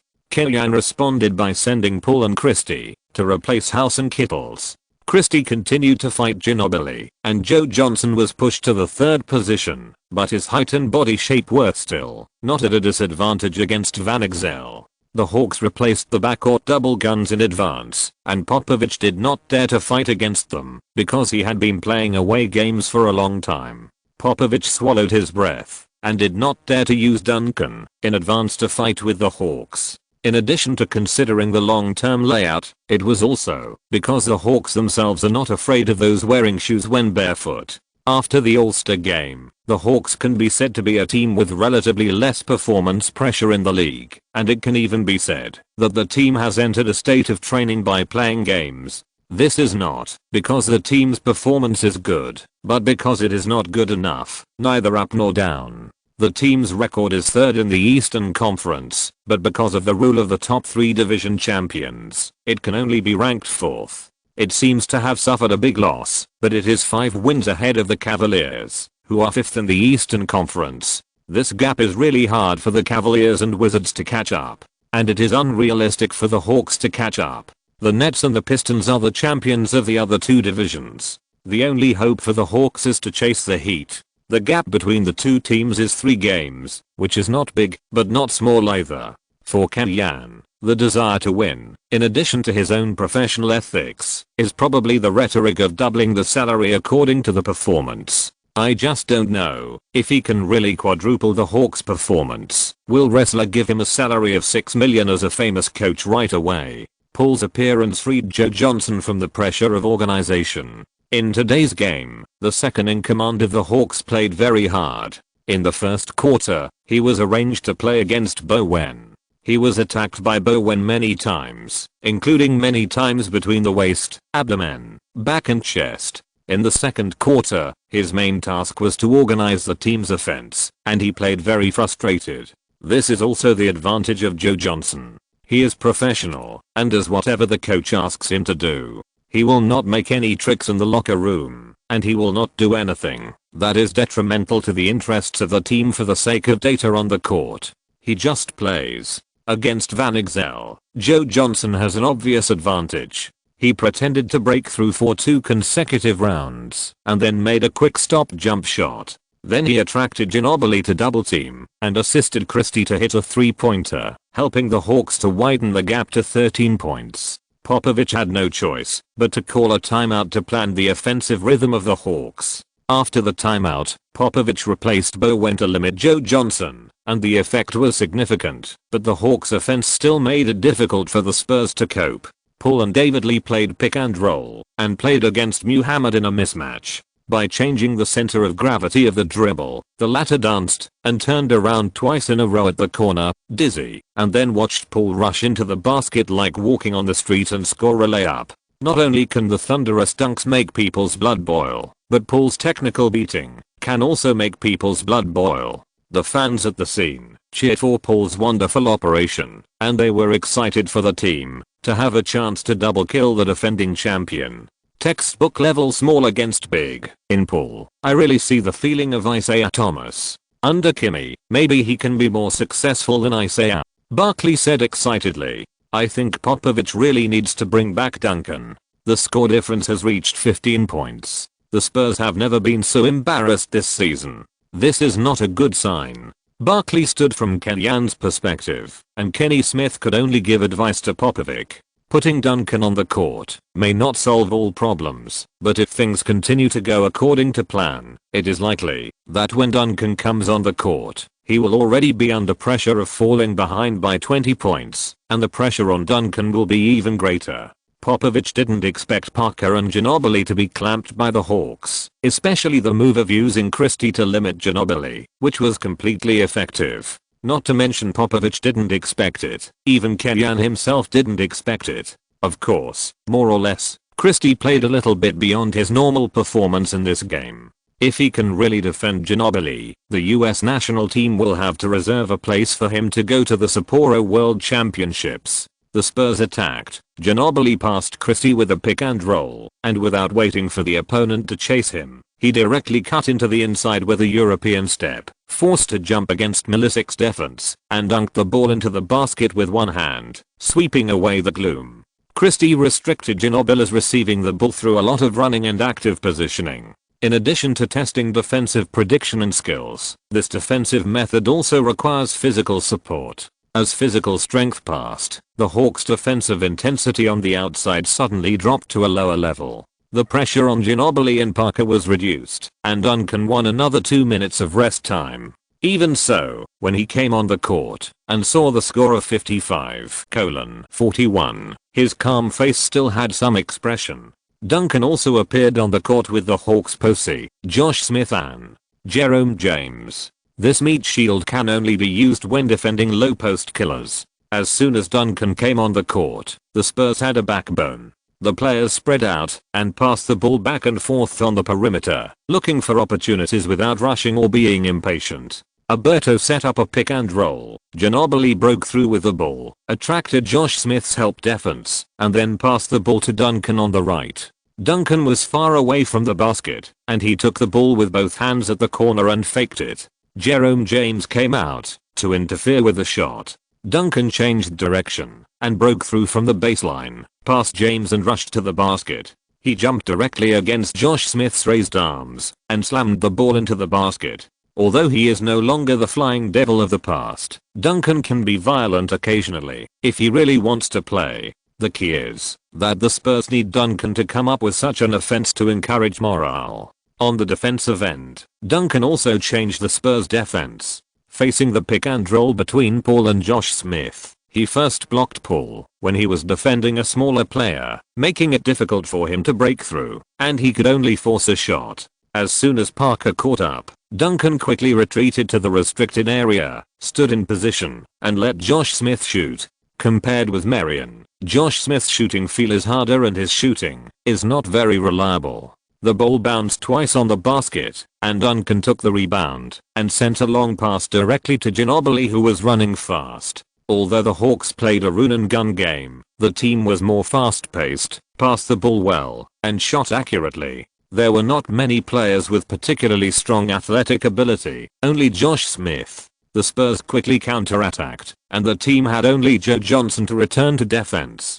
Ginobili pulled the ball near the free throw line, took a step to the left first, approached Joe Johnson, and quickly changed direction to the right while running, twisted his body, and rushed past the opponent, jumped up and low-handed the basketball into the basket 55-45. The Hawks attacked and tried to take advantage of the weak area of the Spurs defense. Joe Johnson received the ball in the low post, leaned against Bowen, turned to the baseline to avoid the block and shot a fadeaway. The action was very beautiful, but the arc of the ball was a bit flat and bounced out of the frame. Duncan blocked the position and helped Horry grab the backcourt rebound. This area is indeed the pain point of the Spurs defensive system, but Joe Johnson is not Kobe McGrady after all, and it is not so stable to force Bowen. The Spurs attacked in position and passed the ball back and forth several times. Duncan passed the ball to Ginobili in the left corner. Ginobili faced Joe Johnson, took the ball and faked it, then changed direction to 45 degrees, attracted Joe Johnson to move sideways, dribbled behind his back to his right hand, quickly changed direction to break through the baseline, successfully passed again, and then scored a layup. 55:47. Duncan's role after coming on the court was immediate. After a wave of 6:0 operations, Killian directly called a timeout and rearranged the tactics. The Spurs originally hoped that Jerome James' appearance would consume Duncan, or at least commit a few fouls on Duncan, and send him to the free throw line. As a result, the Spurs did not let Duncan take the lead. Instead, the Hawks lost their composure, attacking 4 against 5, and lacked the mobility of inside defense on the defensive end. Killian took the blame himself. After the timeout, Dio replaced Jerome James, and the Hawks reactivated the offensive formation and used offense to deal with the Spurs. The opposing player was replaced by Dio from Jerome James, and the Spurs' offensive focus immediately shifted from outside to inside.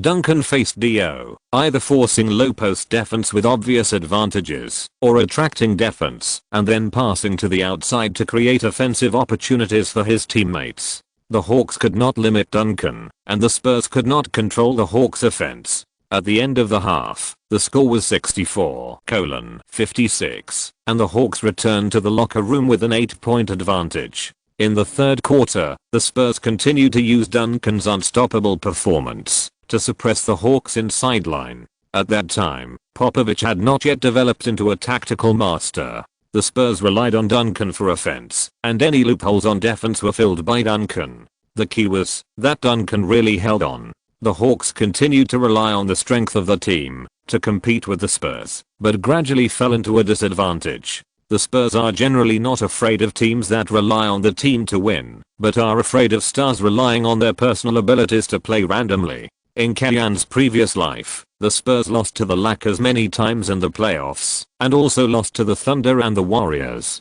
The common feature of these three teams is that the stars are very good at random and can kill the masters with random punches.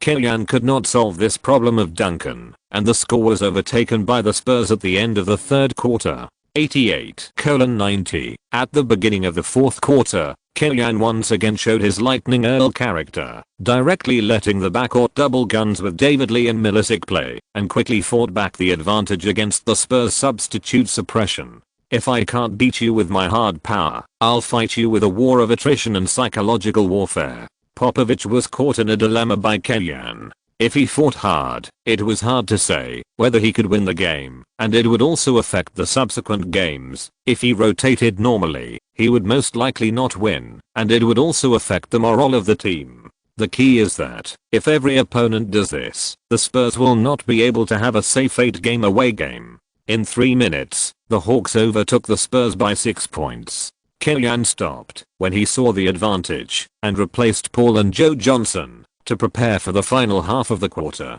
His stoppage also gave the Spurs a chance to breathe.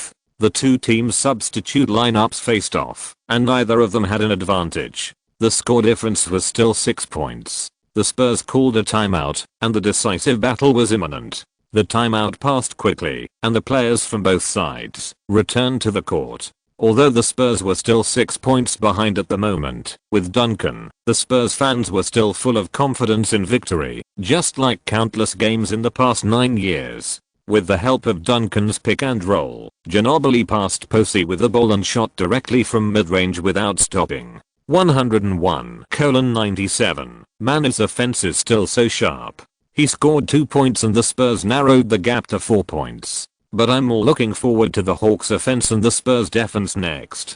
Kenny Smith said. The Hawks attacked, and the Spurs defense intensity was further improved to the intensity of the playoffs. The Hawks offense encountered strong resistance. The continuous pick and rolls to find opportunities for mismatched offense did not break the Spurs defense. In the end, Joe Johnson found an opportunity with Dio's screen, but at the moment of shooting, he was still disturbed by Ginobili, who rushed over, and the ball hit the basket directly. The Spurs defense has improved significantly compared to just now. I don't know how Kami will deal with it next. Barkley subconsciously still hopes that the Hawks will counterattack the Spurs. The Hawks double teamed again, but Parker's back pass under pressure found Duncan, who came up to respond. Duncan dribbled the ball down, attracted the defense, and passed the ball to Bowen, who was unguarded in the bottom corner. Bowen made an open three-pointer in the bottom corner and hit the rim. Duncan gave up the fight for the front court rebound and went back to defense. Poole received the ball in the middle line, faced Parker's defense, and slowly moved forward while directing his teammates to pull away. This time he wanted to attack by himself. Poole pulled the ball back with his left hand and started his personal attack. Parker reacted quickly. Just as Poole pulled the ball, his right foot immediately took a small step forward and immediately occupied the space left by Poole. The ball came to his right hand from behind, and his left foot stepped out almost at the same time. Poole stabbed Parker's left side.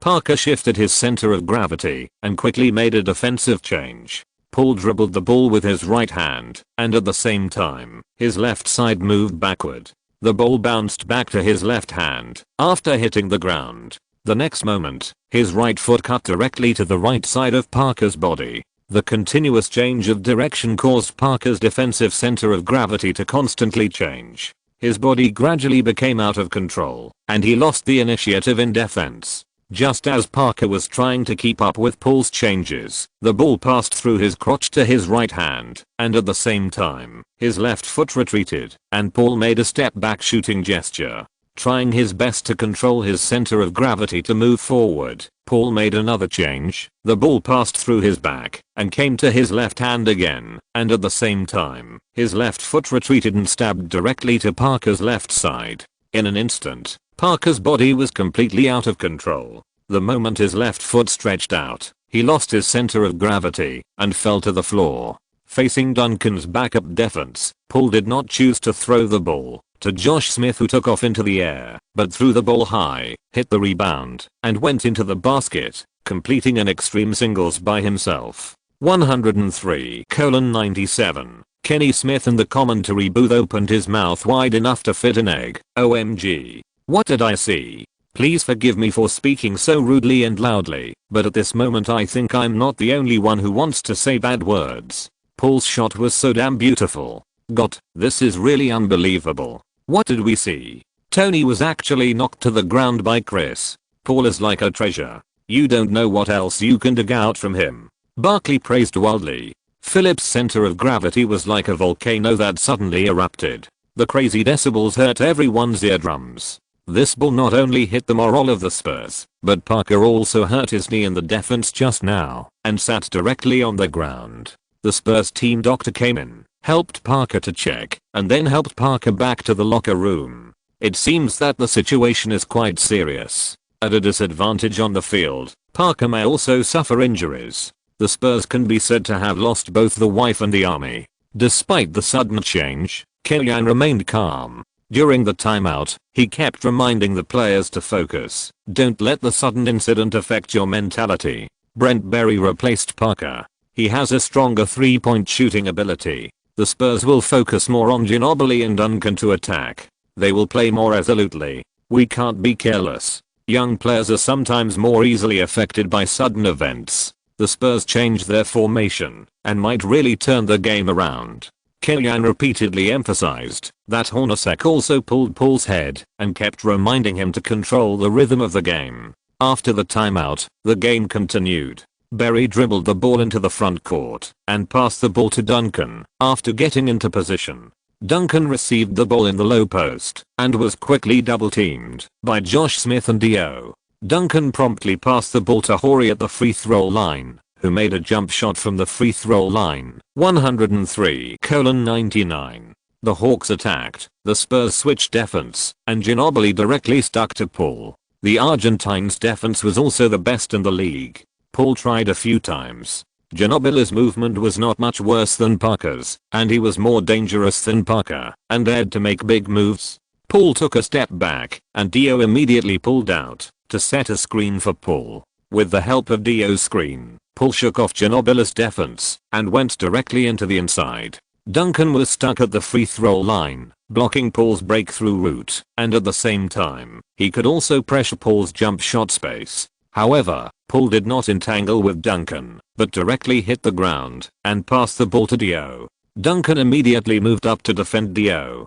Dio did not stop the ball and directly passed the ball back to Paul, who went around the baseline to the left side of the basket. The beautiful 2-on-1 cooperation of the two people disintegrated Duncan's defense. Paul shot under the basket, not only made a shot, but also caused Horry, who was defending, to foul. 2 consecutive answer balls. When Paul was shooting free throws, the Phillips Arena rang with shouts of MVP. Paul made the free throw, and the score difference widened to 7 points. 106-99. The game continued, and the Spurs continued to attack around Duncan. The Stone Buddha relied on his personal ability to support the Spurs offense. But the Hawks were not to be trifled with. In addition to Paul, Joe Johnson also stood up.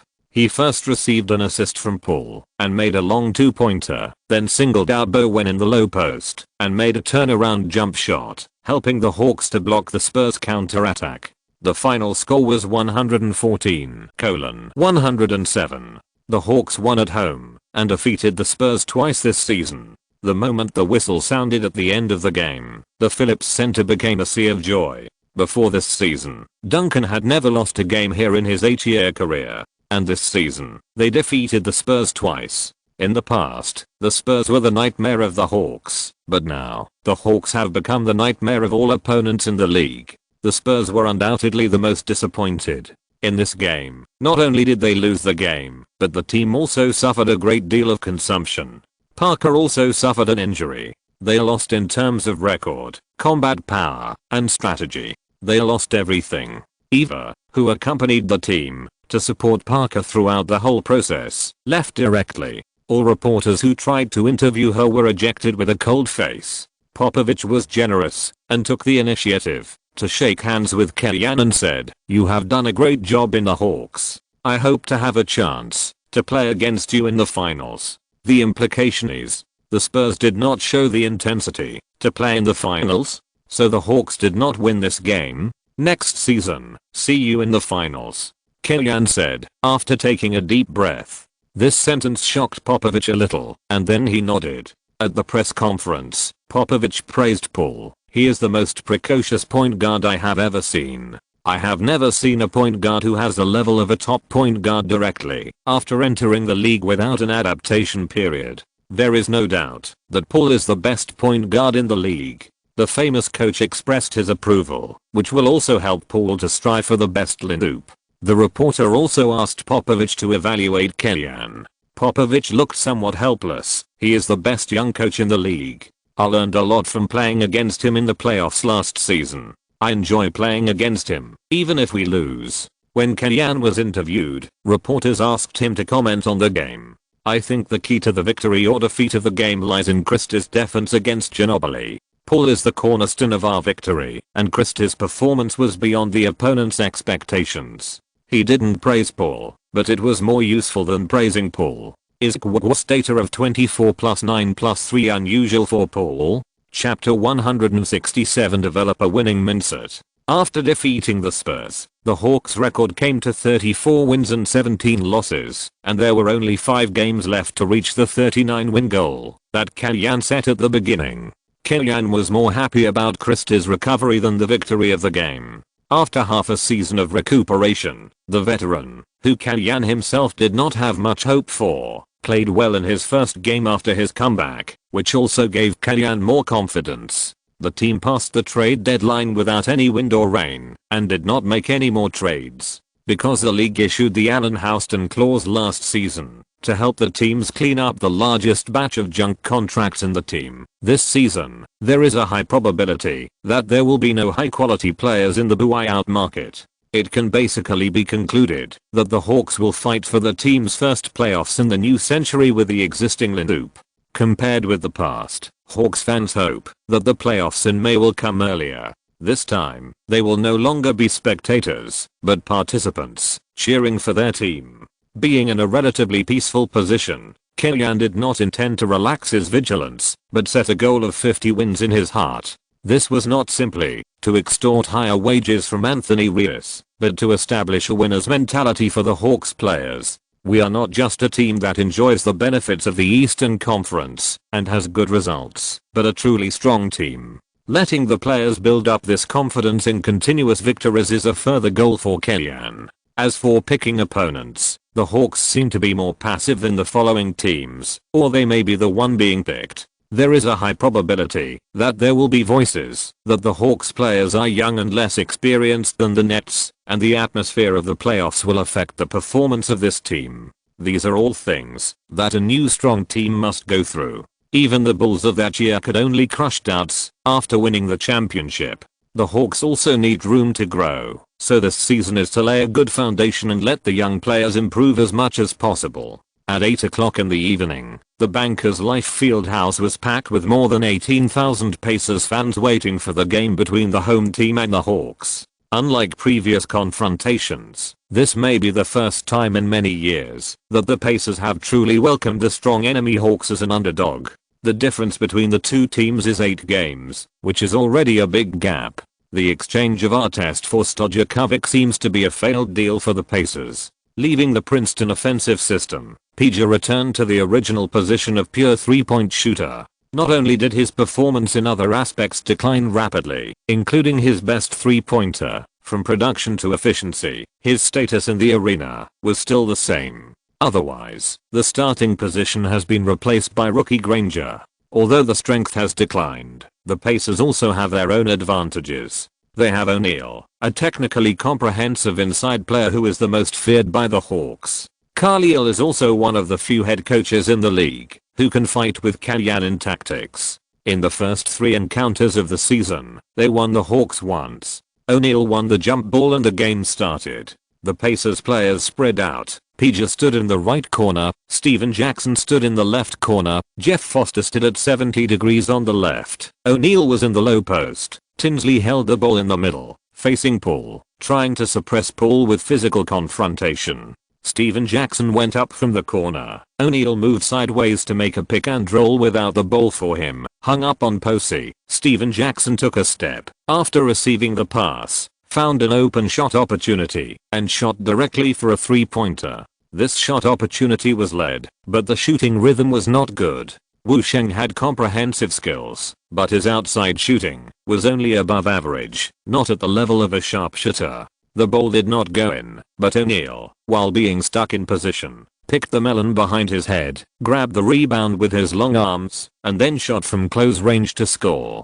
2:0. O'Neal scored, and the Pacers quickly returned to defend and marked the man, not giving the Hawks a chance to push a fast break, so the Hawks had to retreat. The Pacers had a complete defensive system in positional warfare. The Hawks failed to pass the ball to the empty space several times. Joe Johnson challenged Steven Jackson, stepped back and shot wide. The rebound was grabbed by Foster and passed the ball to Tinsley. The Pacers slowly advanced and fought positional warfare again. O'Neal was double teamed in the low post singles against Dio and passed the ball to his teammates. Jackson faced Posey, but failed to break through and passed the ball to Foster. Foster missed the mid-range shot and the rebound was grabbed by Josh Smith. The Hawks fell into position again. Paul dribbled the ball horizontally and passed it to Joe Johnson, who ran to the right corner to ask for the ball with his back to the basket. The latter singled out Jackson, headed twice, and suddenly turned around. After passing Jackson, he turned to the baseline and jumped up with both hands holding the ball. Jackson hurriedly fouled, but failed to catch it. Joe Johnson, with a strong core strength, made the shot, even when he lost his balance. The referee blew the whistle. 2+1. 2:3. Many people think that Westbrook's physical talent is impeccable among point guards, especially his strength and impact, which are fully utilized. Kellyan disagrees. He thinks that the manifestation of a player's strength on the court is not the louder sound than when dunking, but the ability to resist interference when completing the action under confrontation. The typical example in this regard is Wade. Wade can often send the ball into the basket in an incredible manner after being violated in the air. Once or twice, it is a magic ball. It happens frequently, which means that Wade's core strength is very stable and can adjust quickly under confrontation. Limited by his physical talent, Joe Johnson can't play as big and open as the two of them, but his core strength is also very stable. He can often carry the opponent in the mid-range and hit the mid-range, not just the shooting field. The Pacers attacked. O'Neal set a screen for Tinsley, then received a return pass in the middle, turned around and passed the defense in front of Paul, and picked up the ball. 4:3. The Pacers returned to defense quickly, and the Hawks couldn't find any fast break opportunities. In the positional battle, Paul singled out Tinsley, broke through the opponent's defense by changing the rhythm of dribbling, attracted the defense, and passed the ball in time, and Josh Smith scored a steady layup. 4:5. In the last game against the Spurs, Paul played with confidence. He dared not to call for a pick and roll, and went straight for the attack. Kellyanne did not have much opinion on this. It was not a bad thing for Paul to have an additional offensive option. Besides, Paul's biggest advantage was his clear mind.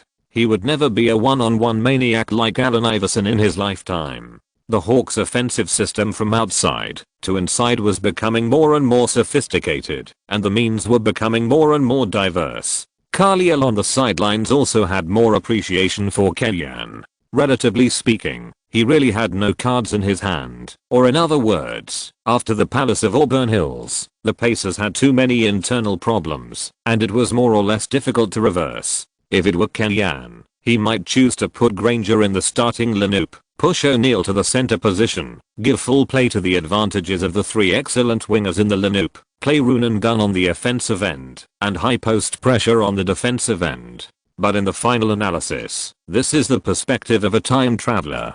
Carlisle is an excellent coach, but he is not that avant-garde. The Pacers continued to play inside out around O'Neal. O'Neal attracted a double team and passed the ball to the Pacers. The latter faced Joe Johnson, received the ball, and faked a three-pointer, but failed to hit it. The Hawks' defensive rotation has been perfected by the opponent's concentrated firepower in the interior.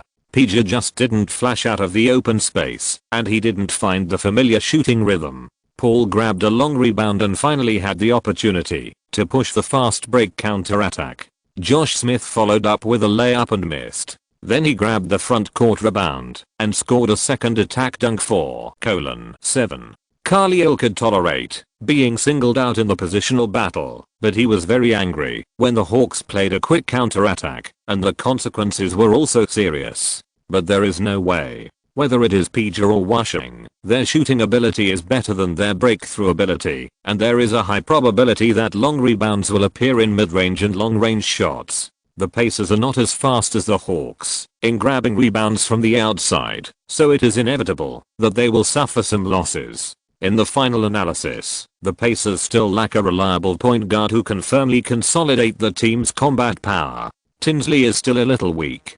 The Hawks used double teaming to limit O'Neal, and then rotated between players to defend the outside shooting point. The Pacers' offense was obviously suppressed, and they could not make three-pointers, and they might be quickly counter-attacked by the Hawks. In the first half of the first quarter, the Hawks established a 17:9 lead. However, as one of Kellyanne's most important opponents, Carlisle also has his own way to fight with the Hawks. In the official timeout, Carlisle replaced PJ with Granger, who played harder, and replaced Foster, who did not do much on the court, with Harrison, a famous player of Shougang, who had better physical fitness. After the timeout, the Pacers did the opposite, using the Hawks' idea of pushing fast break counterattacks, and did the opposite, strengthening the fight for rebounds in the Hawks' half. The Hawks pursue speed. After the Pacers complete the attack, their first reaction is to respond and make a fast break, which will ignore the protection of rebounds to a certain extent.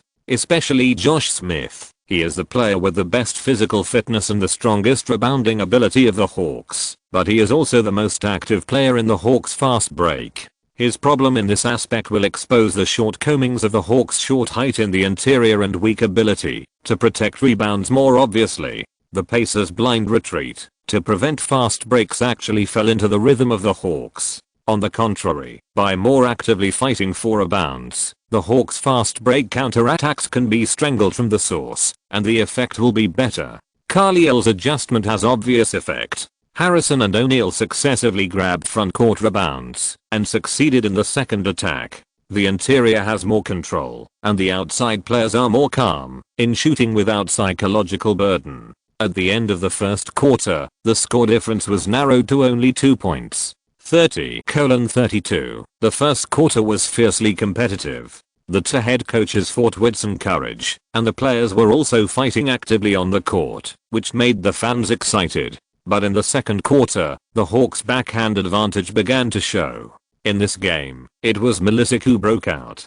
Compared with his time in the Pistons, Milicic has been reused more in the Hawks. He averaged 18 minutes per game, scoring 5 points, 5 rebounds, 2 assists and 1 block. He is efficient and has a significant role on the defensive end, but his offense has some nerve knife attributes. When he is in good condition, he can make mid-range shots, assist and pass the ball. When he is not in good condition, he can't eat cakes under the basket. Killian's use of him also tends to be blue collar. In this game, he reproduced his amazing performance during the draft. On the offensive end, he pulled the ball outside the 3-point line. Facing Clohash's defense, he dribbled past the opponent with a fake move, shook off the opponent and dunked. This wave of coquettish operations made the Pacers' home court silent, and even Harrison on the bench of the home team stood up and almost cheered. Against the Pacers' substitutes, Milicic was good at both offense and defense, scoring 6 points, 3 rebounds and 2 assists in half a quarter, leading the team to a 14:4 attack wave, widening the score difference to double digits again. 34:46. Victory Cigar was in great form, and when the main lineup returned, Killian kept him on the court to continue to fight against O'Neal. In the summer, let Daco practice his footwork and mid-range shooting, and continue to lose weight. Killian was impressed by Milicic's performance. He will be very different next season. At a certain moment, he also had the idea of sculpting Milicic. However, the long season is not the time for players to increase their arsenal. If players want to improve their offensive performance, they must sweat more in the summer. The most typical example is Leonard. He is like a robot, and he can light up a scale every summer. It may not be easy. There are world championships in the summer. Snyder reminded. International players are not like American players. International competitions are usually not rejected if they can play. This is the difference in values. Killian was silent. At this moment, he thought of Yao Ming. Milicic, who played hard on the court, didn't know that he had experienced a roller coaster-like fluctuation in Killian's heart. With the main players, his performance did not decline. Not only did he receive Paul's breakthrough pass under the basket and successfully eat the cake, he became more and more excited, and even defended O'Neal on the defensive end, and sent a beautiful block. The Hawks also opened the score difference to 17 points before the end of the half under his wonderful performance. 49:66. Well done, Daco. When leaving the court, Killian took the initiative to pat Milicic on the back to express his satisfaction. 10 points, 5 rebounds, 2 assists and 1 block. These are the data Milicic played in a single quarter, and he also achieved good results on the defensive end against O'Neal. This performance, Garnett may not be able to play. How can he not be satisfied? In the second half of the game, the Hawks played steadily and maintained offensive efficiency, and finally won 116-102. 35-17. Milicic played 30 minutes in the game, 8 of 12 shots, 3 of 4 free throws, 19 points, 7 rebounds, 4 assists and 3 blocks, both of which were career highs. Paul, the team's backcourt double gun, was as stable as ever, and his 19+9 data habitually drove people with obsessive compulsive disorder to death. His average assists of 9.0 per game ranked second in the assists list, second only to Nash. Considering that there is another assist master in the team, Dio, who averages 6.3 assists per game, Paul's assists are very good. Joe Johnson made 7 of 16 shots, 3 of 6 3-pointers, and 3 of 4 free throws, scoring 20 points, 4 rebounds and 4 assists. In the second half of the game, the Pacers failed to organize an effective counter-attack, and Joe Johnson did not have a strong desire to attack. Players like him may not be very popular, but the coach really likes them. In the post-match interview, Killian praised Milicic's performance. "It's a pity that I met Daco a little late. but he is working hard in training and improving, just to catch up with himself who was once highly expected. I hope everyone will give him more time. This statement is more or less offensive to Larry Brown. But, how to say it, Kylian doesn't need to offend specifically. Almost everyone can see that Larry Brown really destroyed this young man's belief in basketball at the beginning of Milošic's career. The next day, all major media mentioned Milošic's wonderful performance and the injuries of the Rockets players. On the same day, Yao Ming sprained his knee in the Rockets game against the Supersonics and will be absent for 5 to 6 weeks. Considering that the Rockets are already 6 wins behind the Kings, who are 8th in the West, Yao Ming's wave of injuries has basically ended the Rockets' hopes for this season. That afternoon, the Rockets officially announced that Yao Ming was written off for this season. Yao Ming was injured, and McGrady could hardly support the Rockets alone. The value of the Rockets' draft picks in the hands of the Hawks has risen sharply, and it is not ruled out that they can enter the top 5 in the end. Sending away a rotation player and taking a garbage contract can get such a high return. The Hawks fans are crazy. On the other hand, the Rockets fans cursed the team's general manager Dawson, denounced the miserly owner Alexander, and even cursed the traitor Kylian. As strangers in a foreign land, Kylian also called Yao Ming to learn about Yao Ming's injury. We don't have much hope this season, so we just prepare for the next season. I can also have a good rest and then play in the World Championships. Yao Ming sighed and then regained his confidence. Although there is no draft pick, but Trussie and I take good care of our bodies, the Rockets will still be a strong team. Anyway, you'd better control your playing time. With your weight base, it's not suitable for playing for too long. Kylian reminded. Yao Ming stretched and was silent for a while. It depends on how the team operates in the summer. After being in the Rockets for so long, how could Yao Ming not know what kind of person the team owner is and what level of general manager Dawson, the team's general manager, is? The probability of expecting them to play the Rockets' bad cards well is very small. It is estimated that in the coming summer, their focus will be on clearing out Swift's junk contract and then exchanging it for a junk contract and continue trial and error. With luck, a treasure can be found in the junk contract. If Yao Ming and McGrady stay healthy, the team may be able to fight for the second round. If you are unlucky, then waste another season. This situation is the real. Even if Jordan comes, it won't work. Thanks to the book friend for the 10,000 point reward. Chapter 168. A fruitful trip to Los Angeles. 2 days later, the Hawks faced a tough battle. The team faced the challenge of the Western Conference powerhouse Denver Nuggets at home. Unfortunately, the Hawks caught up with Anthony's super god. In this game, Anthony made 20 of 31 shots, with a hit rate of an astonishing 64.5%. He made 9 of 9 free throws, scored a career-high 52 points, grabbed 8 rebounds, and beat the Hawks. Especially in the critical moment of the fourth quarter, Anthony played his top scorer attributes to the fullest, making 3 of 4 3-pointers, and scoring 17 points in a single quarter. In the last 3 minutes of the game, he scored all the last 7 points of the Nuggets. In addition to Anthony, Andre Karen Miller of the Nuggets also scored a double-double of 15 points and 10 assists. Boykins, Camby and Leonard also scored in double digits, giving Anthony enough support. In fact, the Hawks played well. Paul scored 21 points and 12 assists, and was as steady as a dead dog. Joe Johnson, the other backcourt double gun, also contributed 24 points and 6 rebounds. Josh Smith, David Lee, Kittles, and Eddie House all contributed double-digit output. 6 people scored in double digits. In a normal game, they should have won. But unfortunately, the team encountered Anthony's convulsion and was beaten alive by him alone. James Posey, the most reliable player on the defensive end of the Hawks, was hammered to pieces by Anthony point to point. The final score was fixed at 124-128. The Nuggets took the victory away from home and avenged the home court of Gaoyuan. 35-18. Any coach can't do anything when facing this superhero who specializes in treating all kinds of dissatisfaction.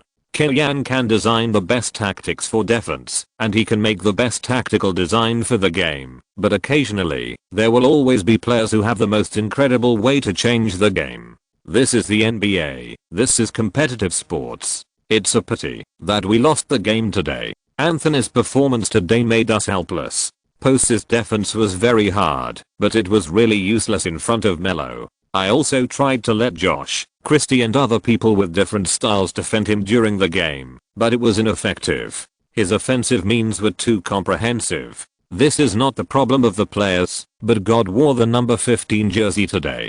Kellyanne complained. I hope we can avoid such a situation in the next game. Why did Kellyanne say the next game? Because after playing against the Nuggets, the next opponent of the Hawks is to face his old team, the Lakers, back to back. Returning to the Staples Center, this can be said to be the game that Kellyanne least wants to lose this season. After a relatively bad start, Phil Jackson still stabilized the situation of the Lakers and arranged the triangle offense around Kobe, slowly leading the Lakers to the right path. And Phil Jackson was lucky, catching up with the self-explosion of many teams in the West, and the overall strength declined. First, the Supersonics and Timberwolves in the Northwest Division let go of their key players before the season, and their strength declined. Then the Rockets were affected by injuries during the season, and their performance collapsed. The Lakers were slowly lifted to the 8th place in the West. It can't be compared with when Kellyanne was coaching, but at least they made it into the top 8, right?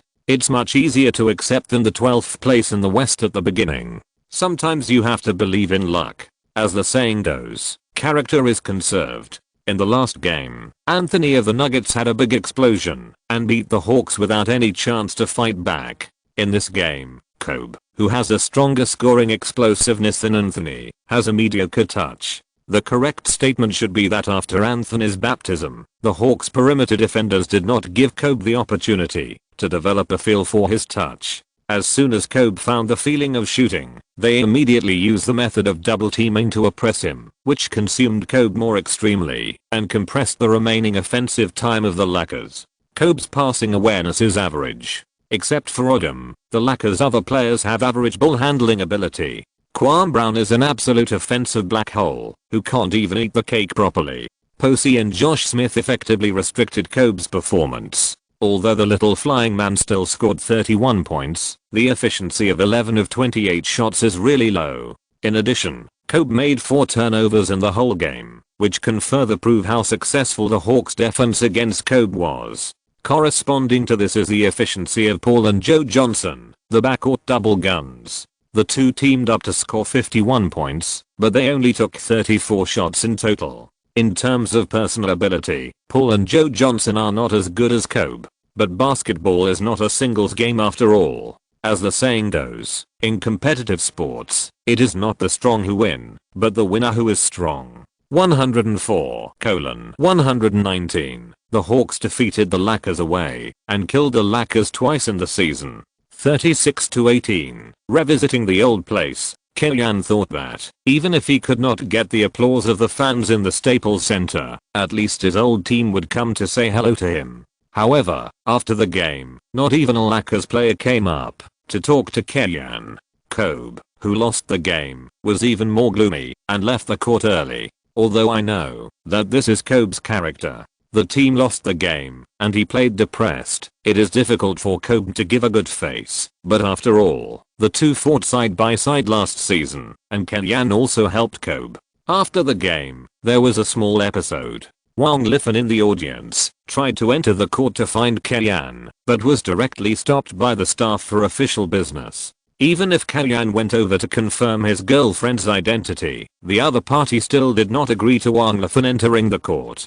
Compared with the love between Kellyanne and Wang Liffen at the Staples Center last season, it can only be said that people have left and the tea has cooled down. In the Japanese restaurant, Kellyanne watched Wang Liffen sitting cross-legged on the tatami, eating a bowl of eel rice and a portion of grilled meat in one breath. He was still not satisfied, so he picked up the steak and sipped it happily. "Are you so hungry?" Kellyanne was a little surprised. Not only the way she ate, but also the way Wang Liffen dressed today. Compared with the exquisiteness in the past, today she looked more like a female college student, very plain. "I plan to take the specialist exam for neurosurgery, so I have been under a lot of academic pressure recently," Wang Liffen said. The high status of doctors in the United States is not for nothing. Before becoming a doctor, First of all, you have to go through a 4+4 study career, and then you have to take the qualification exam for a specialist doctor. It takes as short as 11 or 12 years, and as long as it is unpredictable.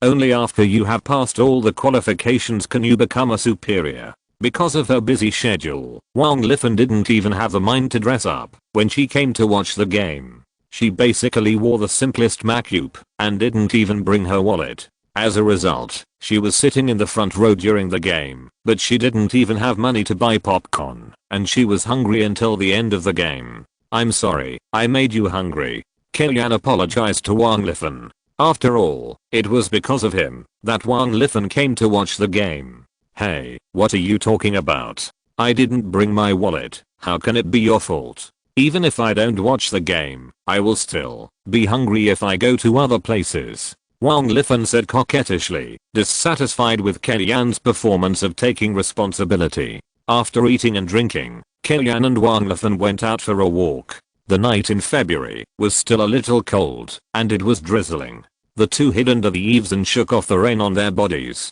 Wang Lifan's bangs stuck to her forehead and her body was shivering. She has been studying hard recently and staying up late to read books every day. Her body is a little weak and her teeth are starting to chatter with cold. Kellyanne opened his hands, hugged her into his arms, and rubbed Wang Lifan's hands up and down with both hands to keep warm. The rain in winter is not as sudden as in summer, but it keeps dripping, which is also troublesome for the two of them.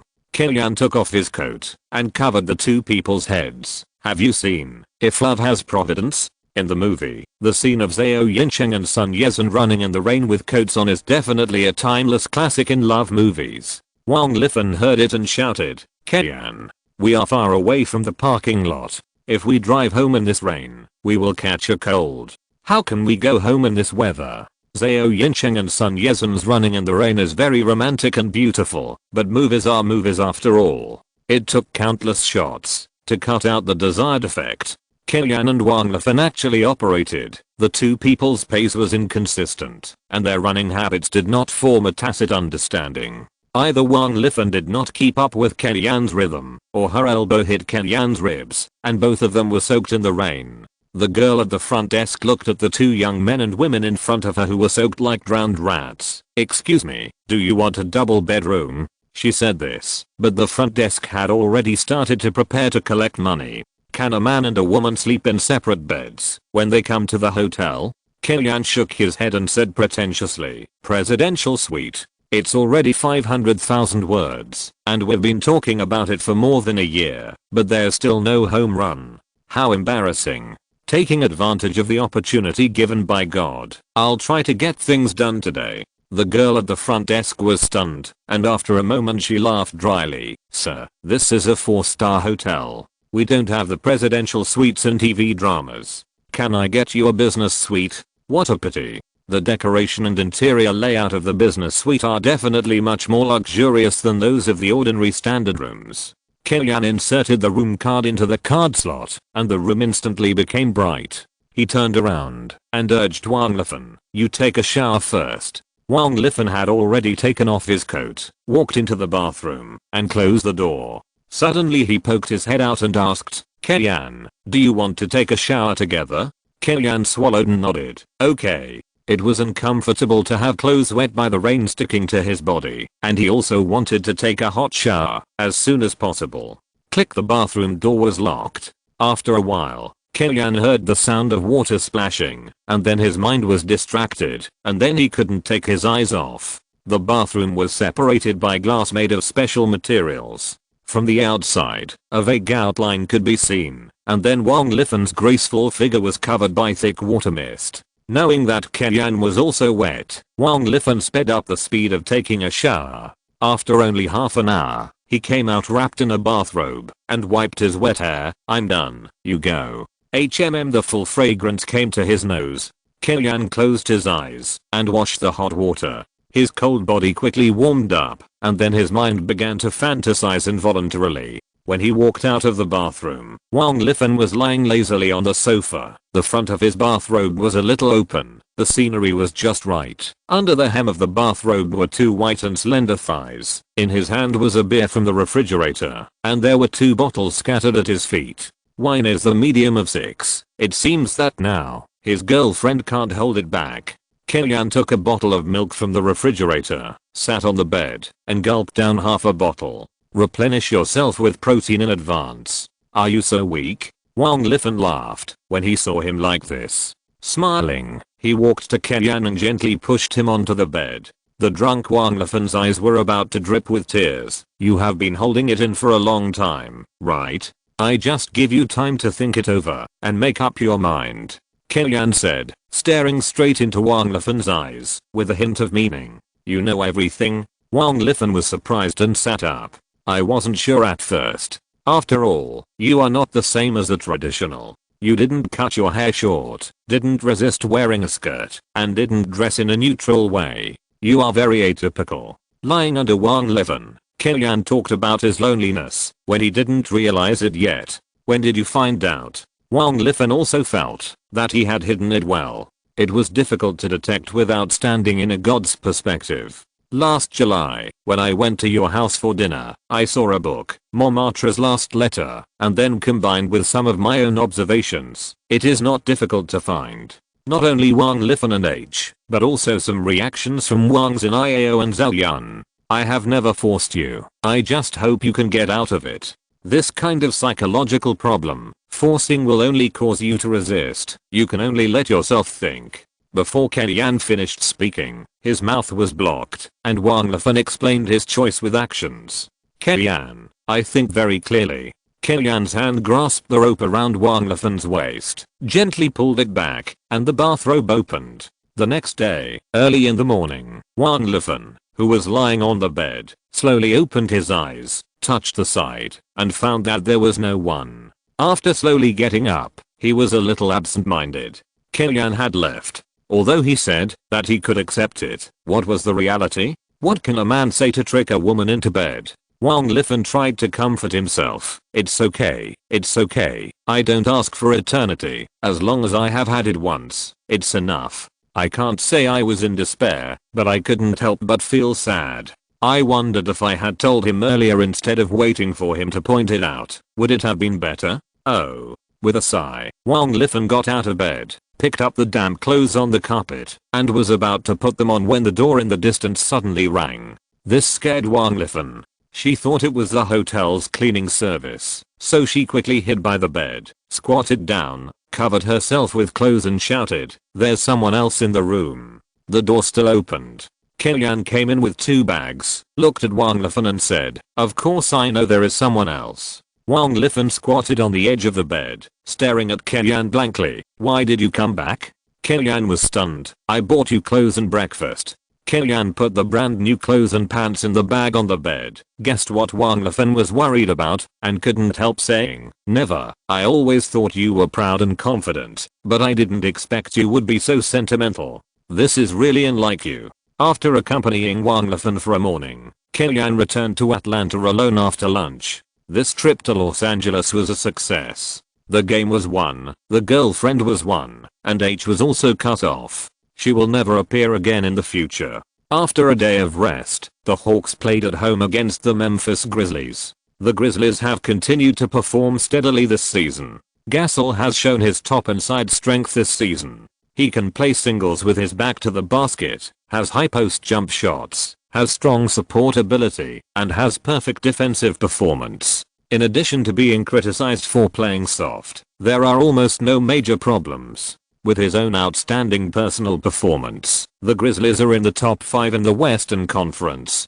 Like the Hawks, they suffered in the Southwest Division and were squeezed to 6th by the champion Nuggets of the Northwest Division. Weak teams appeared in both the East and West at the same time, relying on the advantages of the division championship to occupy the top 3, and outs were raised for a while. The Hawks are okay, but the Mavericks are really unlucky. They are 2nd in the Western Conference and 4th in the Western Conference. It is highly likely that they will directly compete with the Spurs in the Western Conference semifinals.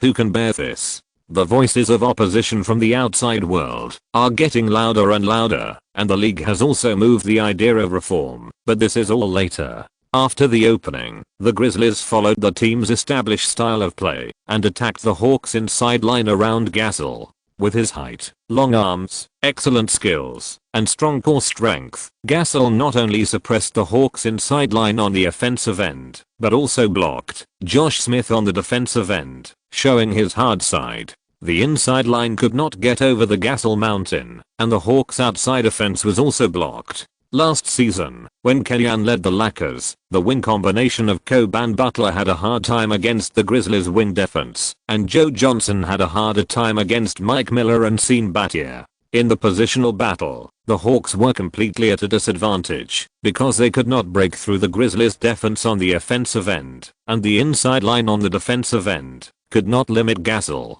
They wanted to speed up the offensive rhythm and drag down the opponent's inside line. The Grizzlies controlled the rebounds and did not give the Hawks a chance to push fast breaks. The Hawks could only rely on pull to create opportunities after breaking through to score. After the first quarter, the team was 9 points behind with 18-27. Chapter 169 David and Goliath. Normally, when the Grizzlies are behind by a large margin in the first quarter, Kellyan will let Joe Johnson lead the bench to activate the offense, which is a common routine of the Hawks. Grizzlies head coach Fratello also guessed so at the beginning of the second quarter, he arranged Mike Miller and Eddie Jones to continue to play to suppress the Hawks wing. However, Kellyan is called a scientist, and he is not just good at those three tricks. He predicted Fratello's prediction, and used a trick of retreating 3 steps, and avoiding the important. On the surface, the Grizzlies' strongest point is Gasol in the interior. In fact, the offensive and defensive wing combination of Battier, Mike Miller, Eddie Jones, and Childress is equally important. Last season, the Grizzlies wing faced the Lakers' Kobe plus Butler combination without losing the wind, and relied on the round-robin battle to wear down Kobe, which shows its power. Kellyan does not need to attack the enemy's strengths with his own weaknesses. He did not arrange for Joe Johnson to play, but arranged Poole and House to form a double point guard formation, and used more flexible running positions to fight guerrilla warfare with the Grizzlies' flanks.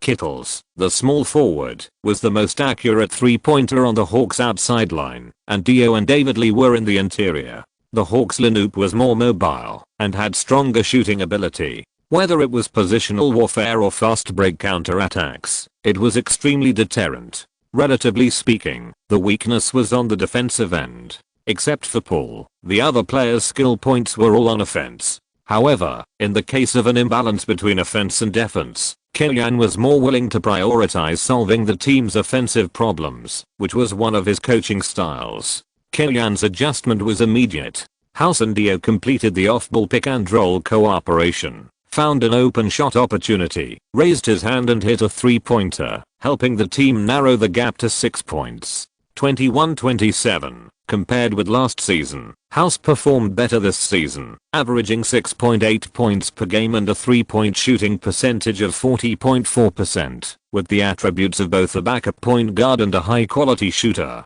There is a high probability that he will opt out of the player option in the summer and seek to sign a big contract. The Grizzlies' offense, facing the relatively weak defense of the Hawks, did not run the corresponding tactics. After 16 seconds of offensive time, they finally gave the ball to Mike Miller to do a low post back to the basket attack on Poole. In order to ensure Poole's flexibility on the offensive end, the Hawks controlled Poole's weight gain very well. After half a season, he gained about 7 pounds. This weight could not carry Mike Miller at all. The latter easily opened up the space and made a mid-range shot. The team's substitute offense can only allow Mike Miller to play singles, which more or less also explains the shortcomings of the Grizzlies' lineup. Poor offense. Their lineup is very scientific, with veteran point guards plus wing groups plus all-star inside players plus inside blue-collar players, and the lower limit is very stable. But at the same time, there is not much room for lineup adjustment.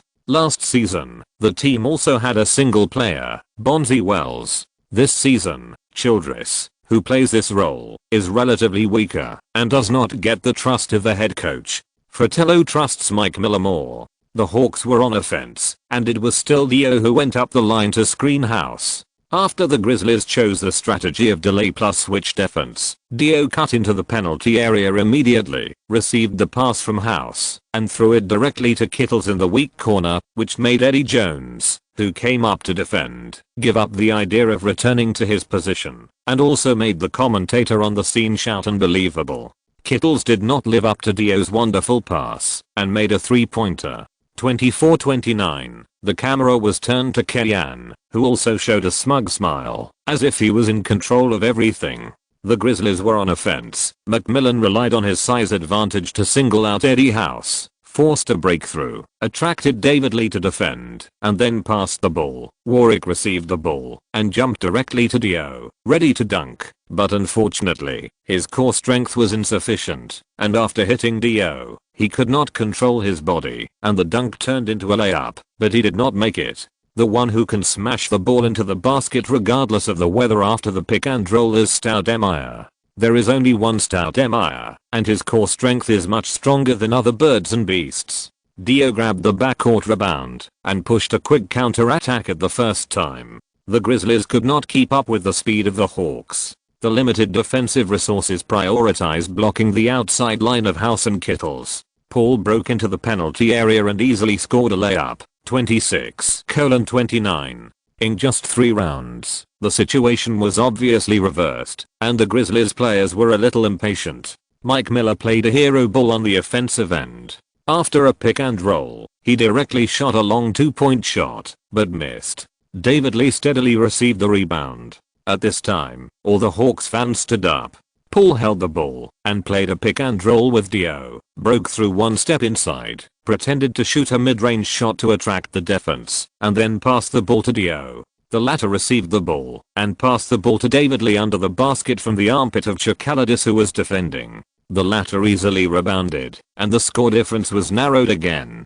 28-29. The Hawks used different methods to attack the Grizzlies, and the Grizzlies' defense was riddled with holes. Fratello was forced to call a timeout. The fans stood up and cheered for the team's wonderful performance. The big screen was also playing 2 wonderful assists from Dio in slow motion. He is indeed the best big man in the league at passing the ball. After the timeout, the Grizzlies brought Gasol back to give the team a fulcrum for the inside offense and defense. Kellyanne also replaced Paul and Dio with Joe Johnson and Milicic. The team turned to the idea of a battle with the Grizzlies to buy Paul some rest time. Gasol came on the court, attacked personally, and helped his teammates to catch up. Then he helped the team to score 2 consecutive attacks and re-establish the advantage.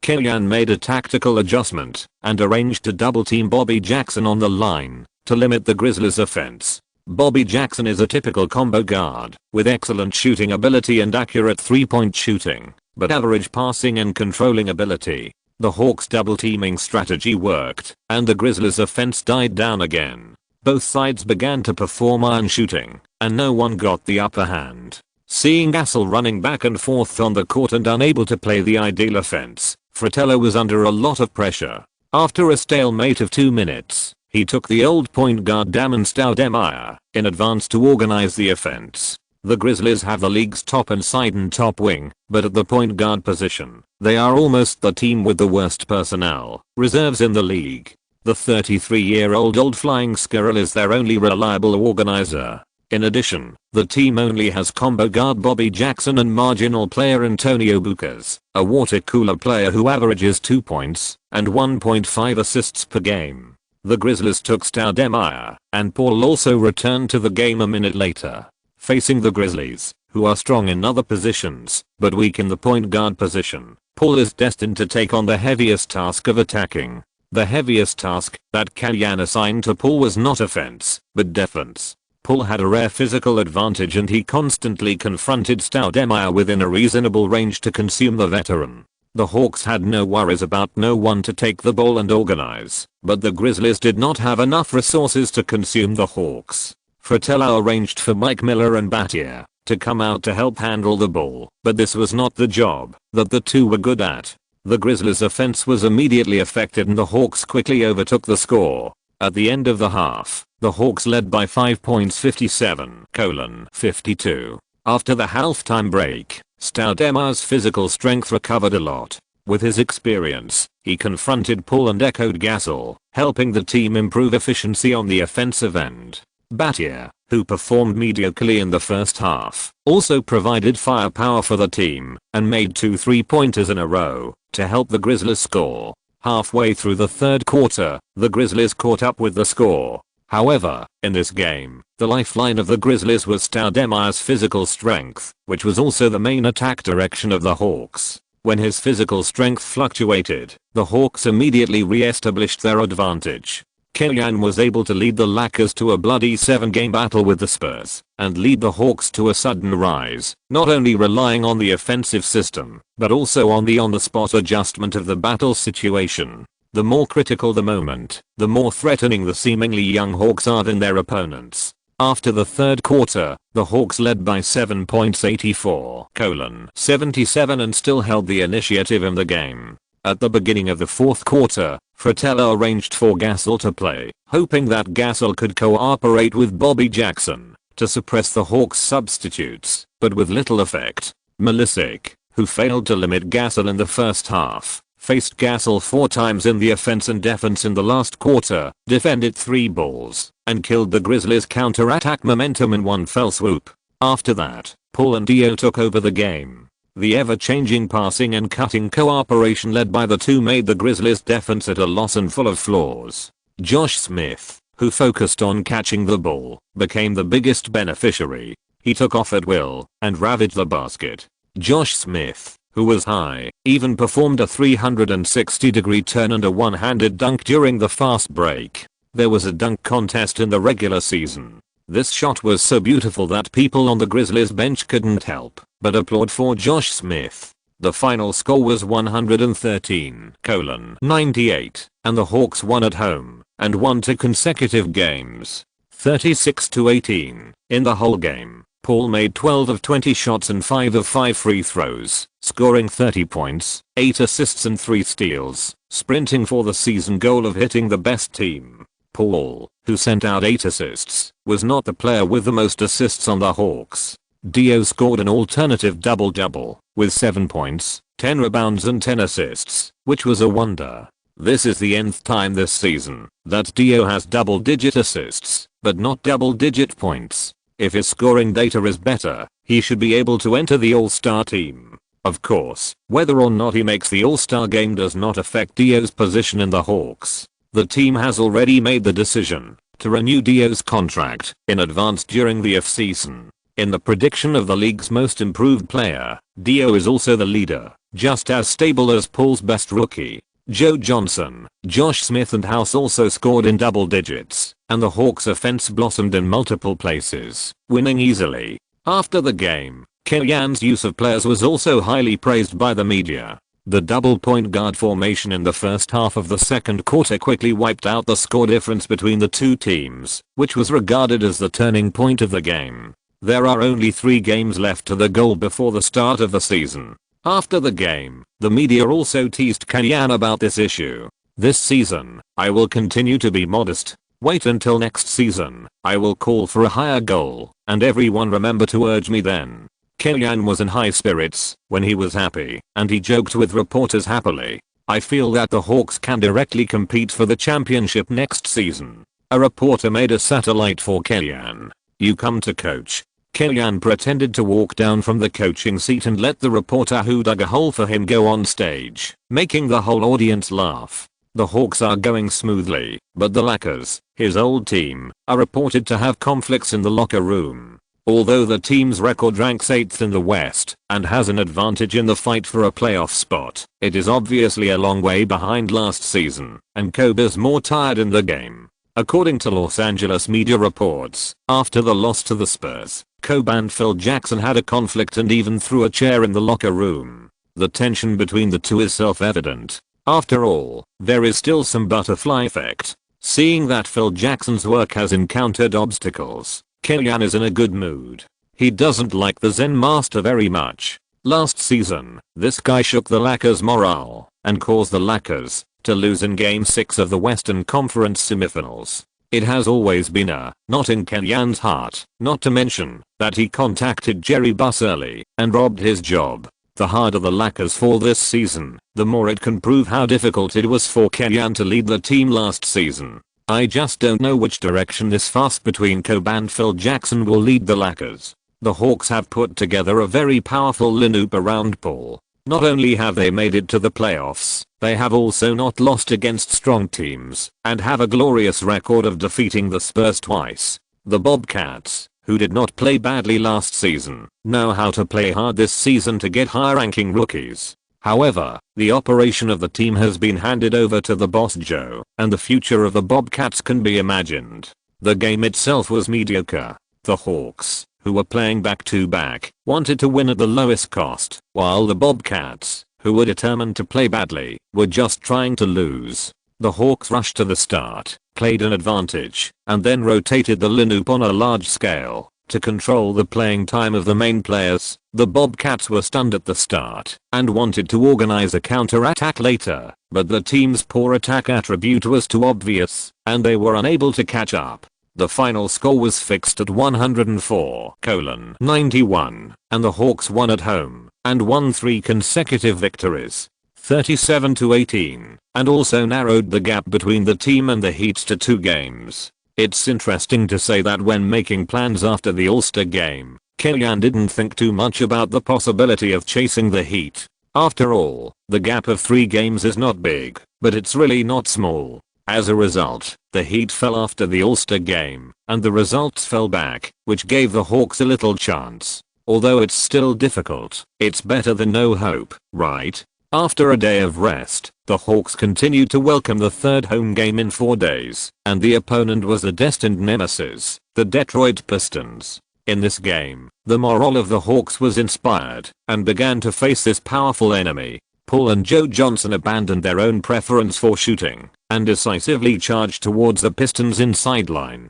Charge after charge. Once Ben Wallace, who had strangled the Hawks' offense countless times, was fouled and sent off. The team is not as strong as the Pistons. The tactical play is restrained by the opponent, and the Hawks lost 30+ in the first 2 encounters between the 2 teams. The player Paul hates to face the most in the league is Billups. With all the unfavorable factors in front of them, the players of the Hawks did not calmly accept the expected defeat, but chose to fight the Pistons with their own courage and passion. Facing the powerful Pistons, the Hawks were like David in the story of David and Goliath. In reality, they did not knock down the giant Pistons, but they won the respect of their opponents and the applause of the fans with their performance 96-102. The Hawks lost at home, and their 3-game winning streak was ended. This time, it was the game with the smallest score difference between them and the Pistons, 37-19. It should be noted that under Philip Saunders, the defense of this Pistons team is not as indestructible as last season. Keep up this determination and fighting spirit, and leave the rest to me. If we really meet in the playoffs, we may not lose. In the locker room after the game, Kellyanne loudly encouraged his players, counting the game he lost to the Pistons as the acting head coach of the Lakers last season. This is Kellyanne's 4th consecutive loss to the Pistons. No matter what, he hopes to win a match against the Pistons. Otherwise, no matter what achievements Kellyanne makes in the future, when talking about him, he can be killed instantly by just mentioning the Pistons. Case studies cannot tolerate flaws. If you're listening to this novel on a channel other than Fanfic World, it means they downloaded and uploaded it without effort. We cordially invite you to visit our channel, Mundo Fanfic Novelos. There you'll find the original version of this story and you can explore many other novels of various genres. We're waiting for you to immerse yourself in a world of incredible novels. Chapter 170, Conquering the Texas Triangle. Although the Hawks lost, the gap with the Heat is still 2 games. The reason is very simple. The Heat suffered the 3rd loss in the 5 games after the All-Star game. If the problem of the Hawks is that the lineup is too young and lacks experience, except for Paul and Joe Johnson who are relatively stable, the performance of others has ups and downs, then the problem of the Heat is that the lineup is seriously aging. In the team's main rotation lineup, O'Neal is 34 years old, White Chocolate Williams is 31 years old, Mourning is 36 years old, Peyton is 38 years old, and Antoine Walker is 30 years old. The long season has caused serious wear and tear on the bodies of these veterans. What's more, Pat really has always been famous for his devil training. In principle, after the Heat traded for Peterson, it was basically a complete victory in one battle, and they had to fight for this season. In the case of no hope of catching up with the Pistons in terms of record, the Heat began to adjust the playing time of veterans in a restrained manner, arranging more rest and health for veterans. Pat really had expected to lose 2 regular season games. But he really didn't expect the Hawks to catch up quietly, and he had a little more dislike for Kellyan, the opponent. Well, Kellyan himself understood that Pat really didn't like him. It seemed that everything he did after taking over the Hawks was not good for the Heat. James Posey was intercepted in the trade, which made the Heat unable to make up for the lack of small forwards for a long time. The record kept putting pressure on the Heat, and the Heat either disrupted their health plan or gave up the second place in the Eastern Conference. The Hawks even supported the Mavericks with Mickey Moore to help the Mavericks strengthen. Maybe the Mavericks really have a chance this year, Kellyan muttered, and then opened the latest rookie report sent by Bradley. Kellyan actually knew the rookies on the hot list to this draft, but seeing the professional analysis made by the scout team headed by Bradley, he still admired it. It really went through everything from court performance to family background to moral assessment, and comprehensively evaluated the value and risk of a player. The reason why American sports are so strong is that, in addition to the nutritional surplus brought by meat, eggs, and milk, behind-the-scenes practitioners like Bradley are also crucial to the improvement of the player discovery and training system. Kellyan's first goal is to all in a superstar. It is certainly difficult, but Kellyan believes that the bargaining chips are superior enough, even richer than the rich bargaining chips that the parent team got from the superstar trade in his previous life. This draft pick is also on Kellyan's tradable list, so compared to high-ranking draft picks, Kellyan is more likely to shop for low-ranking Teo Bayo in this draft. After the high-intensity schedule of 4 days and 3 games, the Hawks got 2 days of rest, and the players recovered their energy, but they did not switch to the game state in time. In the away game against Larry Brown's Knicks, the Hawks unexpectedly capsized in the ditch and were killed by Francis, losing the game 87-89. 37-20. The state of the players is something that is a bit mysterious and has no objective basis, but it is real. From the scene, it can be seen that in this game, it is not that the players played too much or were in poor physical condition or the team's offense was restrained by Larry Brown's system. It is that the offensive end does not feel good. The Hawks did a good job on the defensive end. Francis' first 5 layups were all blocked, but in the last minute of the game, Francis persevered and attacked the Hawks basket for the 6th time, scored a layup, and then used his least good 3-pointer to kill the Hawks in the last attack, becoming New York's one-day hero. A wave of 2 consecutive losses gradually dissipated the voices of the outside world about Kellyan's brainless praise, and of course, there would be no doubts. No one wants to be killed, but it is inevitable. The Spurs were also beaten by McGrady for 13 points in 35 seconds. Coincidentally, after playing in New York, Kellyan will lead the team to Texas, first against the Rockets, and then against the Mavericks. The Texas 3 was called the Bermuda Triangle of the league's teams last season. No team had a winning rate of more than half in the games against them. However, this season, the 3 teams were vulnerable to the Hawks. After 4 games, the current score is 4-0. The Hawks defeated the Spurs twice and ate the Mavericks and Rockets in 1 game respectively. Don't think that the Rockets are lonely this year. If you really look at the Texas 3 as a whole, since the new century, no team in the league has been able to sweep Texas in a single season. Kellyan vaguely remembers that in the previous life, the Celtics in the 07-08 season were the first team to achieve a 6-0 Texas. That season, they also won the championship. Without the attribute of China Derby, the game between the Rockets and the Hawks lacks some special significance, but TNT and CCTV still included this game in the broadcast plan. TNT is inconvenient to change, and the Hawks game style is gorgeous and the play is also good. CCTV is because the Rockets and the Hawks are the 2 teams with the highest attention in China. If they don't broadcast them, who else should they broadcast? The internet is full of Rockets fans cursing Kellyan, and some extreme fans even curse Yao Ming. This situation did not happen at the Toyota Center. Instead, a Chinese girl held up a sign that said first impression of you is most lasting to declare her love to Kellyanne. Although he could not play, Yao Ming still came to the scene with protective gear, sitting on the sidelines. He had more time to interact with reporters sent from China, discuss Kellyanne, and look forward to the upcoming World Championships in Sapporo. The Rockets directly announced that Yao Ming was out for the season. On the one hand, the team really had little hope this season. Fighting for a ranking would not help the team much, but would cause unnecessary losses to the core players. On the other hand, it was also to respect Yao Ming's own wishes. He still had to participate in the World Championships and serve the country. This was also a tacit understanding between him and the national team. In the Asian competition, Yao Ming did not need to show up.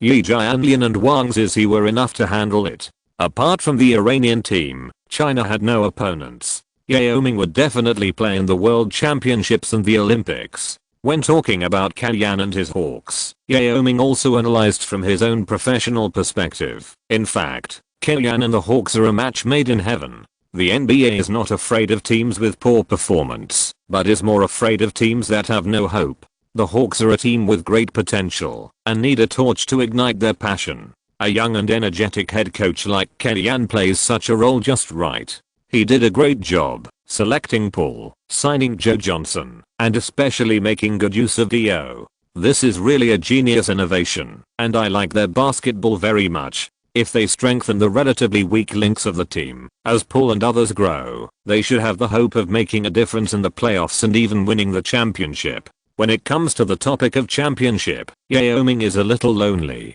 compared with the thriving Hawks. Although the Rockets have two all-star players, the construction of role players is really problematic. In the regular season, they can still praise the good cost performance, but in the playoffs, they are full of flaws and are caught by opponents. Not to mention that they can't beat the Hawks because of their injuries this season. Even if they are in full health, the Rockets are not easy to beat against Kellyanne, who is extremely good at attacking the opponent's weaknesses. Without Yao Ming, the Rockets faced the second most popular Hawks. For the first time in history, the support rate was lower than 70%, leading the Hawks by 67%, 33%. This is the highest vote rate for other teams against the Rockets since CCTV launched SMS voting. The Rockets are not as popular as the Rockets in China. In the real fight on the court, the Hawks have an absolute advantage and strength. From the beginning of the game, McGrady was basically 1 against 5 on the offensive end. In addition to McGrady, only Alston on the Rockets could hold the ball and fight, but facing Paul, a point guard at the level of the best defensive team, it was difficult for the street ball king to enter the Hawks' restricted area to create threats except for stealing 2 3-pointers. And Barnes, Swift, Mutombo, well, it's not that they are bad, but if you hope that they can help McGrady share the pressure on the offensive end, you may really have a cerebral hemorrhage. If the Hawks on the other side were not as strong as the one he remembered, McGrady even suspected that he had returned to his last season with the Magic, when he led the Magic to compete for the number 1 pick. Perhaps in terms of team strength, the Rockets without Yao Ming are even worse than that Magic team. Facing the siege of the Hawks, McGrady survived the first quarter, but he couldn't lead the team afterwards. This kind of hopeless game is a torture and a test for the stars.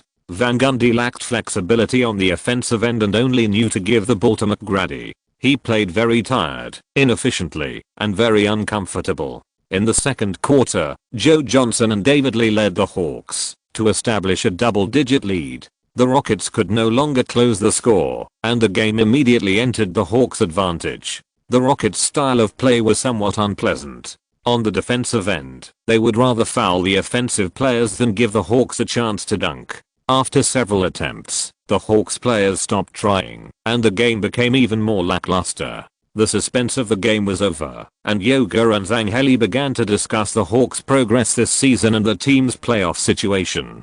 Based on the current record, the Hawks' 4th place in the Eastern Conference is relatively stable. It depends on which team can reach 5th in the Eastern Conference. The Cavaliers and Wizards have a better chance, and the Pacers are also possible. The most extreme case is that the Pacers surpass the Nets and rise to third in the Eastern Conference, and the Nets reach fifth in the Eastern Conference. Zhang Heli summarized the possible situations, but missed the possibility that the Hawks surpass the Heat and come second in the Eastern Conference. Coach Zhang, which team do you think is the ideal opponent for this Hawks team? Which team will be more difficult to meet? Yoga asked. In the regular season, the Hawks have 2 wins and 2 losses against the Pacers, and 2 wins and 1 loss against the Nets, Wizards, and Cavaliers. In terms of historical records, they are somewhat afraid of the Pacers. Moreover, in terms of playing style, the Pacers are more balanced inside and outside, and have more playoff experience.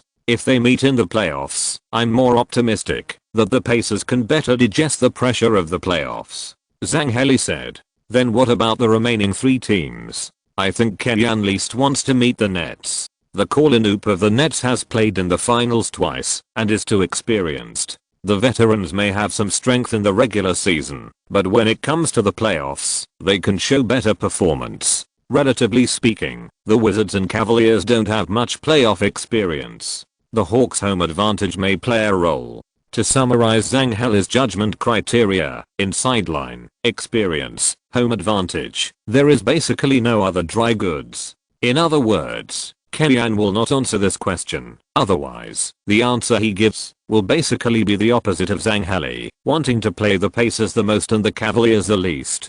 In the second half, the Rockets still had no ability to resist. As soon as the score was slightly close, the Hawks immediately launched a killing against McGrady and immediately suppressed the Rockets' momentum.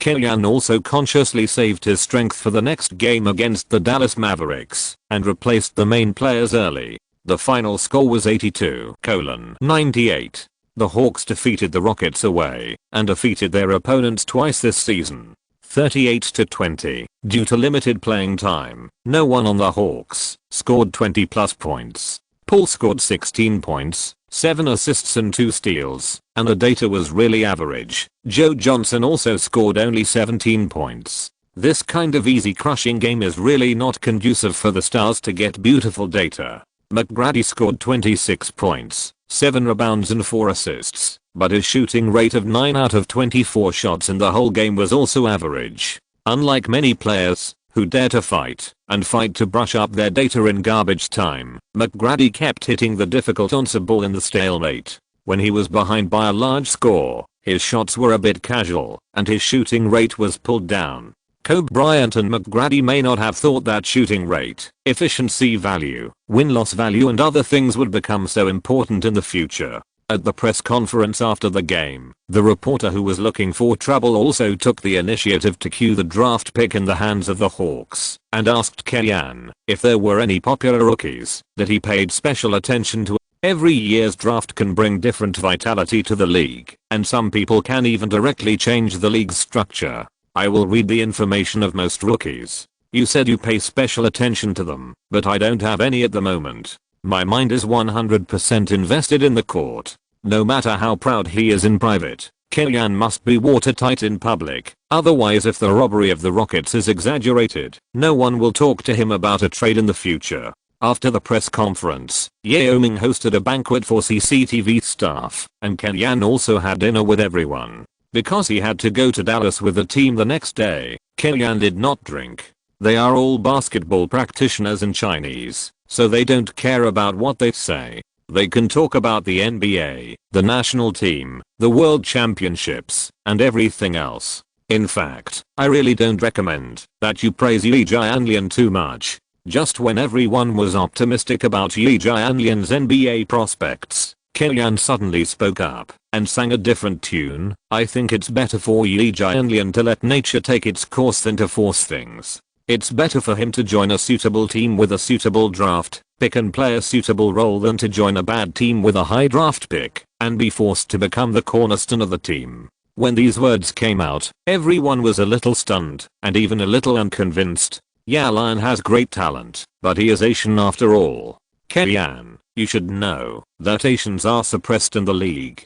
Yi Jianlian entered the league with a high draft pick, and the team will invest more resources in his training. Otherwise, if he was a rookie with an ordinary draft pick, The team would not feel bad if he couldn't train well. Jiao Moyang, a special basketball reporter for CCTV, expressed her point of view. It can't be said that it doesn't make sense, but she knows the reason, but not the reason. Yi Jianlian's talent is absolutely top among the yellow race, but he can't reach the level of James, who can still play well despite wild growth. In this case, it is particularly important to find your own position, play your role first, and gain a foothold in the team. Among foreign players, Nowitzki and Nash both met the famous coach Nelson, who carefully trained them to find their own playing style. Parker was scolded by Popovich, which led to his current achievements. In the future, there will be Antetokounmpo.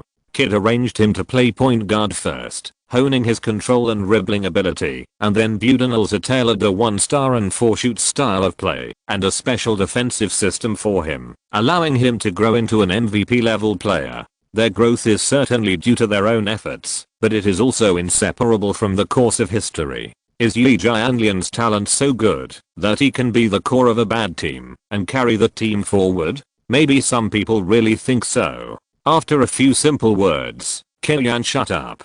Being 1 or 2 steps faster than others is a genius, but being 5 or 10 steps faster is a madman. After the dinner, Kylian returned to the hotel. After washing up, he was ready to go to bed. Before he closed his eyes, there was a knock on the door. "Who is it?"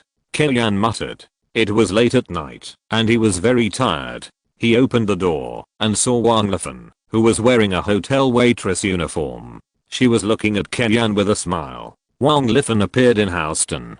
Kylian opened his mouth wide in surprise, and an apple could be stuffed into it. Without any nonsense, Wang Lifen couldn't wait to throw himself into Kylian's arms, sealed Kylian's mouth with his hot lips, and closed the door with his backhand.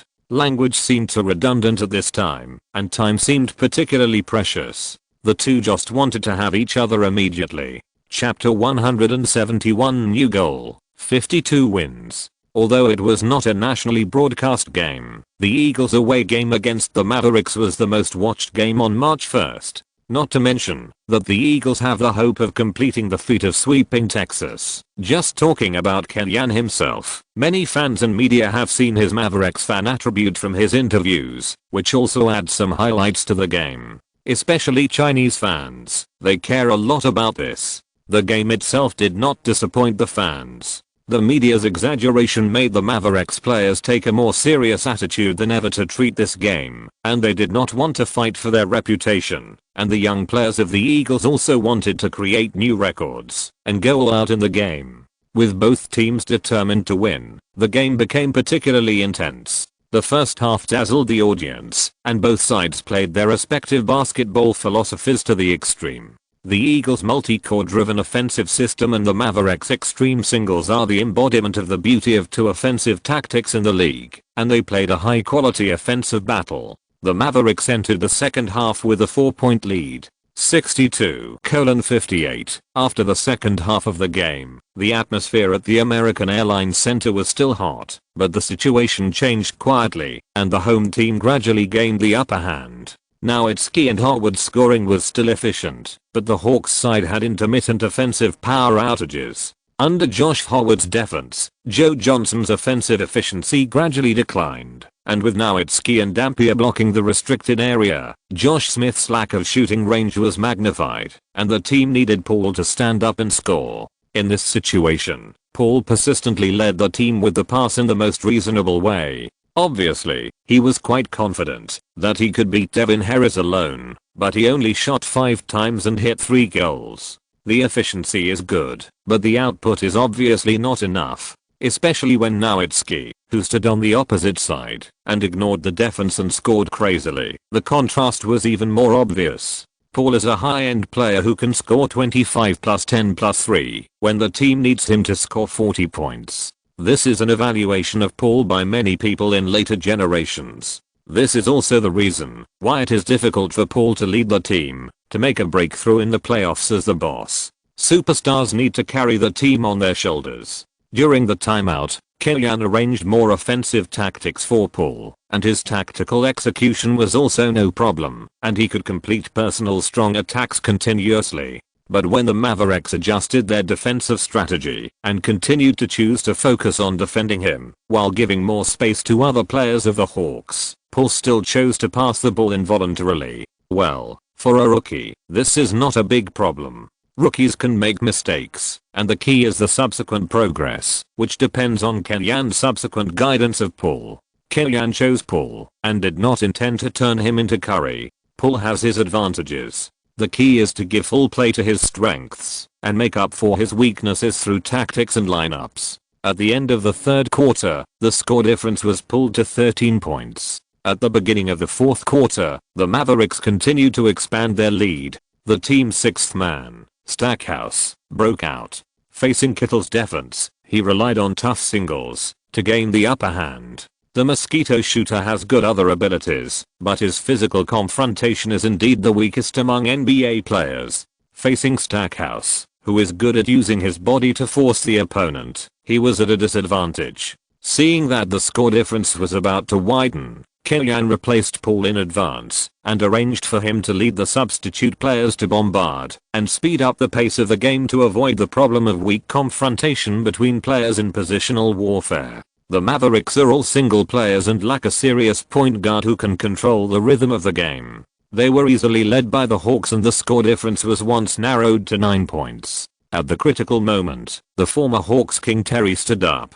His scores came in strings. When he was in the mood, he couldn't be stopped. In 5 consecutive rounds, Terry scored 3 goals, made an assist, and made a key pass, helping the Mavericks to score 11:5, re-establishing a big lead and extinguishing the Hawks' confidence in counterattack. The final score was 129:115, and the Mavericks won at home, defending the honor of Texas, 38-21. In the press conference after the game, Kenyan talked about this game and gave it a high evaluation. "I enjoy the competition with the strongest team in the league. This is an epic game. If new fans want to improve their understanding of basketball games when watching games and want to continue to appreciate the fun of basketball, this game is very suitable for repeated viewing," Kenyan said. "You are only one game away from winning 6 consecutive games against the Rockets, Mavericks, and Spurs.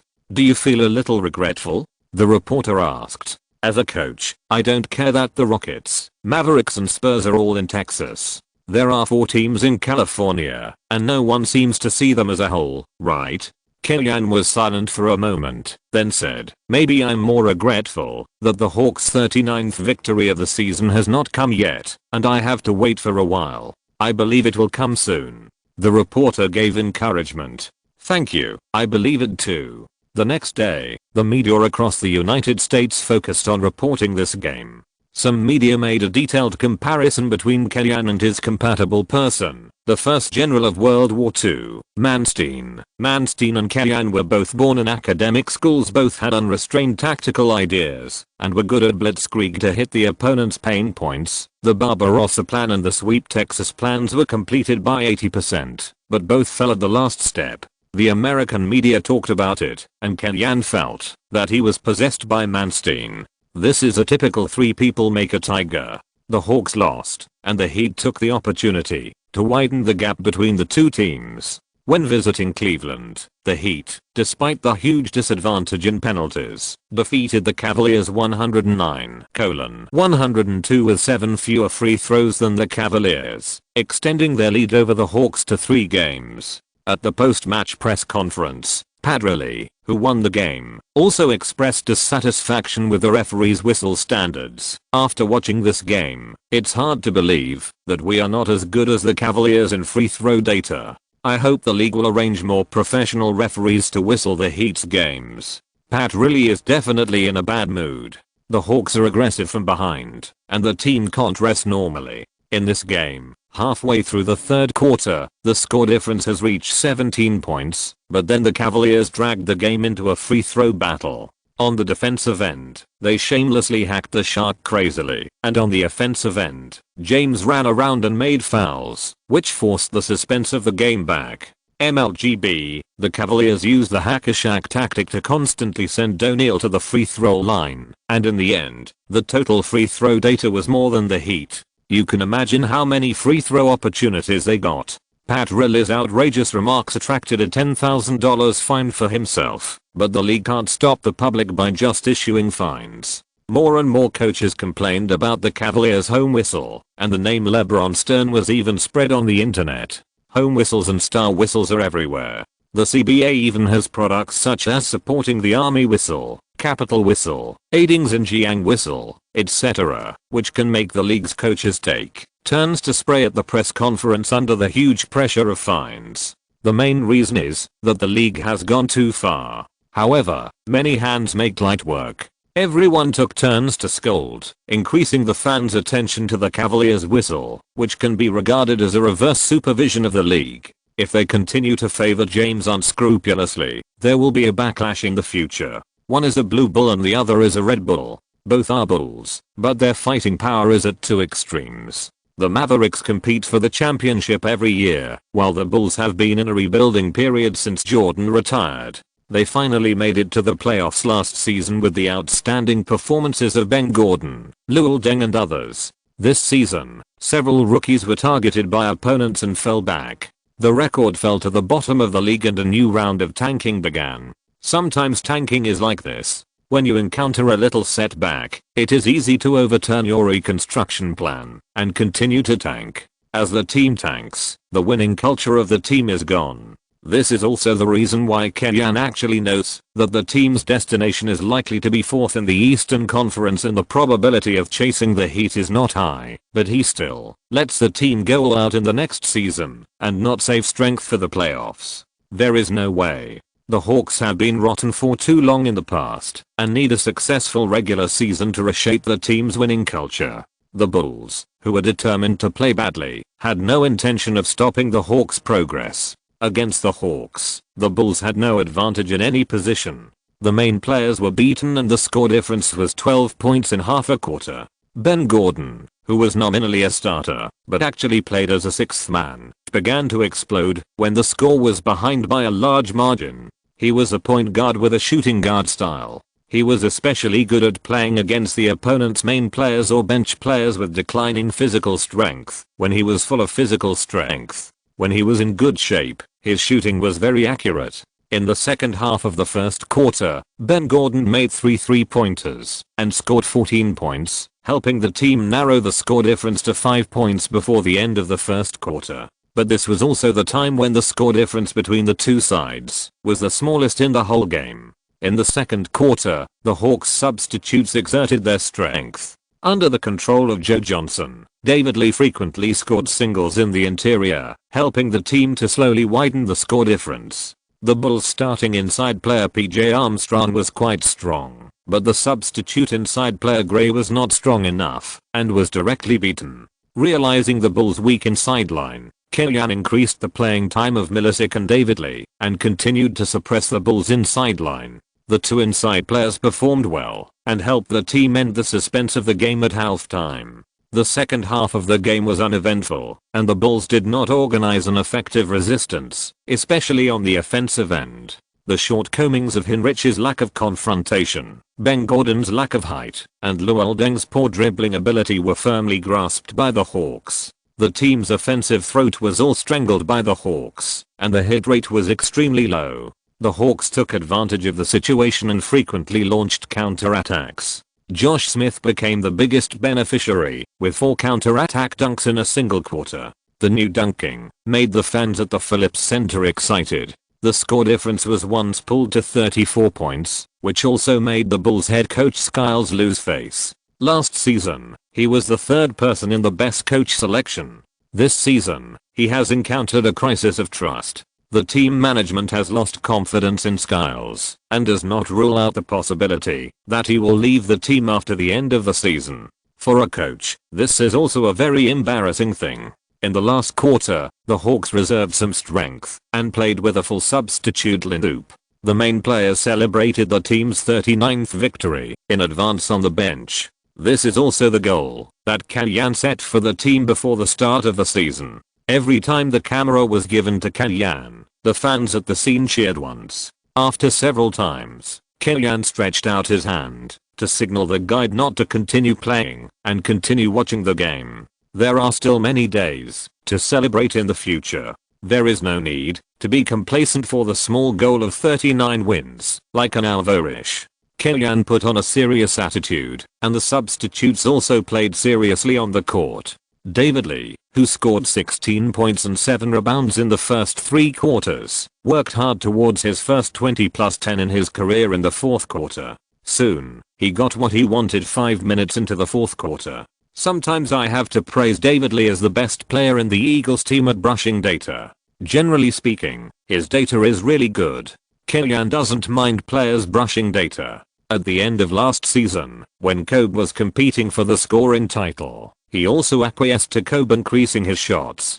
But brushing data is brushing data. The premise is that it cannot affect the team's victory, and you can't force rebounds from your teammates. The most unforgivable thing is to grab rebounds when the defense is out of position. If you meet such a person, Kellyanne will definitely DNP. In the end, David Lee's data was fixed at 24 points and 12 rebounds, while helping the team win 127-102. He was elected the best player of the game for the first time in his career. After the game, when he was interviewed, his teammates also poured several bottles of ice water on him as a punishment for brushing data. After David Lee finished the interview, Kellyanne was also somewhat reluctantly pulled to the center of the court by the team's mascot Harry Eagle to give a speech. First of all, I have to warn my players not to splash me with ice water. I'm not a player, and my body is not as good as yours. If anyone splashes me with ice water, he will be on the bench in the next game.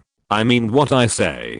Kellyanne's first sentence made the whole audience laugh. Thank you for your support. It makes me happy to complete the set goals for the season. Whether it's competitive sports or business leagues, they can't do without fans. You are the masters of the court. Next, the team's goal is to hit 52 wins. Why is it this number? Because Kellyanne paused halfway through his speech. I have agreed with Anthony that if I lead the team to several times the results, he will increase my salary several times. So, you can prepare the contract at least 3 times the current amount. The subtext of this sentence is that Kellyanne is ready to renew his contract with the team, and the fans in the audience began to cheer again. As long as Kellyanne doesn't leave, the glory of the Hawks can continue for a long time. Finally, welcome the Hawks back to the playoffs. After saying that, Kellyanne returned the microphone to Harry Eagle and waved continuously. Returning to the playoffs is almost certain, and the team's core player Kellyanne has also promised to renew his contract. This day may be the happiest day for Hawks fans since the new century. Chapter 170 to renew a target person. After a day of rest, the Hawks challenged the Orlando Magic away and defeated their opponent 113-104, winning their 40th game of the season. 40-21. After sending Francis away, the Magic team was much more united than in the first half of the season. Jamil Nelson, as a point guard, was not very capable, but he knew to hand the ball to Turkoglu, and he focused more on his personal offense and the pick and roll with Howard. The Turkish agent was reused and played his organizational ability. The Magic team's operation was much smoother than when Francis was there, and the performance improvement was also obvious. The team also saw the hope of impacting the playoffs. The biggest problem of the team is still at the 4th position. Tony Batty's performance is not stable. He has some 3D attributes at the power forward position, but the 3 is not stable, and the D is not stable. He has the ability, but such characteristics are obviously not suitable for being a starting power forward. On the bench, there is Bynum, a potential inside player. He and Harwood play the double tower tactics well, but Bynum is not suitable for pick and roll, and is not compatible with Turkoglu. That is, the team was a little slow in operation, and missed the trade deadline. Otherwise, Brian Hill would have asked the management to trade Bynum for a capable power forward. There are people who appreciate Bynum. Kellyanne, who was sitting in the coaching booth of the Hawks, was constantly discussing Bynum's situation with Snyder. He noticed Bynum's current situation, and was somewhat interested in Ansu. Against the Nets, the Magic's backcourt was blown up. Ariza, who Kellyanne was quite interested in, was only a substitute in the Magic. The combination of Nelson and Stevenson was crushed in all aspects against Paul and Joe Johnson. Even though Howard had a wide range of defensive coverage and strong athletic ability, he could not fill two positions at the same time. Jerome James, who had never played well since joining the Hawks, finally played his value against Howard in this game. He carried Howard for 10 minutes, committed 3 fouls, and sent the beast to the free throw line 6 times. This was his greatest role. After the game, Howard and Josh Smith were good brothers and hugged each other and talked for a long time. Howard was laughing all day long at this moment. He was a happy guy. He would not lose his face even if he lost. With such a boss, the team atmosphere was pretty good. Kellyanne also went over and chatted with Howard. In the summer, Kellyanne had the opportunity to go to the Magic, but unfortunately, due to some mistakes, he failed to go. If there was an if, Kellyanne would not dare to say that he would definitely be brought to the Hawks, but at least he would have no problem qualifying for the playoffs. The foundation of the Magic is even better than that of the Hawks. It only takes 2 hours to return to Atlanta from Orlando. After arriving at the airport, Kellyanne did not go home immediately, but went to the team's office. In the last home game, after the team won the 39th victory of the season, Kellyanne set himself a goal of 52 wins and also called on the team to discuss the renewal. Anthony Ressler did not hesitate at all and gave the order directly. Before the team reached 52 wins, he offered Kellyanne a contract with an annual salary of $6 million in advance, and the contract period was also the 3 years that Kellyanne needed. As far as he knows, Kellyanne decided to leave the Lakers last season after he emphasized in front of the media that he was still an acting head coach, and the Lakers management had no reaction to this. So this time, Ressler was very concerned and wanted to keep this talented young coach no matter what. As for the $1.5 million annual salary outside of the promise, whether it is commercial development or the ticket revenue brought by the team's increased attendance, it is 10 times this number. Not to mention that Kellyanne can also lead the team to the playoffs, which is another ticket revenue and broadcast fee income. Ressler's brain was pulled out, and he was arguing with Kellyanne about these trivial matters. Seeing Kellyanne sign the contract, Larry Sander finally felt relieved. This is the most important of his many tasks during the offseason. Kellyanne's contract renewal work is completed, and many other tasks can be carried out better in the future. Happy cooperation, Kimmy. Larry Sander said excitedly. I hope we can lead the Hawks to move forward. Larry, this offseason, we have a difficult task. Kellyanne said. Change for whole money, you said so. Larry Sander was excited. After the contract extension was completed, it seemed that Kellyanne was going to tell him all his plans. Pay close attention to the Timberwolves. I want to take Garnett at the draft, Kellyanne said confidently. Kilograms? This candidate was both unexpected and reasonable for Larry Sander. It was unexpected, mainly because Garnett was strong and had great trading value. At the same time, he had the personality of a loyal minister. Most importantly, he had the right to veto trades. If he didn't want to go to a place, he could choose to refuse the trade. But it was also reasonable. Kellyanne said that he wanted to change for whole money, which meant that the value and ranking of this player would definitely not be low. Among the top stars in the league, Duncan and Nowitzki are in good condition. Their teams are all top teams. They have no intention of moving. The Spurs and Mavericks have no chance of trading them, no matter how much money they offer. The same goes for Nash. He plays in the same position as Paul. Kellyanne can't sacrifice the younger and more promising Paul for him. Kobe's not in a good situation. He once played under Kellyanne, but in 2004, when Kobe was negotiating a contract extension with the Lakers, he would rather use the Clippers to raise the price than consider other teams. This more or less shows that he is not considering leaving Los Angeles, and the probability is not high. By elimination, it is either Iverson, who is declining, or Garnett, who is increasingly unable to carry the Timberwolves. Although Larry Sander is only a management, he is not ignorant of basketball. Even a fool can see that Kellyanne dislikes players like Iverson who hold the ball for a long time the most. Isn't that the only one left, Garnett? Yes, imagine our current lineup. What will happen if Garnett replaces Josh? Kellyanne asked. In the run and gun system, Garnett is a Josh Smith with a weaker impact 30 years old, a wider shooting range, and better hands. When playing pick and roll with Paul, the power of the two people's cooperation is not much different from the former Utah double evil spirits. Garnett can also play singles in the low post, and his strong attack ability is considered to be in the lower level at the superstar level, but it is enough most of the time. He can also directly upgrade the Hawks' defensive system, at least to levels higher. Garnett's weakness is his lack of strong attack ability, and his advantage is that he can be used in any way. Don't worry about any adaptation problems, he will definitely be able to find his position. But Larry Sander is complaining in his heart. You think it's beautiful, the key is to be able to get it. Garnett and the Timberwolves are not just as simple as building the core of the team. He has a nickname, Big Ticket, and his commercial value is very high. The Timberwolves are counting on Garnett to sell tickets, sending him away. How many percentage points will the Timberwolves home attendance drop?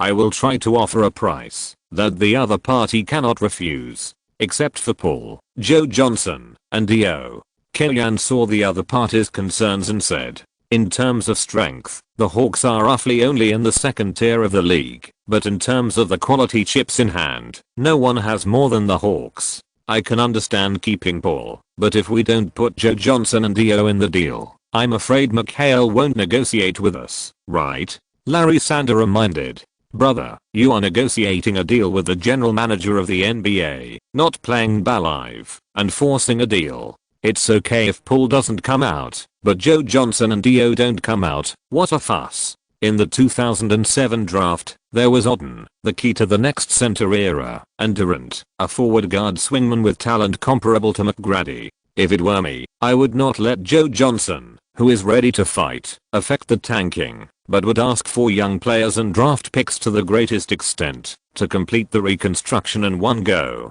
Kellyanne said. At that time point, the Thunder did the best. Presti sent away all the combat power of a team and concentrated all resources on several rookies. He made the Thunder return to the playoffs within 3 years and had a favorable salary environment. The team had almost no junk contracts and had Durant, an MVP level player, and Harden and Westbrook, 2 all-star level players. As for the subsequent development, that is another story. Larry Sander found it incredible, but he still listened to Kellyanne's suggestion and focused on the situation of the Timberwolves and Garnett in the next season. It is true that this plan is wild in the eyes of others, but Kellyanne thinks it has the possibility of taking shape. Historically, in 2007, the 31-year-old Garnett joined the Celtics in a 7-for-1 trade, with the chips being Al Jefferson, Gerald Green, Ryan Gomes, Sebastian Telfair, Theo Radcliffe and 2 first-round draft picks in 2009.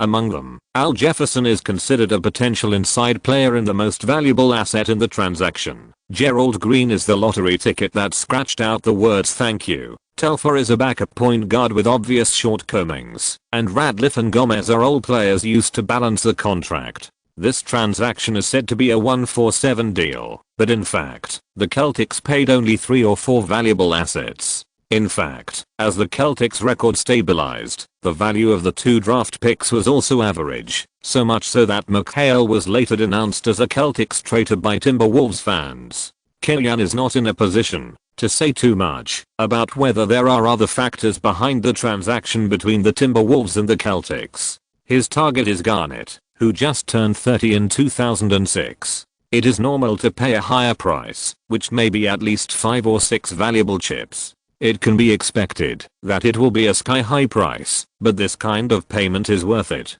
If it goes through, it will not only help the Hawks dominate the future strong in the West and weaken the East League ecology, but also disintegrate the threat of the extremely powerful Celtics in the future. After knocking off the number 1 pick in 2004, the Hawks face the challenge of number 1 pick Bodig in 2005 at home. As the season progresses, there is no need to elaborate on the topic of who is better between Paul and Bodig. Although the Bucks have various reasons such as Bodig's performance is not bad, he is qualified as the number 1 pick, the center training cycle is slow, and Reed will stay only if the team chooses Bodig. It is still an unforgivable loss to miss Paul, a talented point guard who played a historic rookie season. Compared with Paul, is Reed important? You obviously offer Reed plus Bodig to pull and see if the Hawks will pay attention to you. However, at the beginning of this game, the Bucks showed a stronger desire to win than the Hawks, both on offense and defense. The two teams are in different situations. The Hawks are in the 4th place in the Eastern Conference, and there is a high probability that they cannot go up or down. Killian shouted out the goal of 52 wins, but the players may subconsciously think more about keeping the 4th place in the Eastern Conference and preparing for the playoffs, while the Bucks, ranked 8th in the Eastern Conference, have to fight for a playoff spot. The team leader Reed led by example. Known as a god shooter, he led by example in this game, frequently using his shooting threats to attack the basket to create damage, showing his determination to fight head-on with the Hawks. As the team leader, Reed led by example, and other Bucks players were also infected. Bodig, a number 1 pick, was able to bend down and dive to the floor to grab half of the ball from the Hawks. In the sprint stage of the season, this kind of team on the edge of the playoffs is the most difficult to play. They really fight you to death. Facing the Bucks' more impactful and more dangerous moves, the Hawks players were somewhat spare themselves to do big things and were overwhelmed in momentum, losing the game 98-107,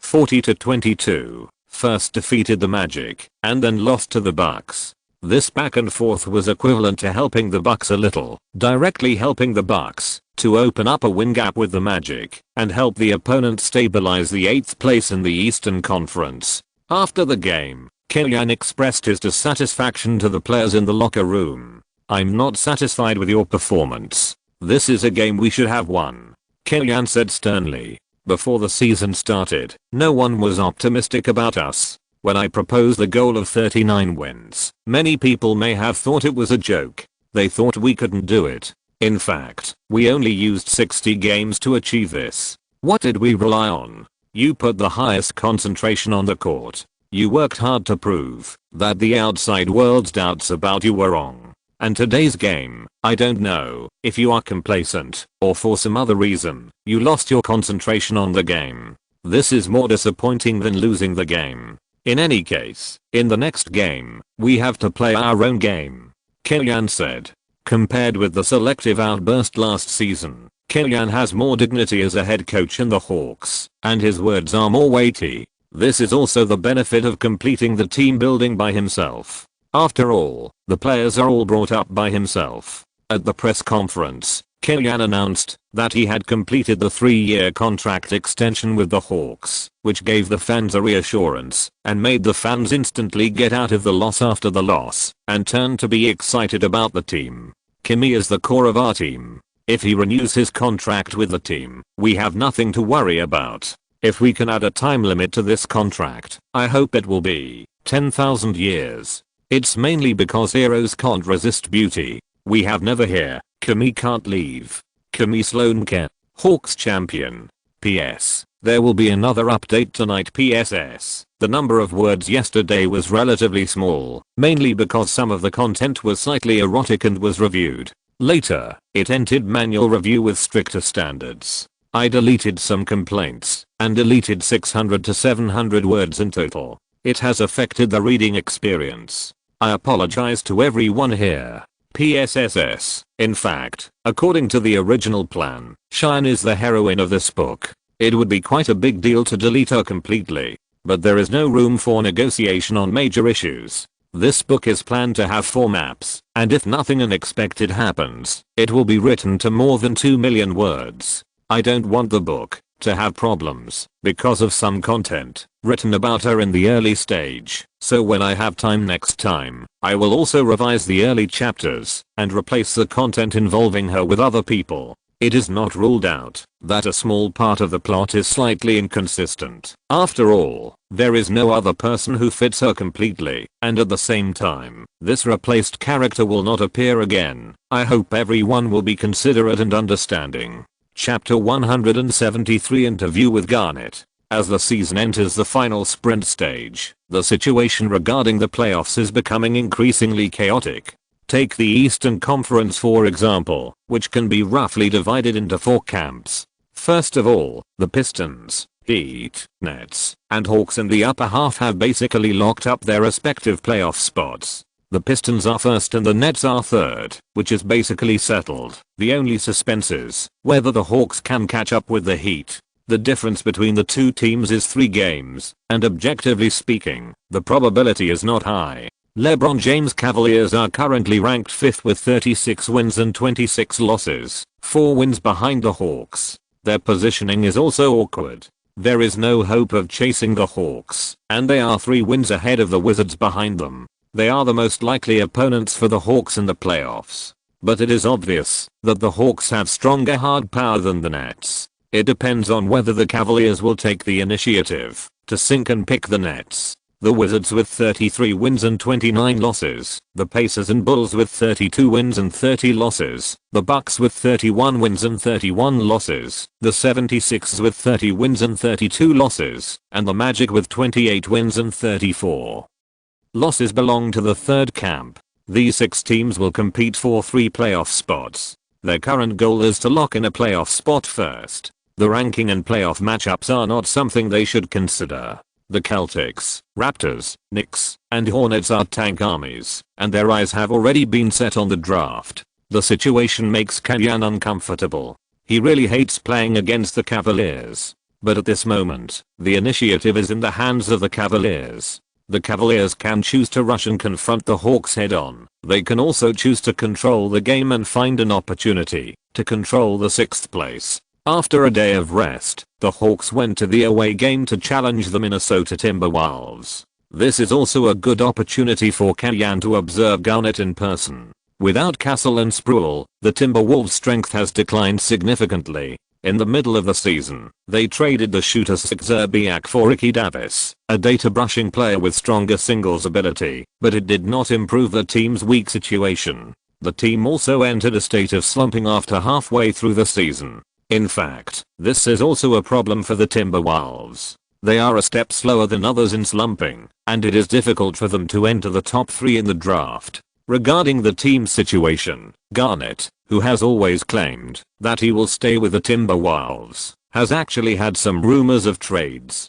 Some say that he will go to the Lakers to join forces with Kobe, and some say that he may go to the Suns to compete for the championship, but Kalyan knows that these news are nonsense. Suns owner Sava is a match for Alexander in the matter of stinginess. It may not be realistic for him to take over Garnett, the highest paid player in the league, not to mention that he has to send Stoudemire. The Lakers, that's even more ridiculous. What will they use to trade for Garnett? Odom and Kwame Brown. After warming up, players from both sides came on stage. The 5 players of the Hawks, Paul, Joe Johnson, Kittles, Josh Smith, and Iowa. The Timberwolves starters, Jerick, Ricky Davis, Hassel, Garnett, and Blount. Posey had some ankle discomfort in the training the day before. To be on the safe side, Kalyan arranged for him to rest in this game, and Kittles replaced him. The confrontation with mosquito shooters is a problem, but the Timberwolves' wing strength is average. Hassel's offensive ability is slightly greater than 0, and Kittles is enough to deal with it. Garnett won the jump ball and the Timberwolves attacked first. Jerick took the ball to the right and passed it to Garnett, who was backing up. Blount pulled to the high position to make room. Garnett singled out Josh Smith, used his height advantage to turn over and jump shot, but missed the basket due to interference. Joe Johnson, who was retracting, grabbed the rebound and did not pass the ball, but took the ball directly to the front court.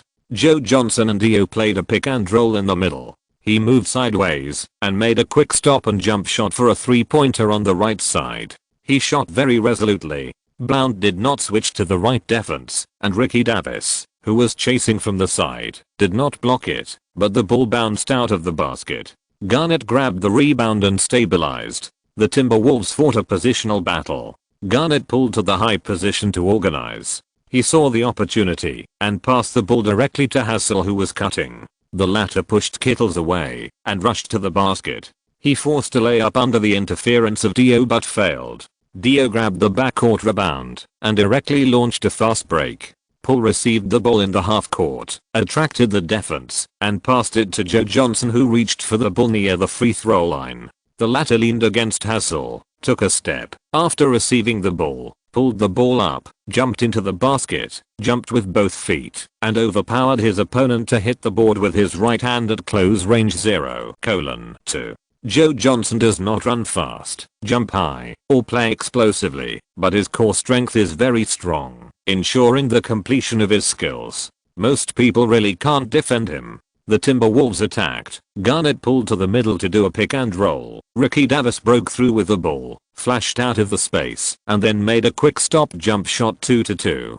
Compared with Zerbiak, Ricky Davis's skills are indeed richer. Paul brought the ball to the front court, waited for his teammates to pull away, and played a pick and roll with Dio. He opened up the space horizontally, and passed the ball to Dio. The latter received the ball, and turned around as smooth as silk, directly past Jerick and shot a layup. As early as when Paul and Dio played a pick and roll, Garnett had been careful, and helped to protect the basket in advance. When Dio completed the pass, he appeared under the basket, jumped into the air, and took the ball off. At the first moment, Dio and Josh Smith both made a tampering gesture to the referee, but the referee ignored it.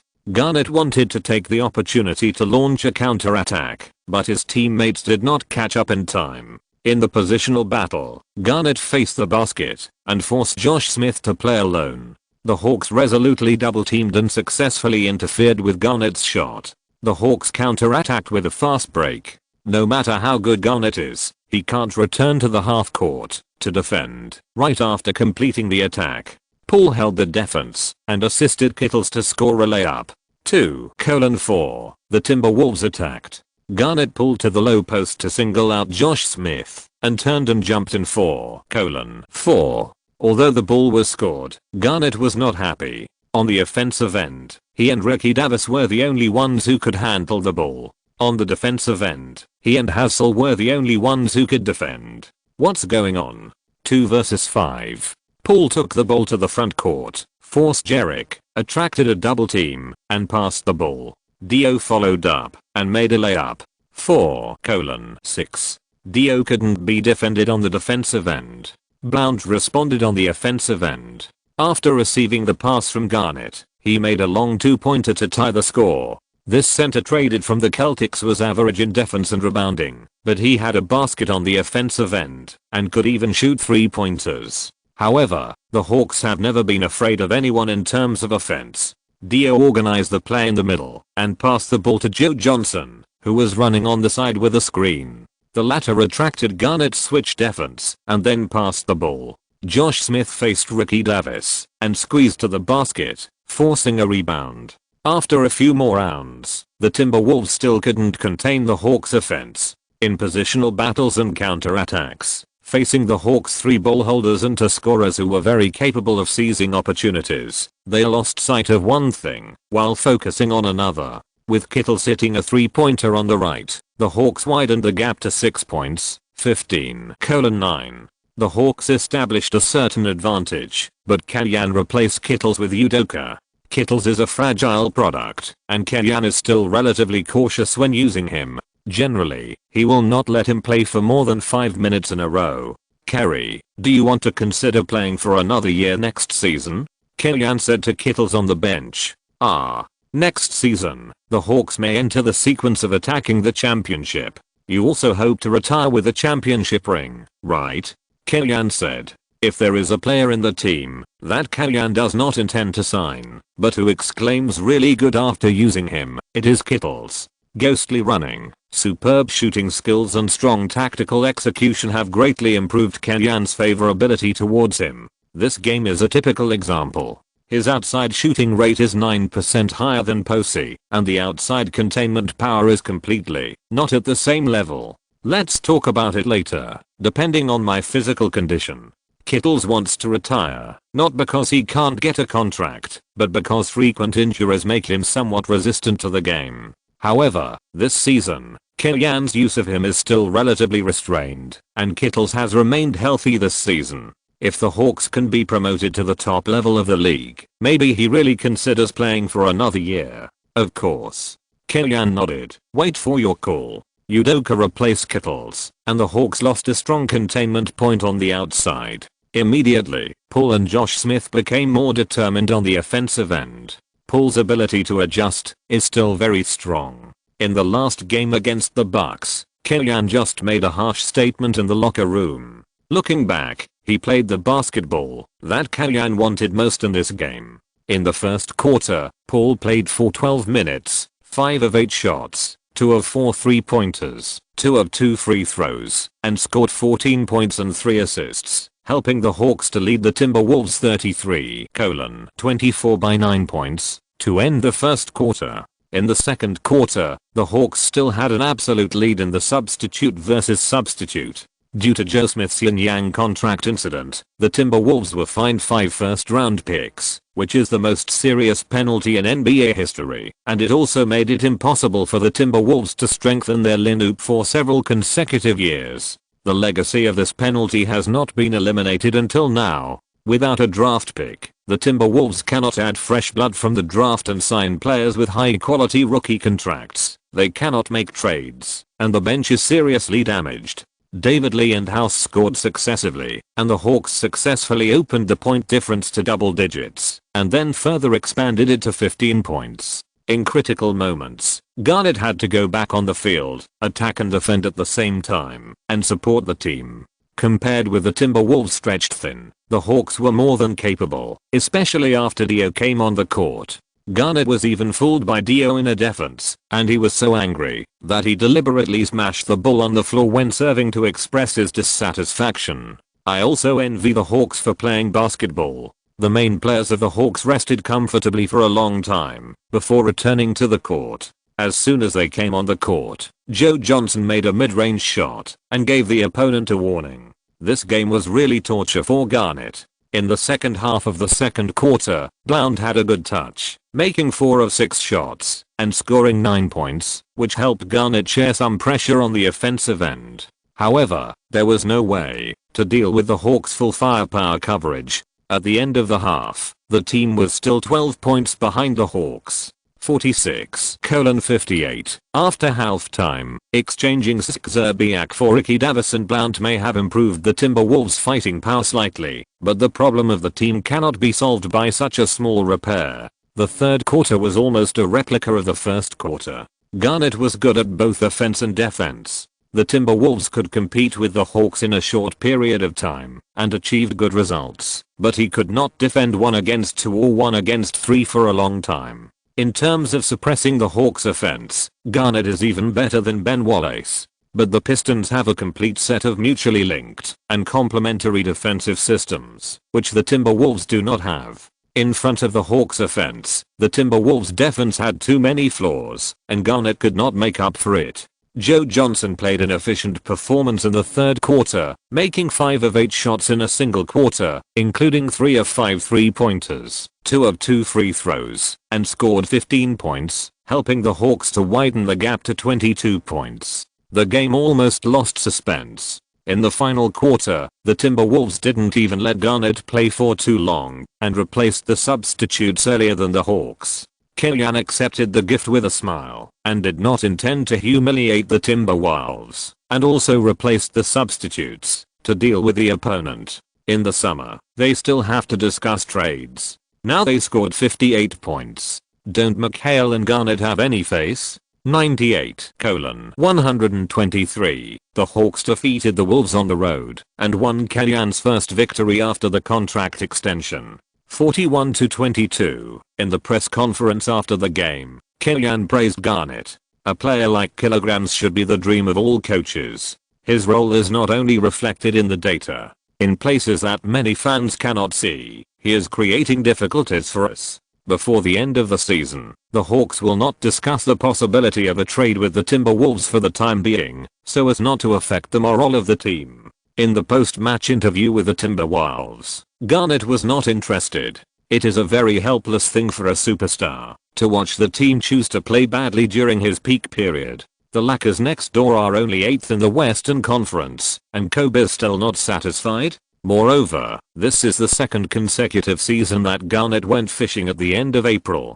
On March 7th, the Hawks ushered in the challenge of the Sacramento Kings at home. After sending Weber and Peja away one after another, the Kings continued their Princeton offensive system, but with Artest, who has a low basketball IQ and is demanding for the ball, the Kings ushered in a bigger trouble. In this regard, Adelman's approach is to play two styles in parallel. Sometimes the four-man offensive team plays the Princeton offense, and Artest acts as a fixed-point shooter. Sometimes Artest controls the ball and plays singles, and other teammates cooperate with him. The cooperation between the Kings and Artest is a mistake in itself. Adelman's compromise only eases possible conflicts within the team, but cannot improve the team's increasingly sluggish offense.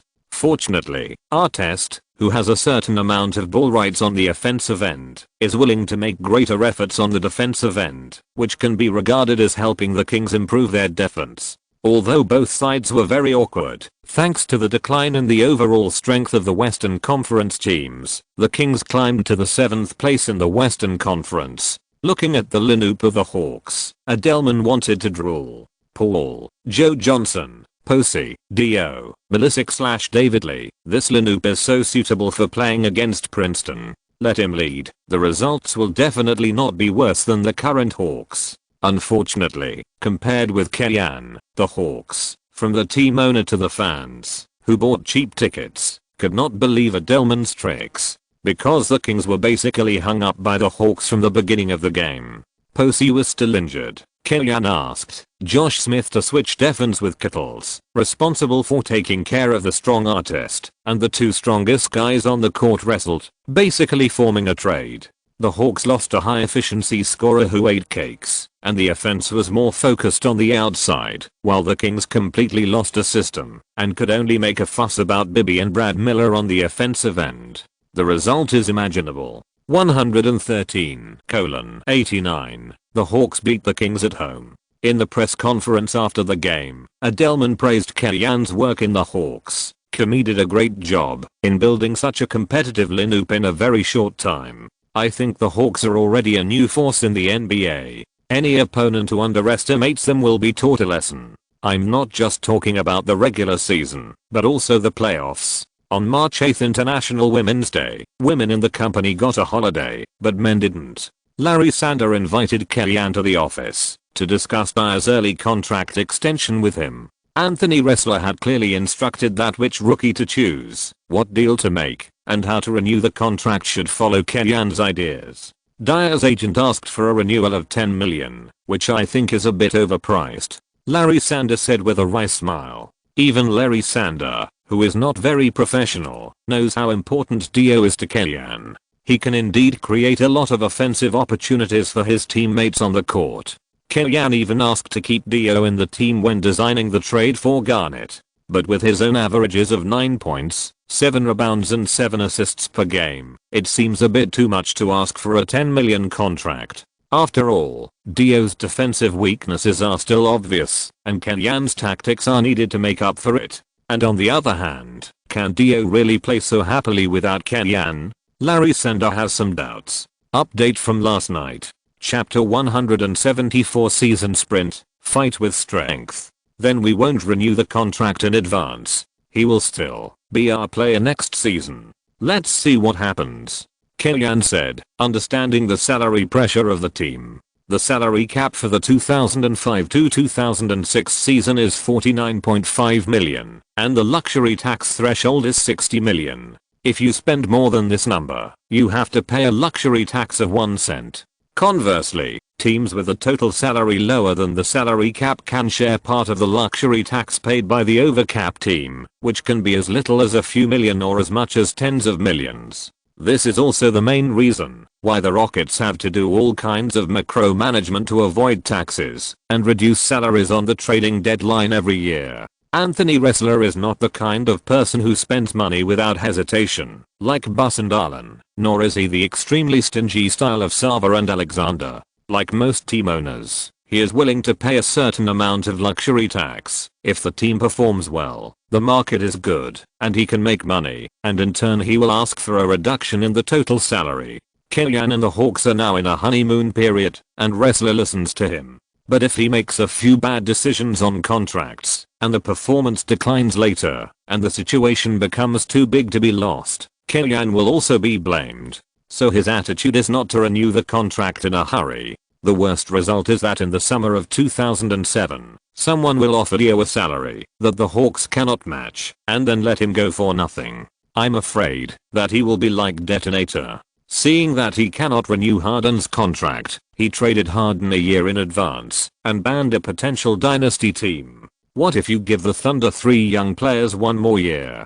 Don't tell me Larry Sander really has this idea. If we can't renew Dio's contract, can we consider using Dio as a bargaining chip in the Garnett trade? He doesn't have the fate of Detonator, but he has the disease of Detonator. No wonder the Hawks have been rotten for so many years. Kellyanne rolled his eyes at Larry Sander. Whether there is Garnett or not, Dio is an important part of my tactics. Kellyanne did not put pressure on Larry Sander to must renew Dio's contract because he took into account the team's salary pressure and also wanted to see if Dio could practice a three-pointer to further enhance his offensive threat. But to be honest, Kellyanne didn't want Dio to leave. In any case, Dio's contract problem will not explode until the summer of 2007 at the earliest. If there is no way to renew the contract in advance in the summer, next season is his contract year, and there is no need to worry about him not playing well. After defeating the King of the North Raptors at home and winning 3 consecutive games, the Hawks lost on March 12th, and the team lost 103-106 away to the Philadelphia 76ers, who still had hopes of hitting the playoffs. 43-23 after the All-Star game. Perhaps because there was no hope of competing for the scoring title, Iverson began to try to lead the 76ers to win. Compared to before the All-Star game, his average number of shots per game decreased by 4.2 times, and he used more passes to help his teammates score, and his average assists per game increased by 2.5 times.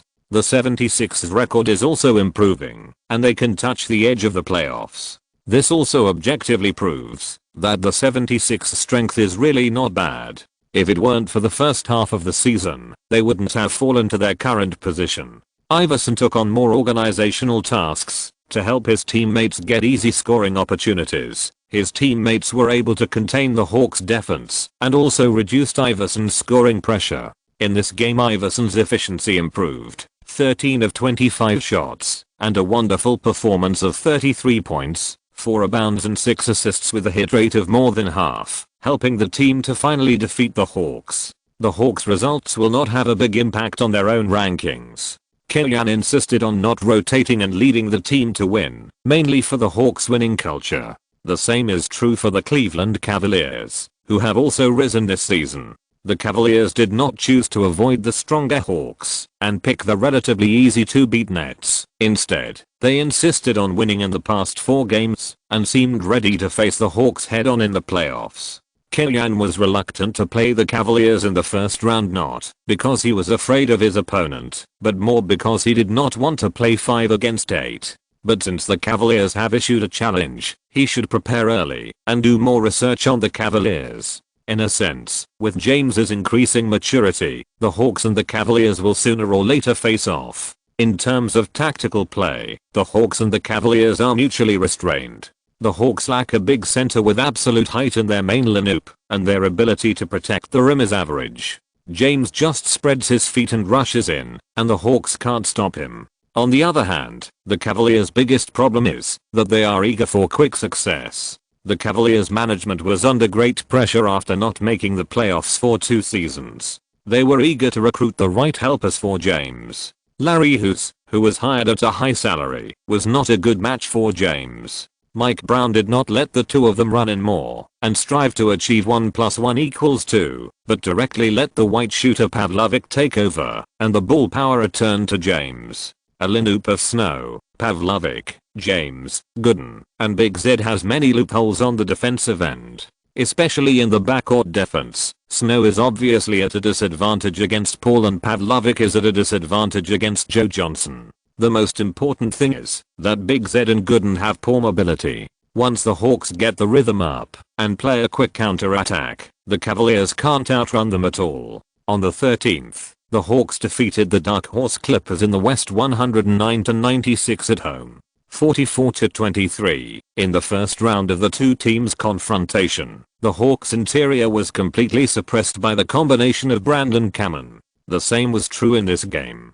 The two teamed up to score 47 points and 20 rebounds in the interior, taking turns to dominate the interior in the low post. The interior had an overall advantage, but the Clippers lost the game. The reason lies in the matchup between Castle and Paul. In the first round of the two teams' confrontation, Castle lost the data, but relied on his game experience to firmly control the rhythm of the game, fully slowed down the game, and gave the ball to the strong points of the interior to attack the weak interior of the Hawks. After half a season, Paul has a lot of game experience and is less and less afraid of dealing with these old hands, and the 37-year-old veteran, after experiencing half a season of loss, is not in the same physical condition as at the beginning of the game. Especially Castle himself is still a point guard who is more of a two-way guard and likes to launch an offense after a pick and roll, which consumes more energy. As one side gained, the other lost. Paul's point was enough to blow up Castle.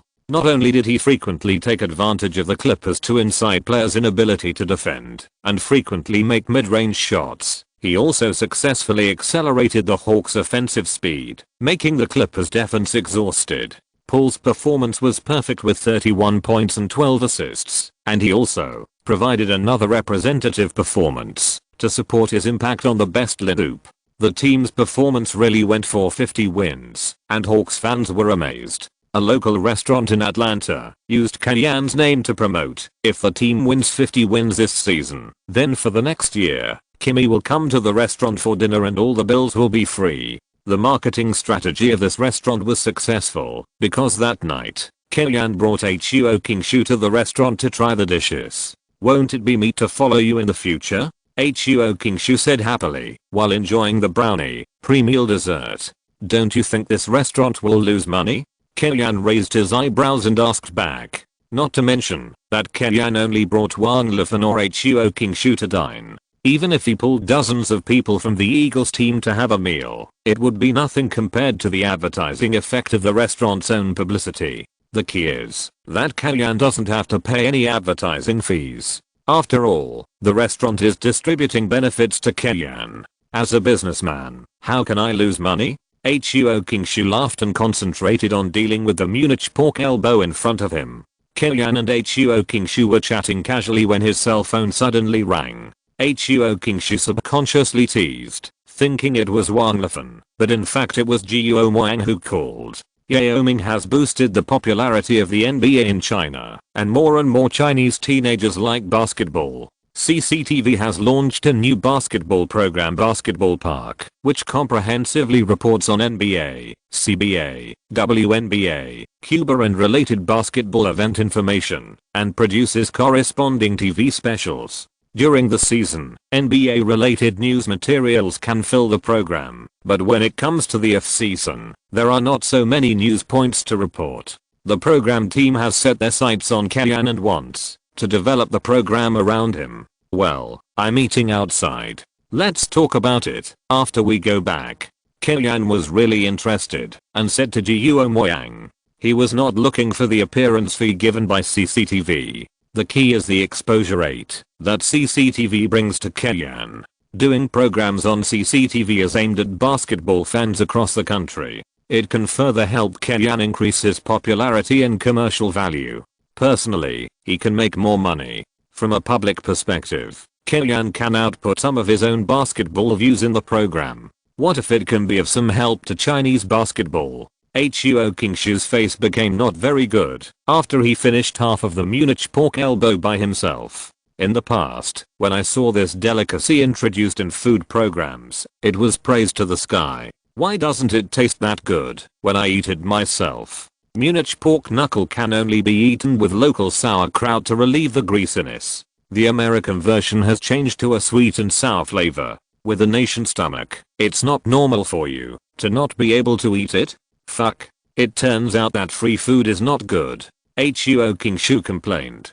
Because you are not the target customer of this restaurant. After paying the bill and leaving, Kenyan found another Chinese restaurant, packed the food, and sent it back to Huo Kingshu, and then went home to contact Guo Wang to discuss the show. I thought you didn't have time to call me tonight, Guo Wang said with a smile. Kellyanne didn't explain too much to her. Tell me about the show. The station's idea is to do 2 special issues on the draft and 2 special issues on the free agent market. Finally, give an explanation for each of the 6 major competition areas.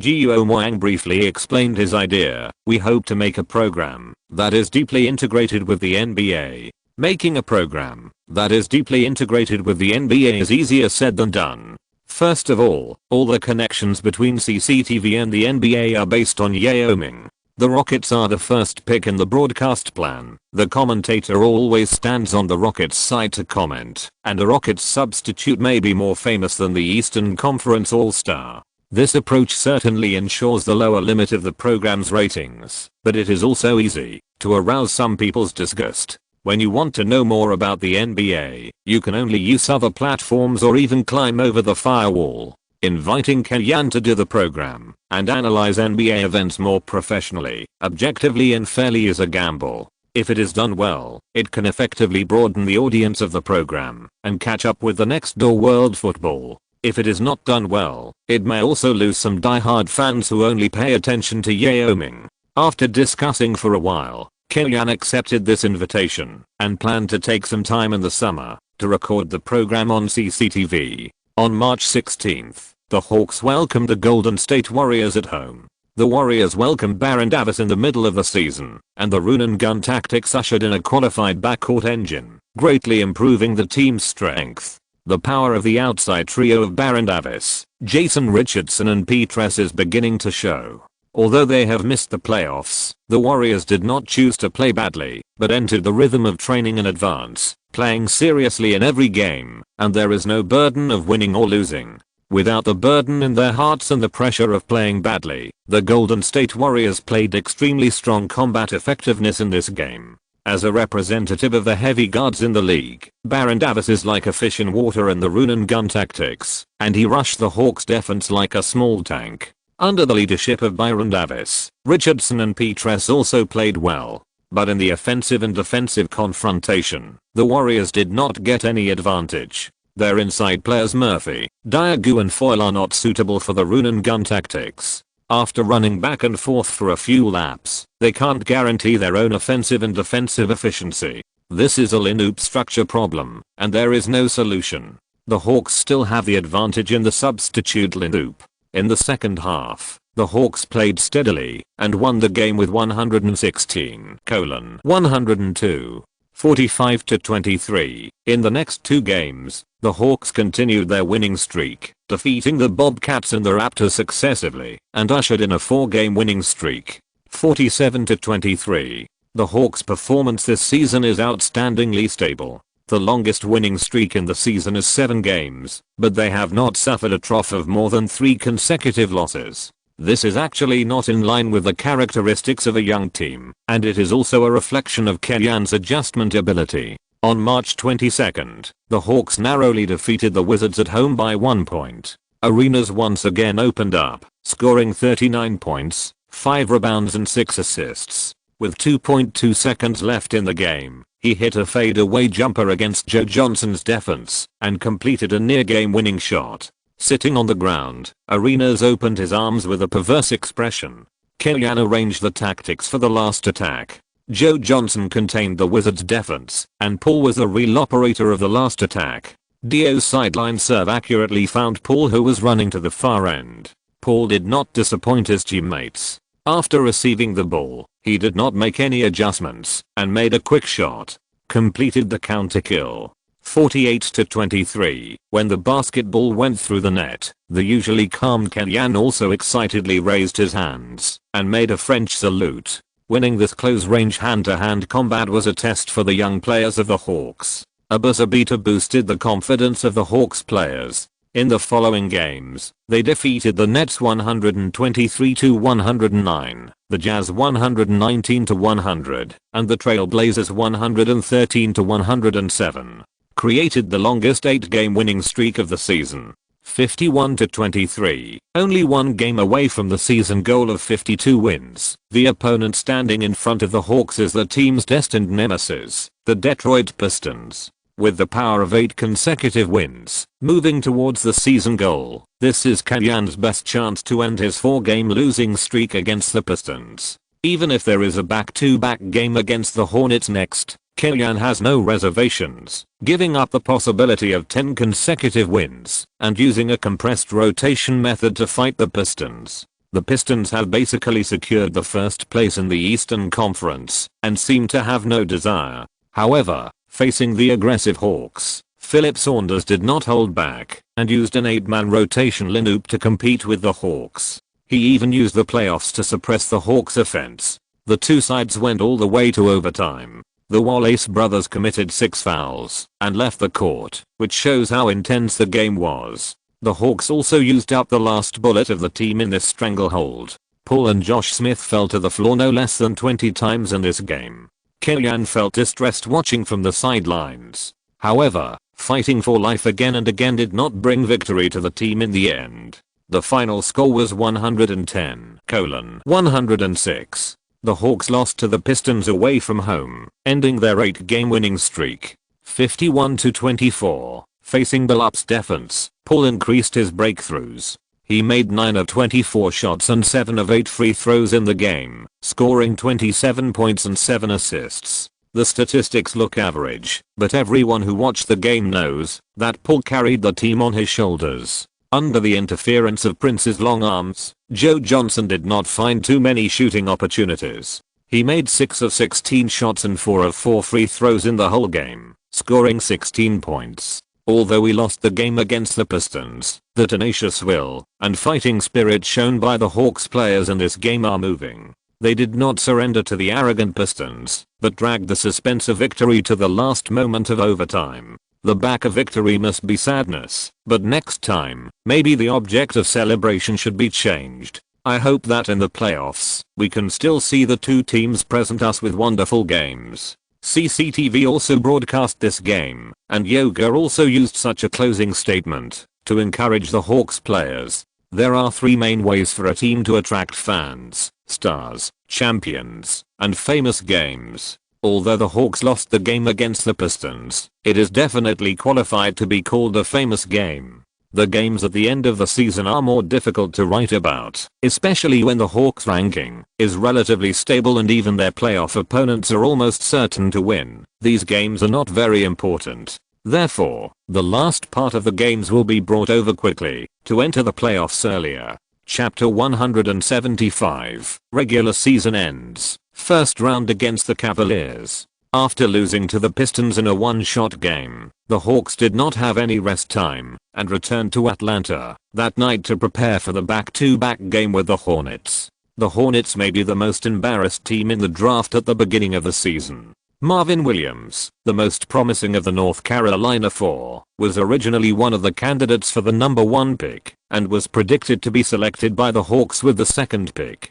As a result, the Bucks, Hawks, and Jazz did not select any of the top 3 picks, but instead snatched Paul and Aaron, who were the focus of the Hornets training, and left the more popular Marvin Williams to them. Although the draft pick was lowered, Marvin Williams was cultivated more carefully from the Hawks, which was full of swingers, to the Hornets, which had a lot of work to do. His average data of 14 points, 7 rebounds and 2 blocks per game in his rookie season was worthy of his draft pick. However, compared with Bodig helping the Bucks to stabilize the restricted area and providing above standard offense, Paul leading the Hawks to take off directly, and Aaron firmly sitting on the 2nd rookie of this year, Marvin Williams' data is not bad, but his presence on the court is much weaker. He does not have a stable and efficient scoring method, and belongs to the type of comprehensive but not all-round.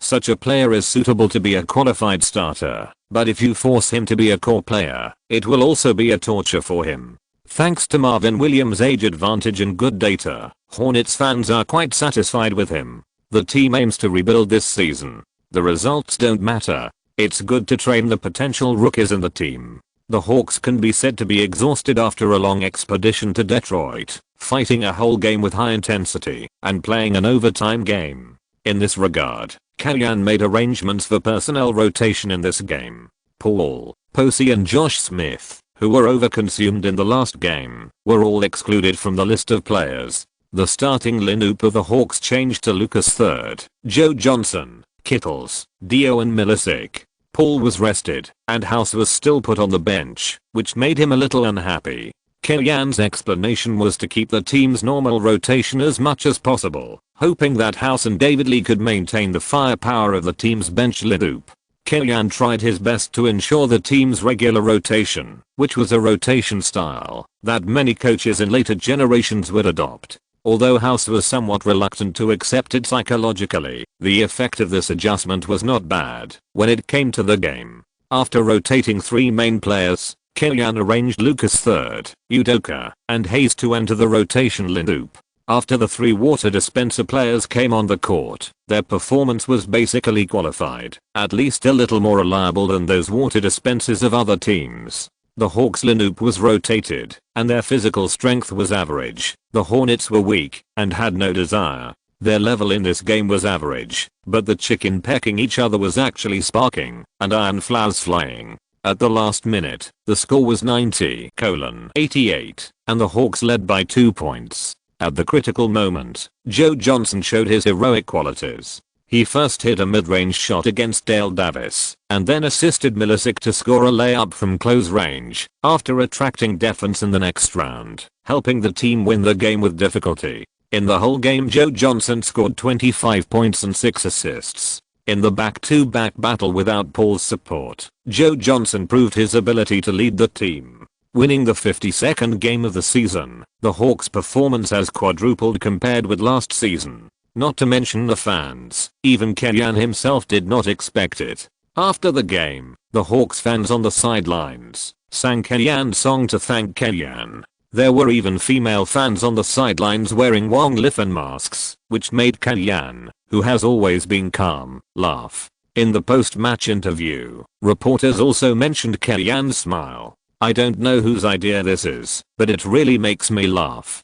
Kellyanne said, "Well, never mind." "Never mind," Kellyanne said. "Never mind or never mind, the same pronunciation, but the meaning is completely opposite." The next day, Wong Liffen knew this cold joke, just like when she was in elementary school. Her classmates teased her with the name Never. Even in medical school, there are many childish sand sculptures. On April 4th, the Hawks defeated the Bobcats again at home, 53-24, including the rest on April 1st. Paul rested for 4 days in a row, and was full of energy. In this game, he was in full swing, and scored a large double-double of 30 points and 10 assists, adding a chip to his impact on the best lineup. Strictly speaking, in addition to the big loss in qualifications, Paul's current performance is not to impact the best lineup, but to maintain the 3rd place and fight for the 2nd place. Whether it is the personal data of 21.5 points, 9 assists and 2 steals per game, or the team performance of the Hawks, which ranks 3rd in the East and has quadrupled compared with last season, it is impeccable.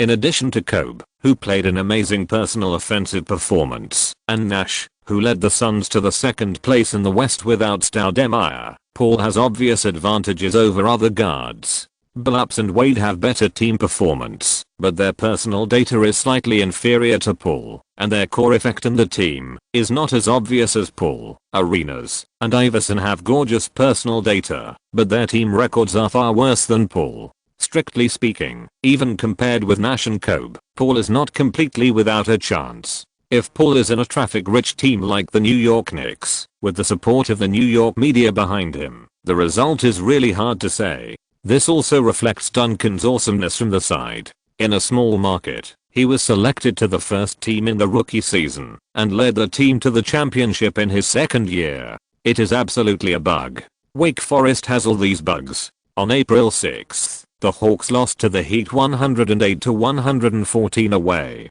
53-25. Before this game, the Hawks were 2 games behind the Heat. Considering that the Heat had the better record in the head-to-head matches between the 2 teams, it was basically equivalent to being 3 games behind the Heat. It was only theoretically possible to catch up with the opponent. In this game, as long as the Heat wins, they can lock in the 2nd place in the Eastern Conference and guarantee the team's home advantage before the Eastern Conference Finals. In order to win the division championship and teach the young Hawks a lesson, the Heat fought hard. Even O'Neal, who had rested for 2 games, chose to come back and fight with the Hawks. Peterson's joining has significantly improved the Heat. With the addition of a wing swingman who can both attack and defend, the Heat's lineup has become much more balanced, and its combat effectiveness has been significantly improved. It is more like the Heat's team that can win the championship. In the last half minute, the Hawks were behind by 3 points. Paul passed the ball to Joe Johnson, who missed the shot. Looking back, Wade made a key 3-pointer, widening the gap to 6 points, ending the suspense of the game. After losing this game, the Hawks are 3 games behind the Heat. In addition, the regular season record is at a disadvantage, and the possibility of counter-attacking the Heat has basically been lost. The team ranked 4th in the Eastern Conference, and the opponent of the team in the first round of the playoffs has also been confirmed to be the Cleveland Cavaliers. Killian began to rest the main players in the last 4 games of the season to prepare for the playoffs. In the last 4 games, the Hawks won 2 and lost 2, ending the regular season journey. In Killian's first season in charge of the Hawks regular season record was fixed at 55 wins and 27 losses, more than 2/3. This is an unexpected result. Thanks to the huge improvement made by leading the Hawks, Killian won the best coach this season, which will also be Killian's first solid personal honor in the NBA. The teams from 5th to 8th in the Eastern Conference are Cavaliers, Wizards, Pacers, Bucks. The Bulls have the same record as the Bucks, both 40 wins and 42 losses, but the win-loss relationship is at a disadvantage, becoming the most unlucky team. The regular season personal data was released. Kobe won the scoring title with 35.5 points. This is the highest average score of the scoring champion since Jordan retired. Kobe's personal offensive performance this season is amazing. He almost dragged the Lakers into the playoffs by himself. If nothing unexpected happens, he can also enter the first team of the season. For Kobe, it is a pity that the peak of his personal ability does not coincide with the peak of the team, which makes him see no hope in the MVP competition. This is also the reason why many people in later generations feel sorry for Kobe, and he only has 1 MVP. Garnett won the rebounding title with an average of 12.7 rebounds per game. Kobe at least dragged the Lakers to the playoffs, but Garnett was a little sad. His all-around performance could not save the frozen Timberwolves. Garnett himself has also been rumored to leave the Timberwolves, including the Lakers and the Suns are his suitors. In particular, the proposal of joining forces with Kobe is highly anticipated. On the contrary, the ambitious Hawks, under the control of Killian, have not yet been linked to Garnett 12.3 assists. Nash won the assists king again. In terms of passing threat, Nash is 1 level ahead of other point guards in the league. With Joe Johnson and Richardson leaving the team and Stoudemire out for the season, Nash led the Suns to a record of 57 wins and 25 losses. Winning the Pacific Division Championship demonstrated his ability to lead the team, and he is also the most favorable competitor for MVP. Gerald Wallace won the Steals King with an average of 2.5 steals per game. Although the overall value of this award is average, for the Bobcats, it is the second individual honor in the team's history. The first is Okafor's best rookie, which is worth celebrating.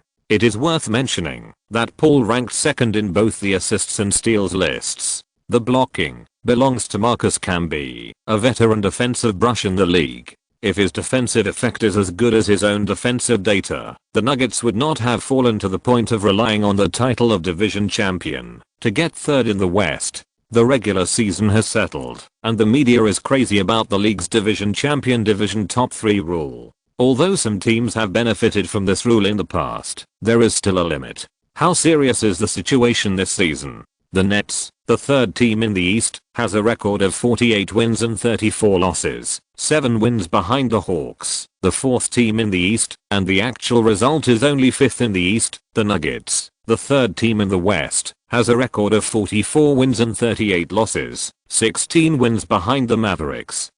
The 4th team in the West, and the actual result is tied for 7th in the West. The Mavericks, with a record of 60 wins and 22 losses and 2nd in the West, were directly squeezed to 4th in the West because of this rule. Not only will they have to fight the Spurs in the 2nd round, but they will not even have the home advantage in the 2nd round. Don't blame Cuban for making such a fuss in front of the media. If it were Killian, he would have written a short essay to mock it. Faced with a wave of doubts, the league is also discussing the rationality of the rule that the division champion locks the top 3 in the division. There is no ancestral law that cannot be changed, and the NBA must also adapt to new developments and new trends. The Mavericks and the Spurs should have been opponents in the Western Conference Finals. After many years of entering the playoffs again, Atlanta fans are very enthusiastic about the playoffs. Even though the average ticket price for the playoffs is 3 times that of the regular season, the tickets for G1 and G2 have been snapped up by fans. After deducting taxes and league commissions, Anthony Wrestler earned more than $4 million from ticket fees alone, not including the big broadcasting fees, advertisers' additional fees, etc. If nothing unexpected happens, after the first round, Anthony Wrestler's net profit will definitely exceed $10 million, and if the team can beat the Cavaliers and enter the second round, this number will double. The team that has been losing money for many years has turned losses into profits. It is no wonder that Anthony Wrestler has 100% delegated power to Kellyanne, not asking about anything about the team, and concentrating on watching the growth of the numbers in his bank account at home. There is a 5-day holiday before the playoffs. Kellyanne gave the team 2 days off, and arranged recovery training on the 3rd day. The intensity was very low. At the same time, the team's 13-man playoff roster was also announced on the same day. PG, Paul, Eddie House, Lucas 3SG, Joe Johnson, Kittles, Christie, Udoka SF, Posey PF, Josh Smith, David Lee C, D.O., Melisic Jerome James Chuck Hayes was excluded from the playoffs. In the regular season, Hayes did not get any performance opportunities. His offensive ability was too poor. He did not get any opportunities in the Hawks, and could only be a marginal player in any tactics. However, in training, Hayes was a hard worker. So if no one wants him in the free agent market in the summer, Kellyanne does not mind signing him back. After all, the team lineup may have a lot of changes this summer, and having an old man will be more or less stable. It was not until the 20th and 21st that the Hawks training gradually got on track, and added some targeted tactical training. Even so, everyone's training was still very happy and filled with a relatively relaxed atmosphere. In the 4 regular season games, the Hawks defeated the Cavaliers 3 times despite extremely unfavorable penalties, and their strength advantage is very obvious,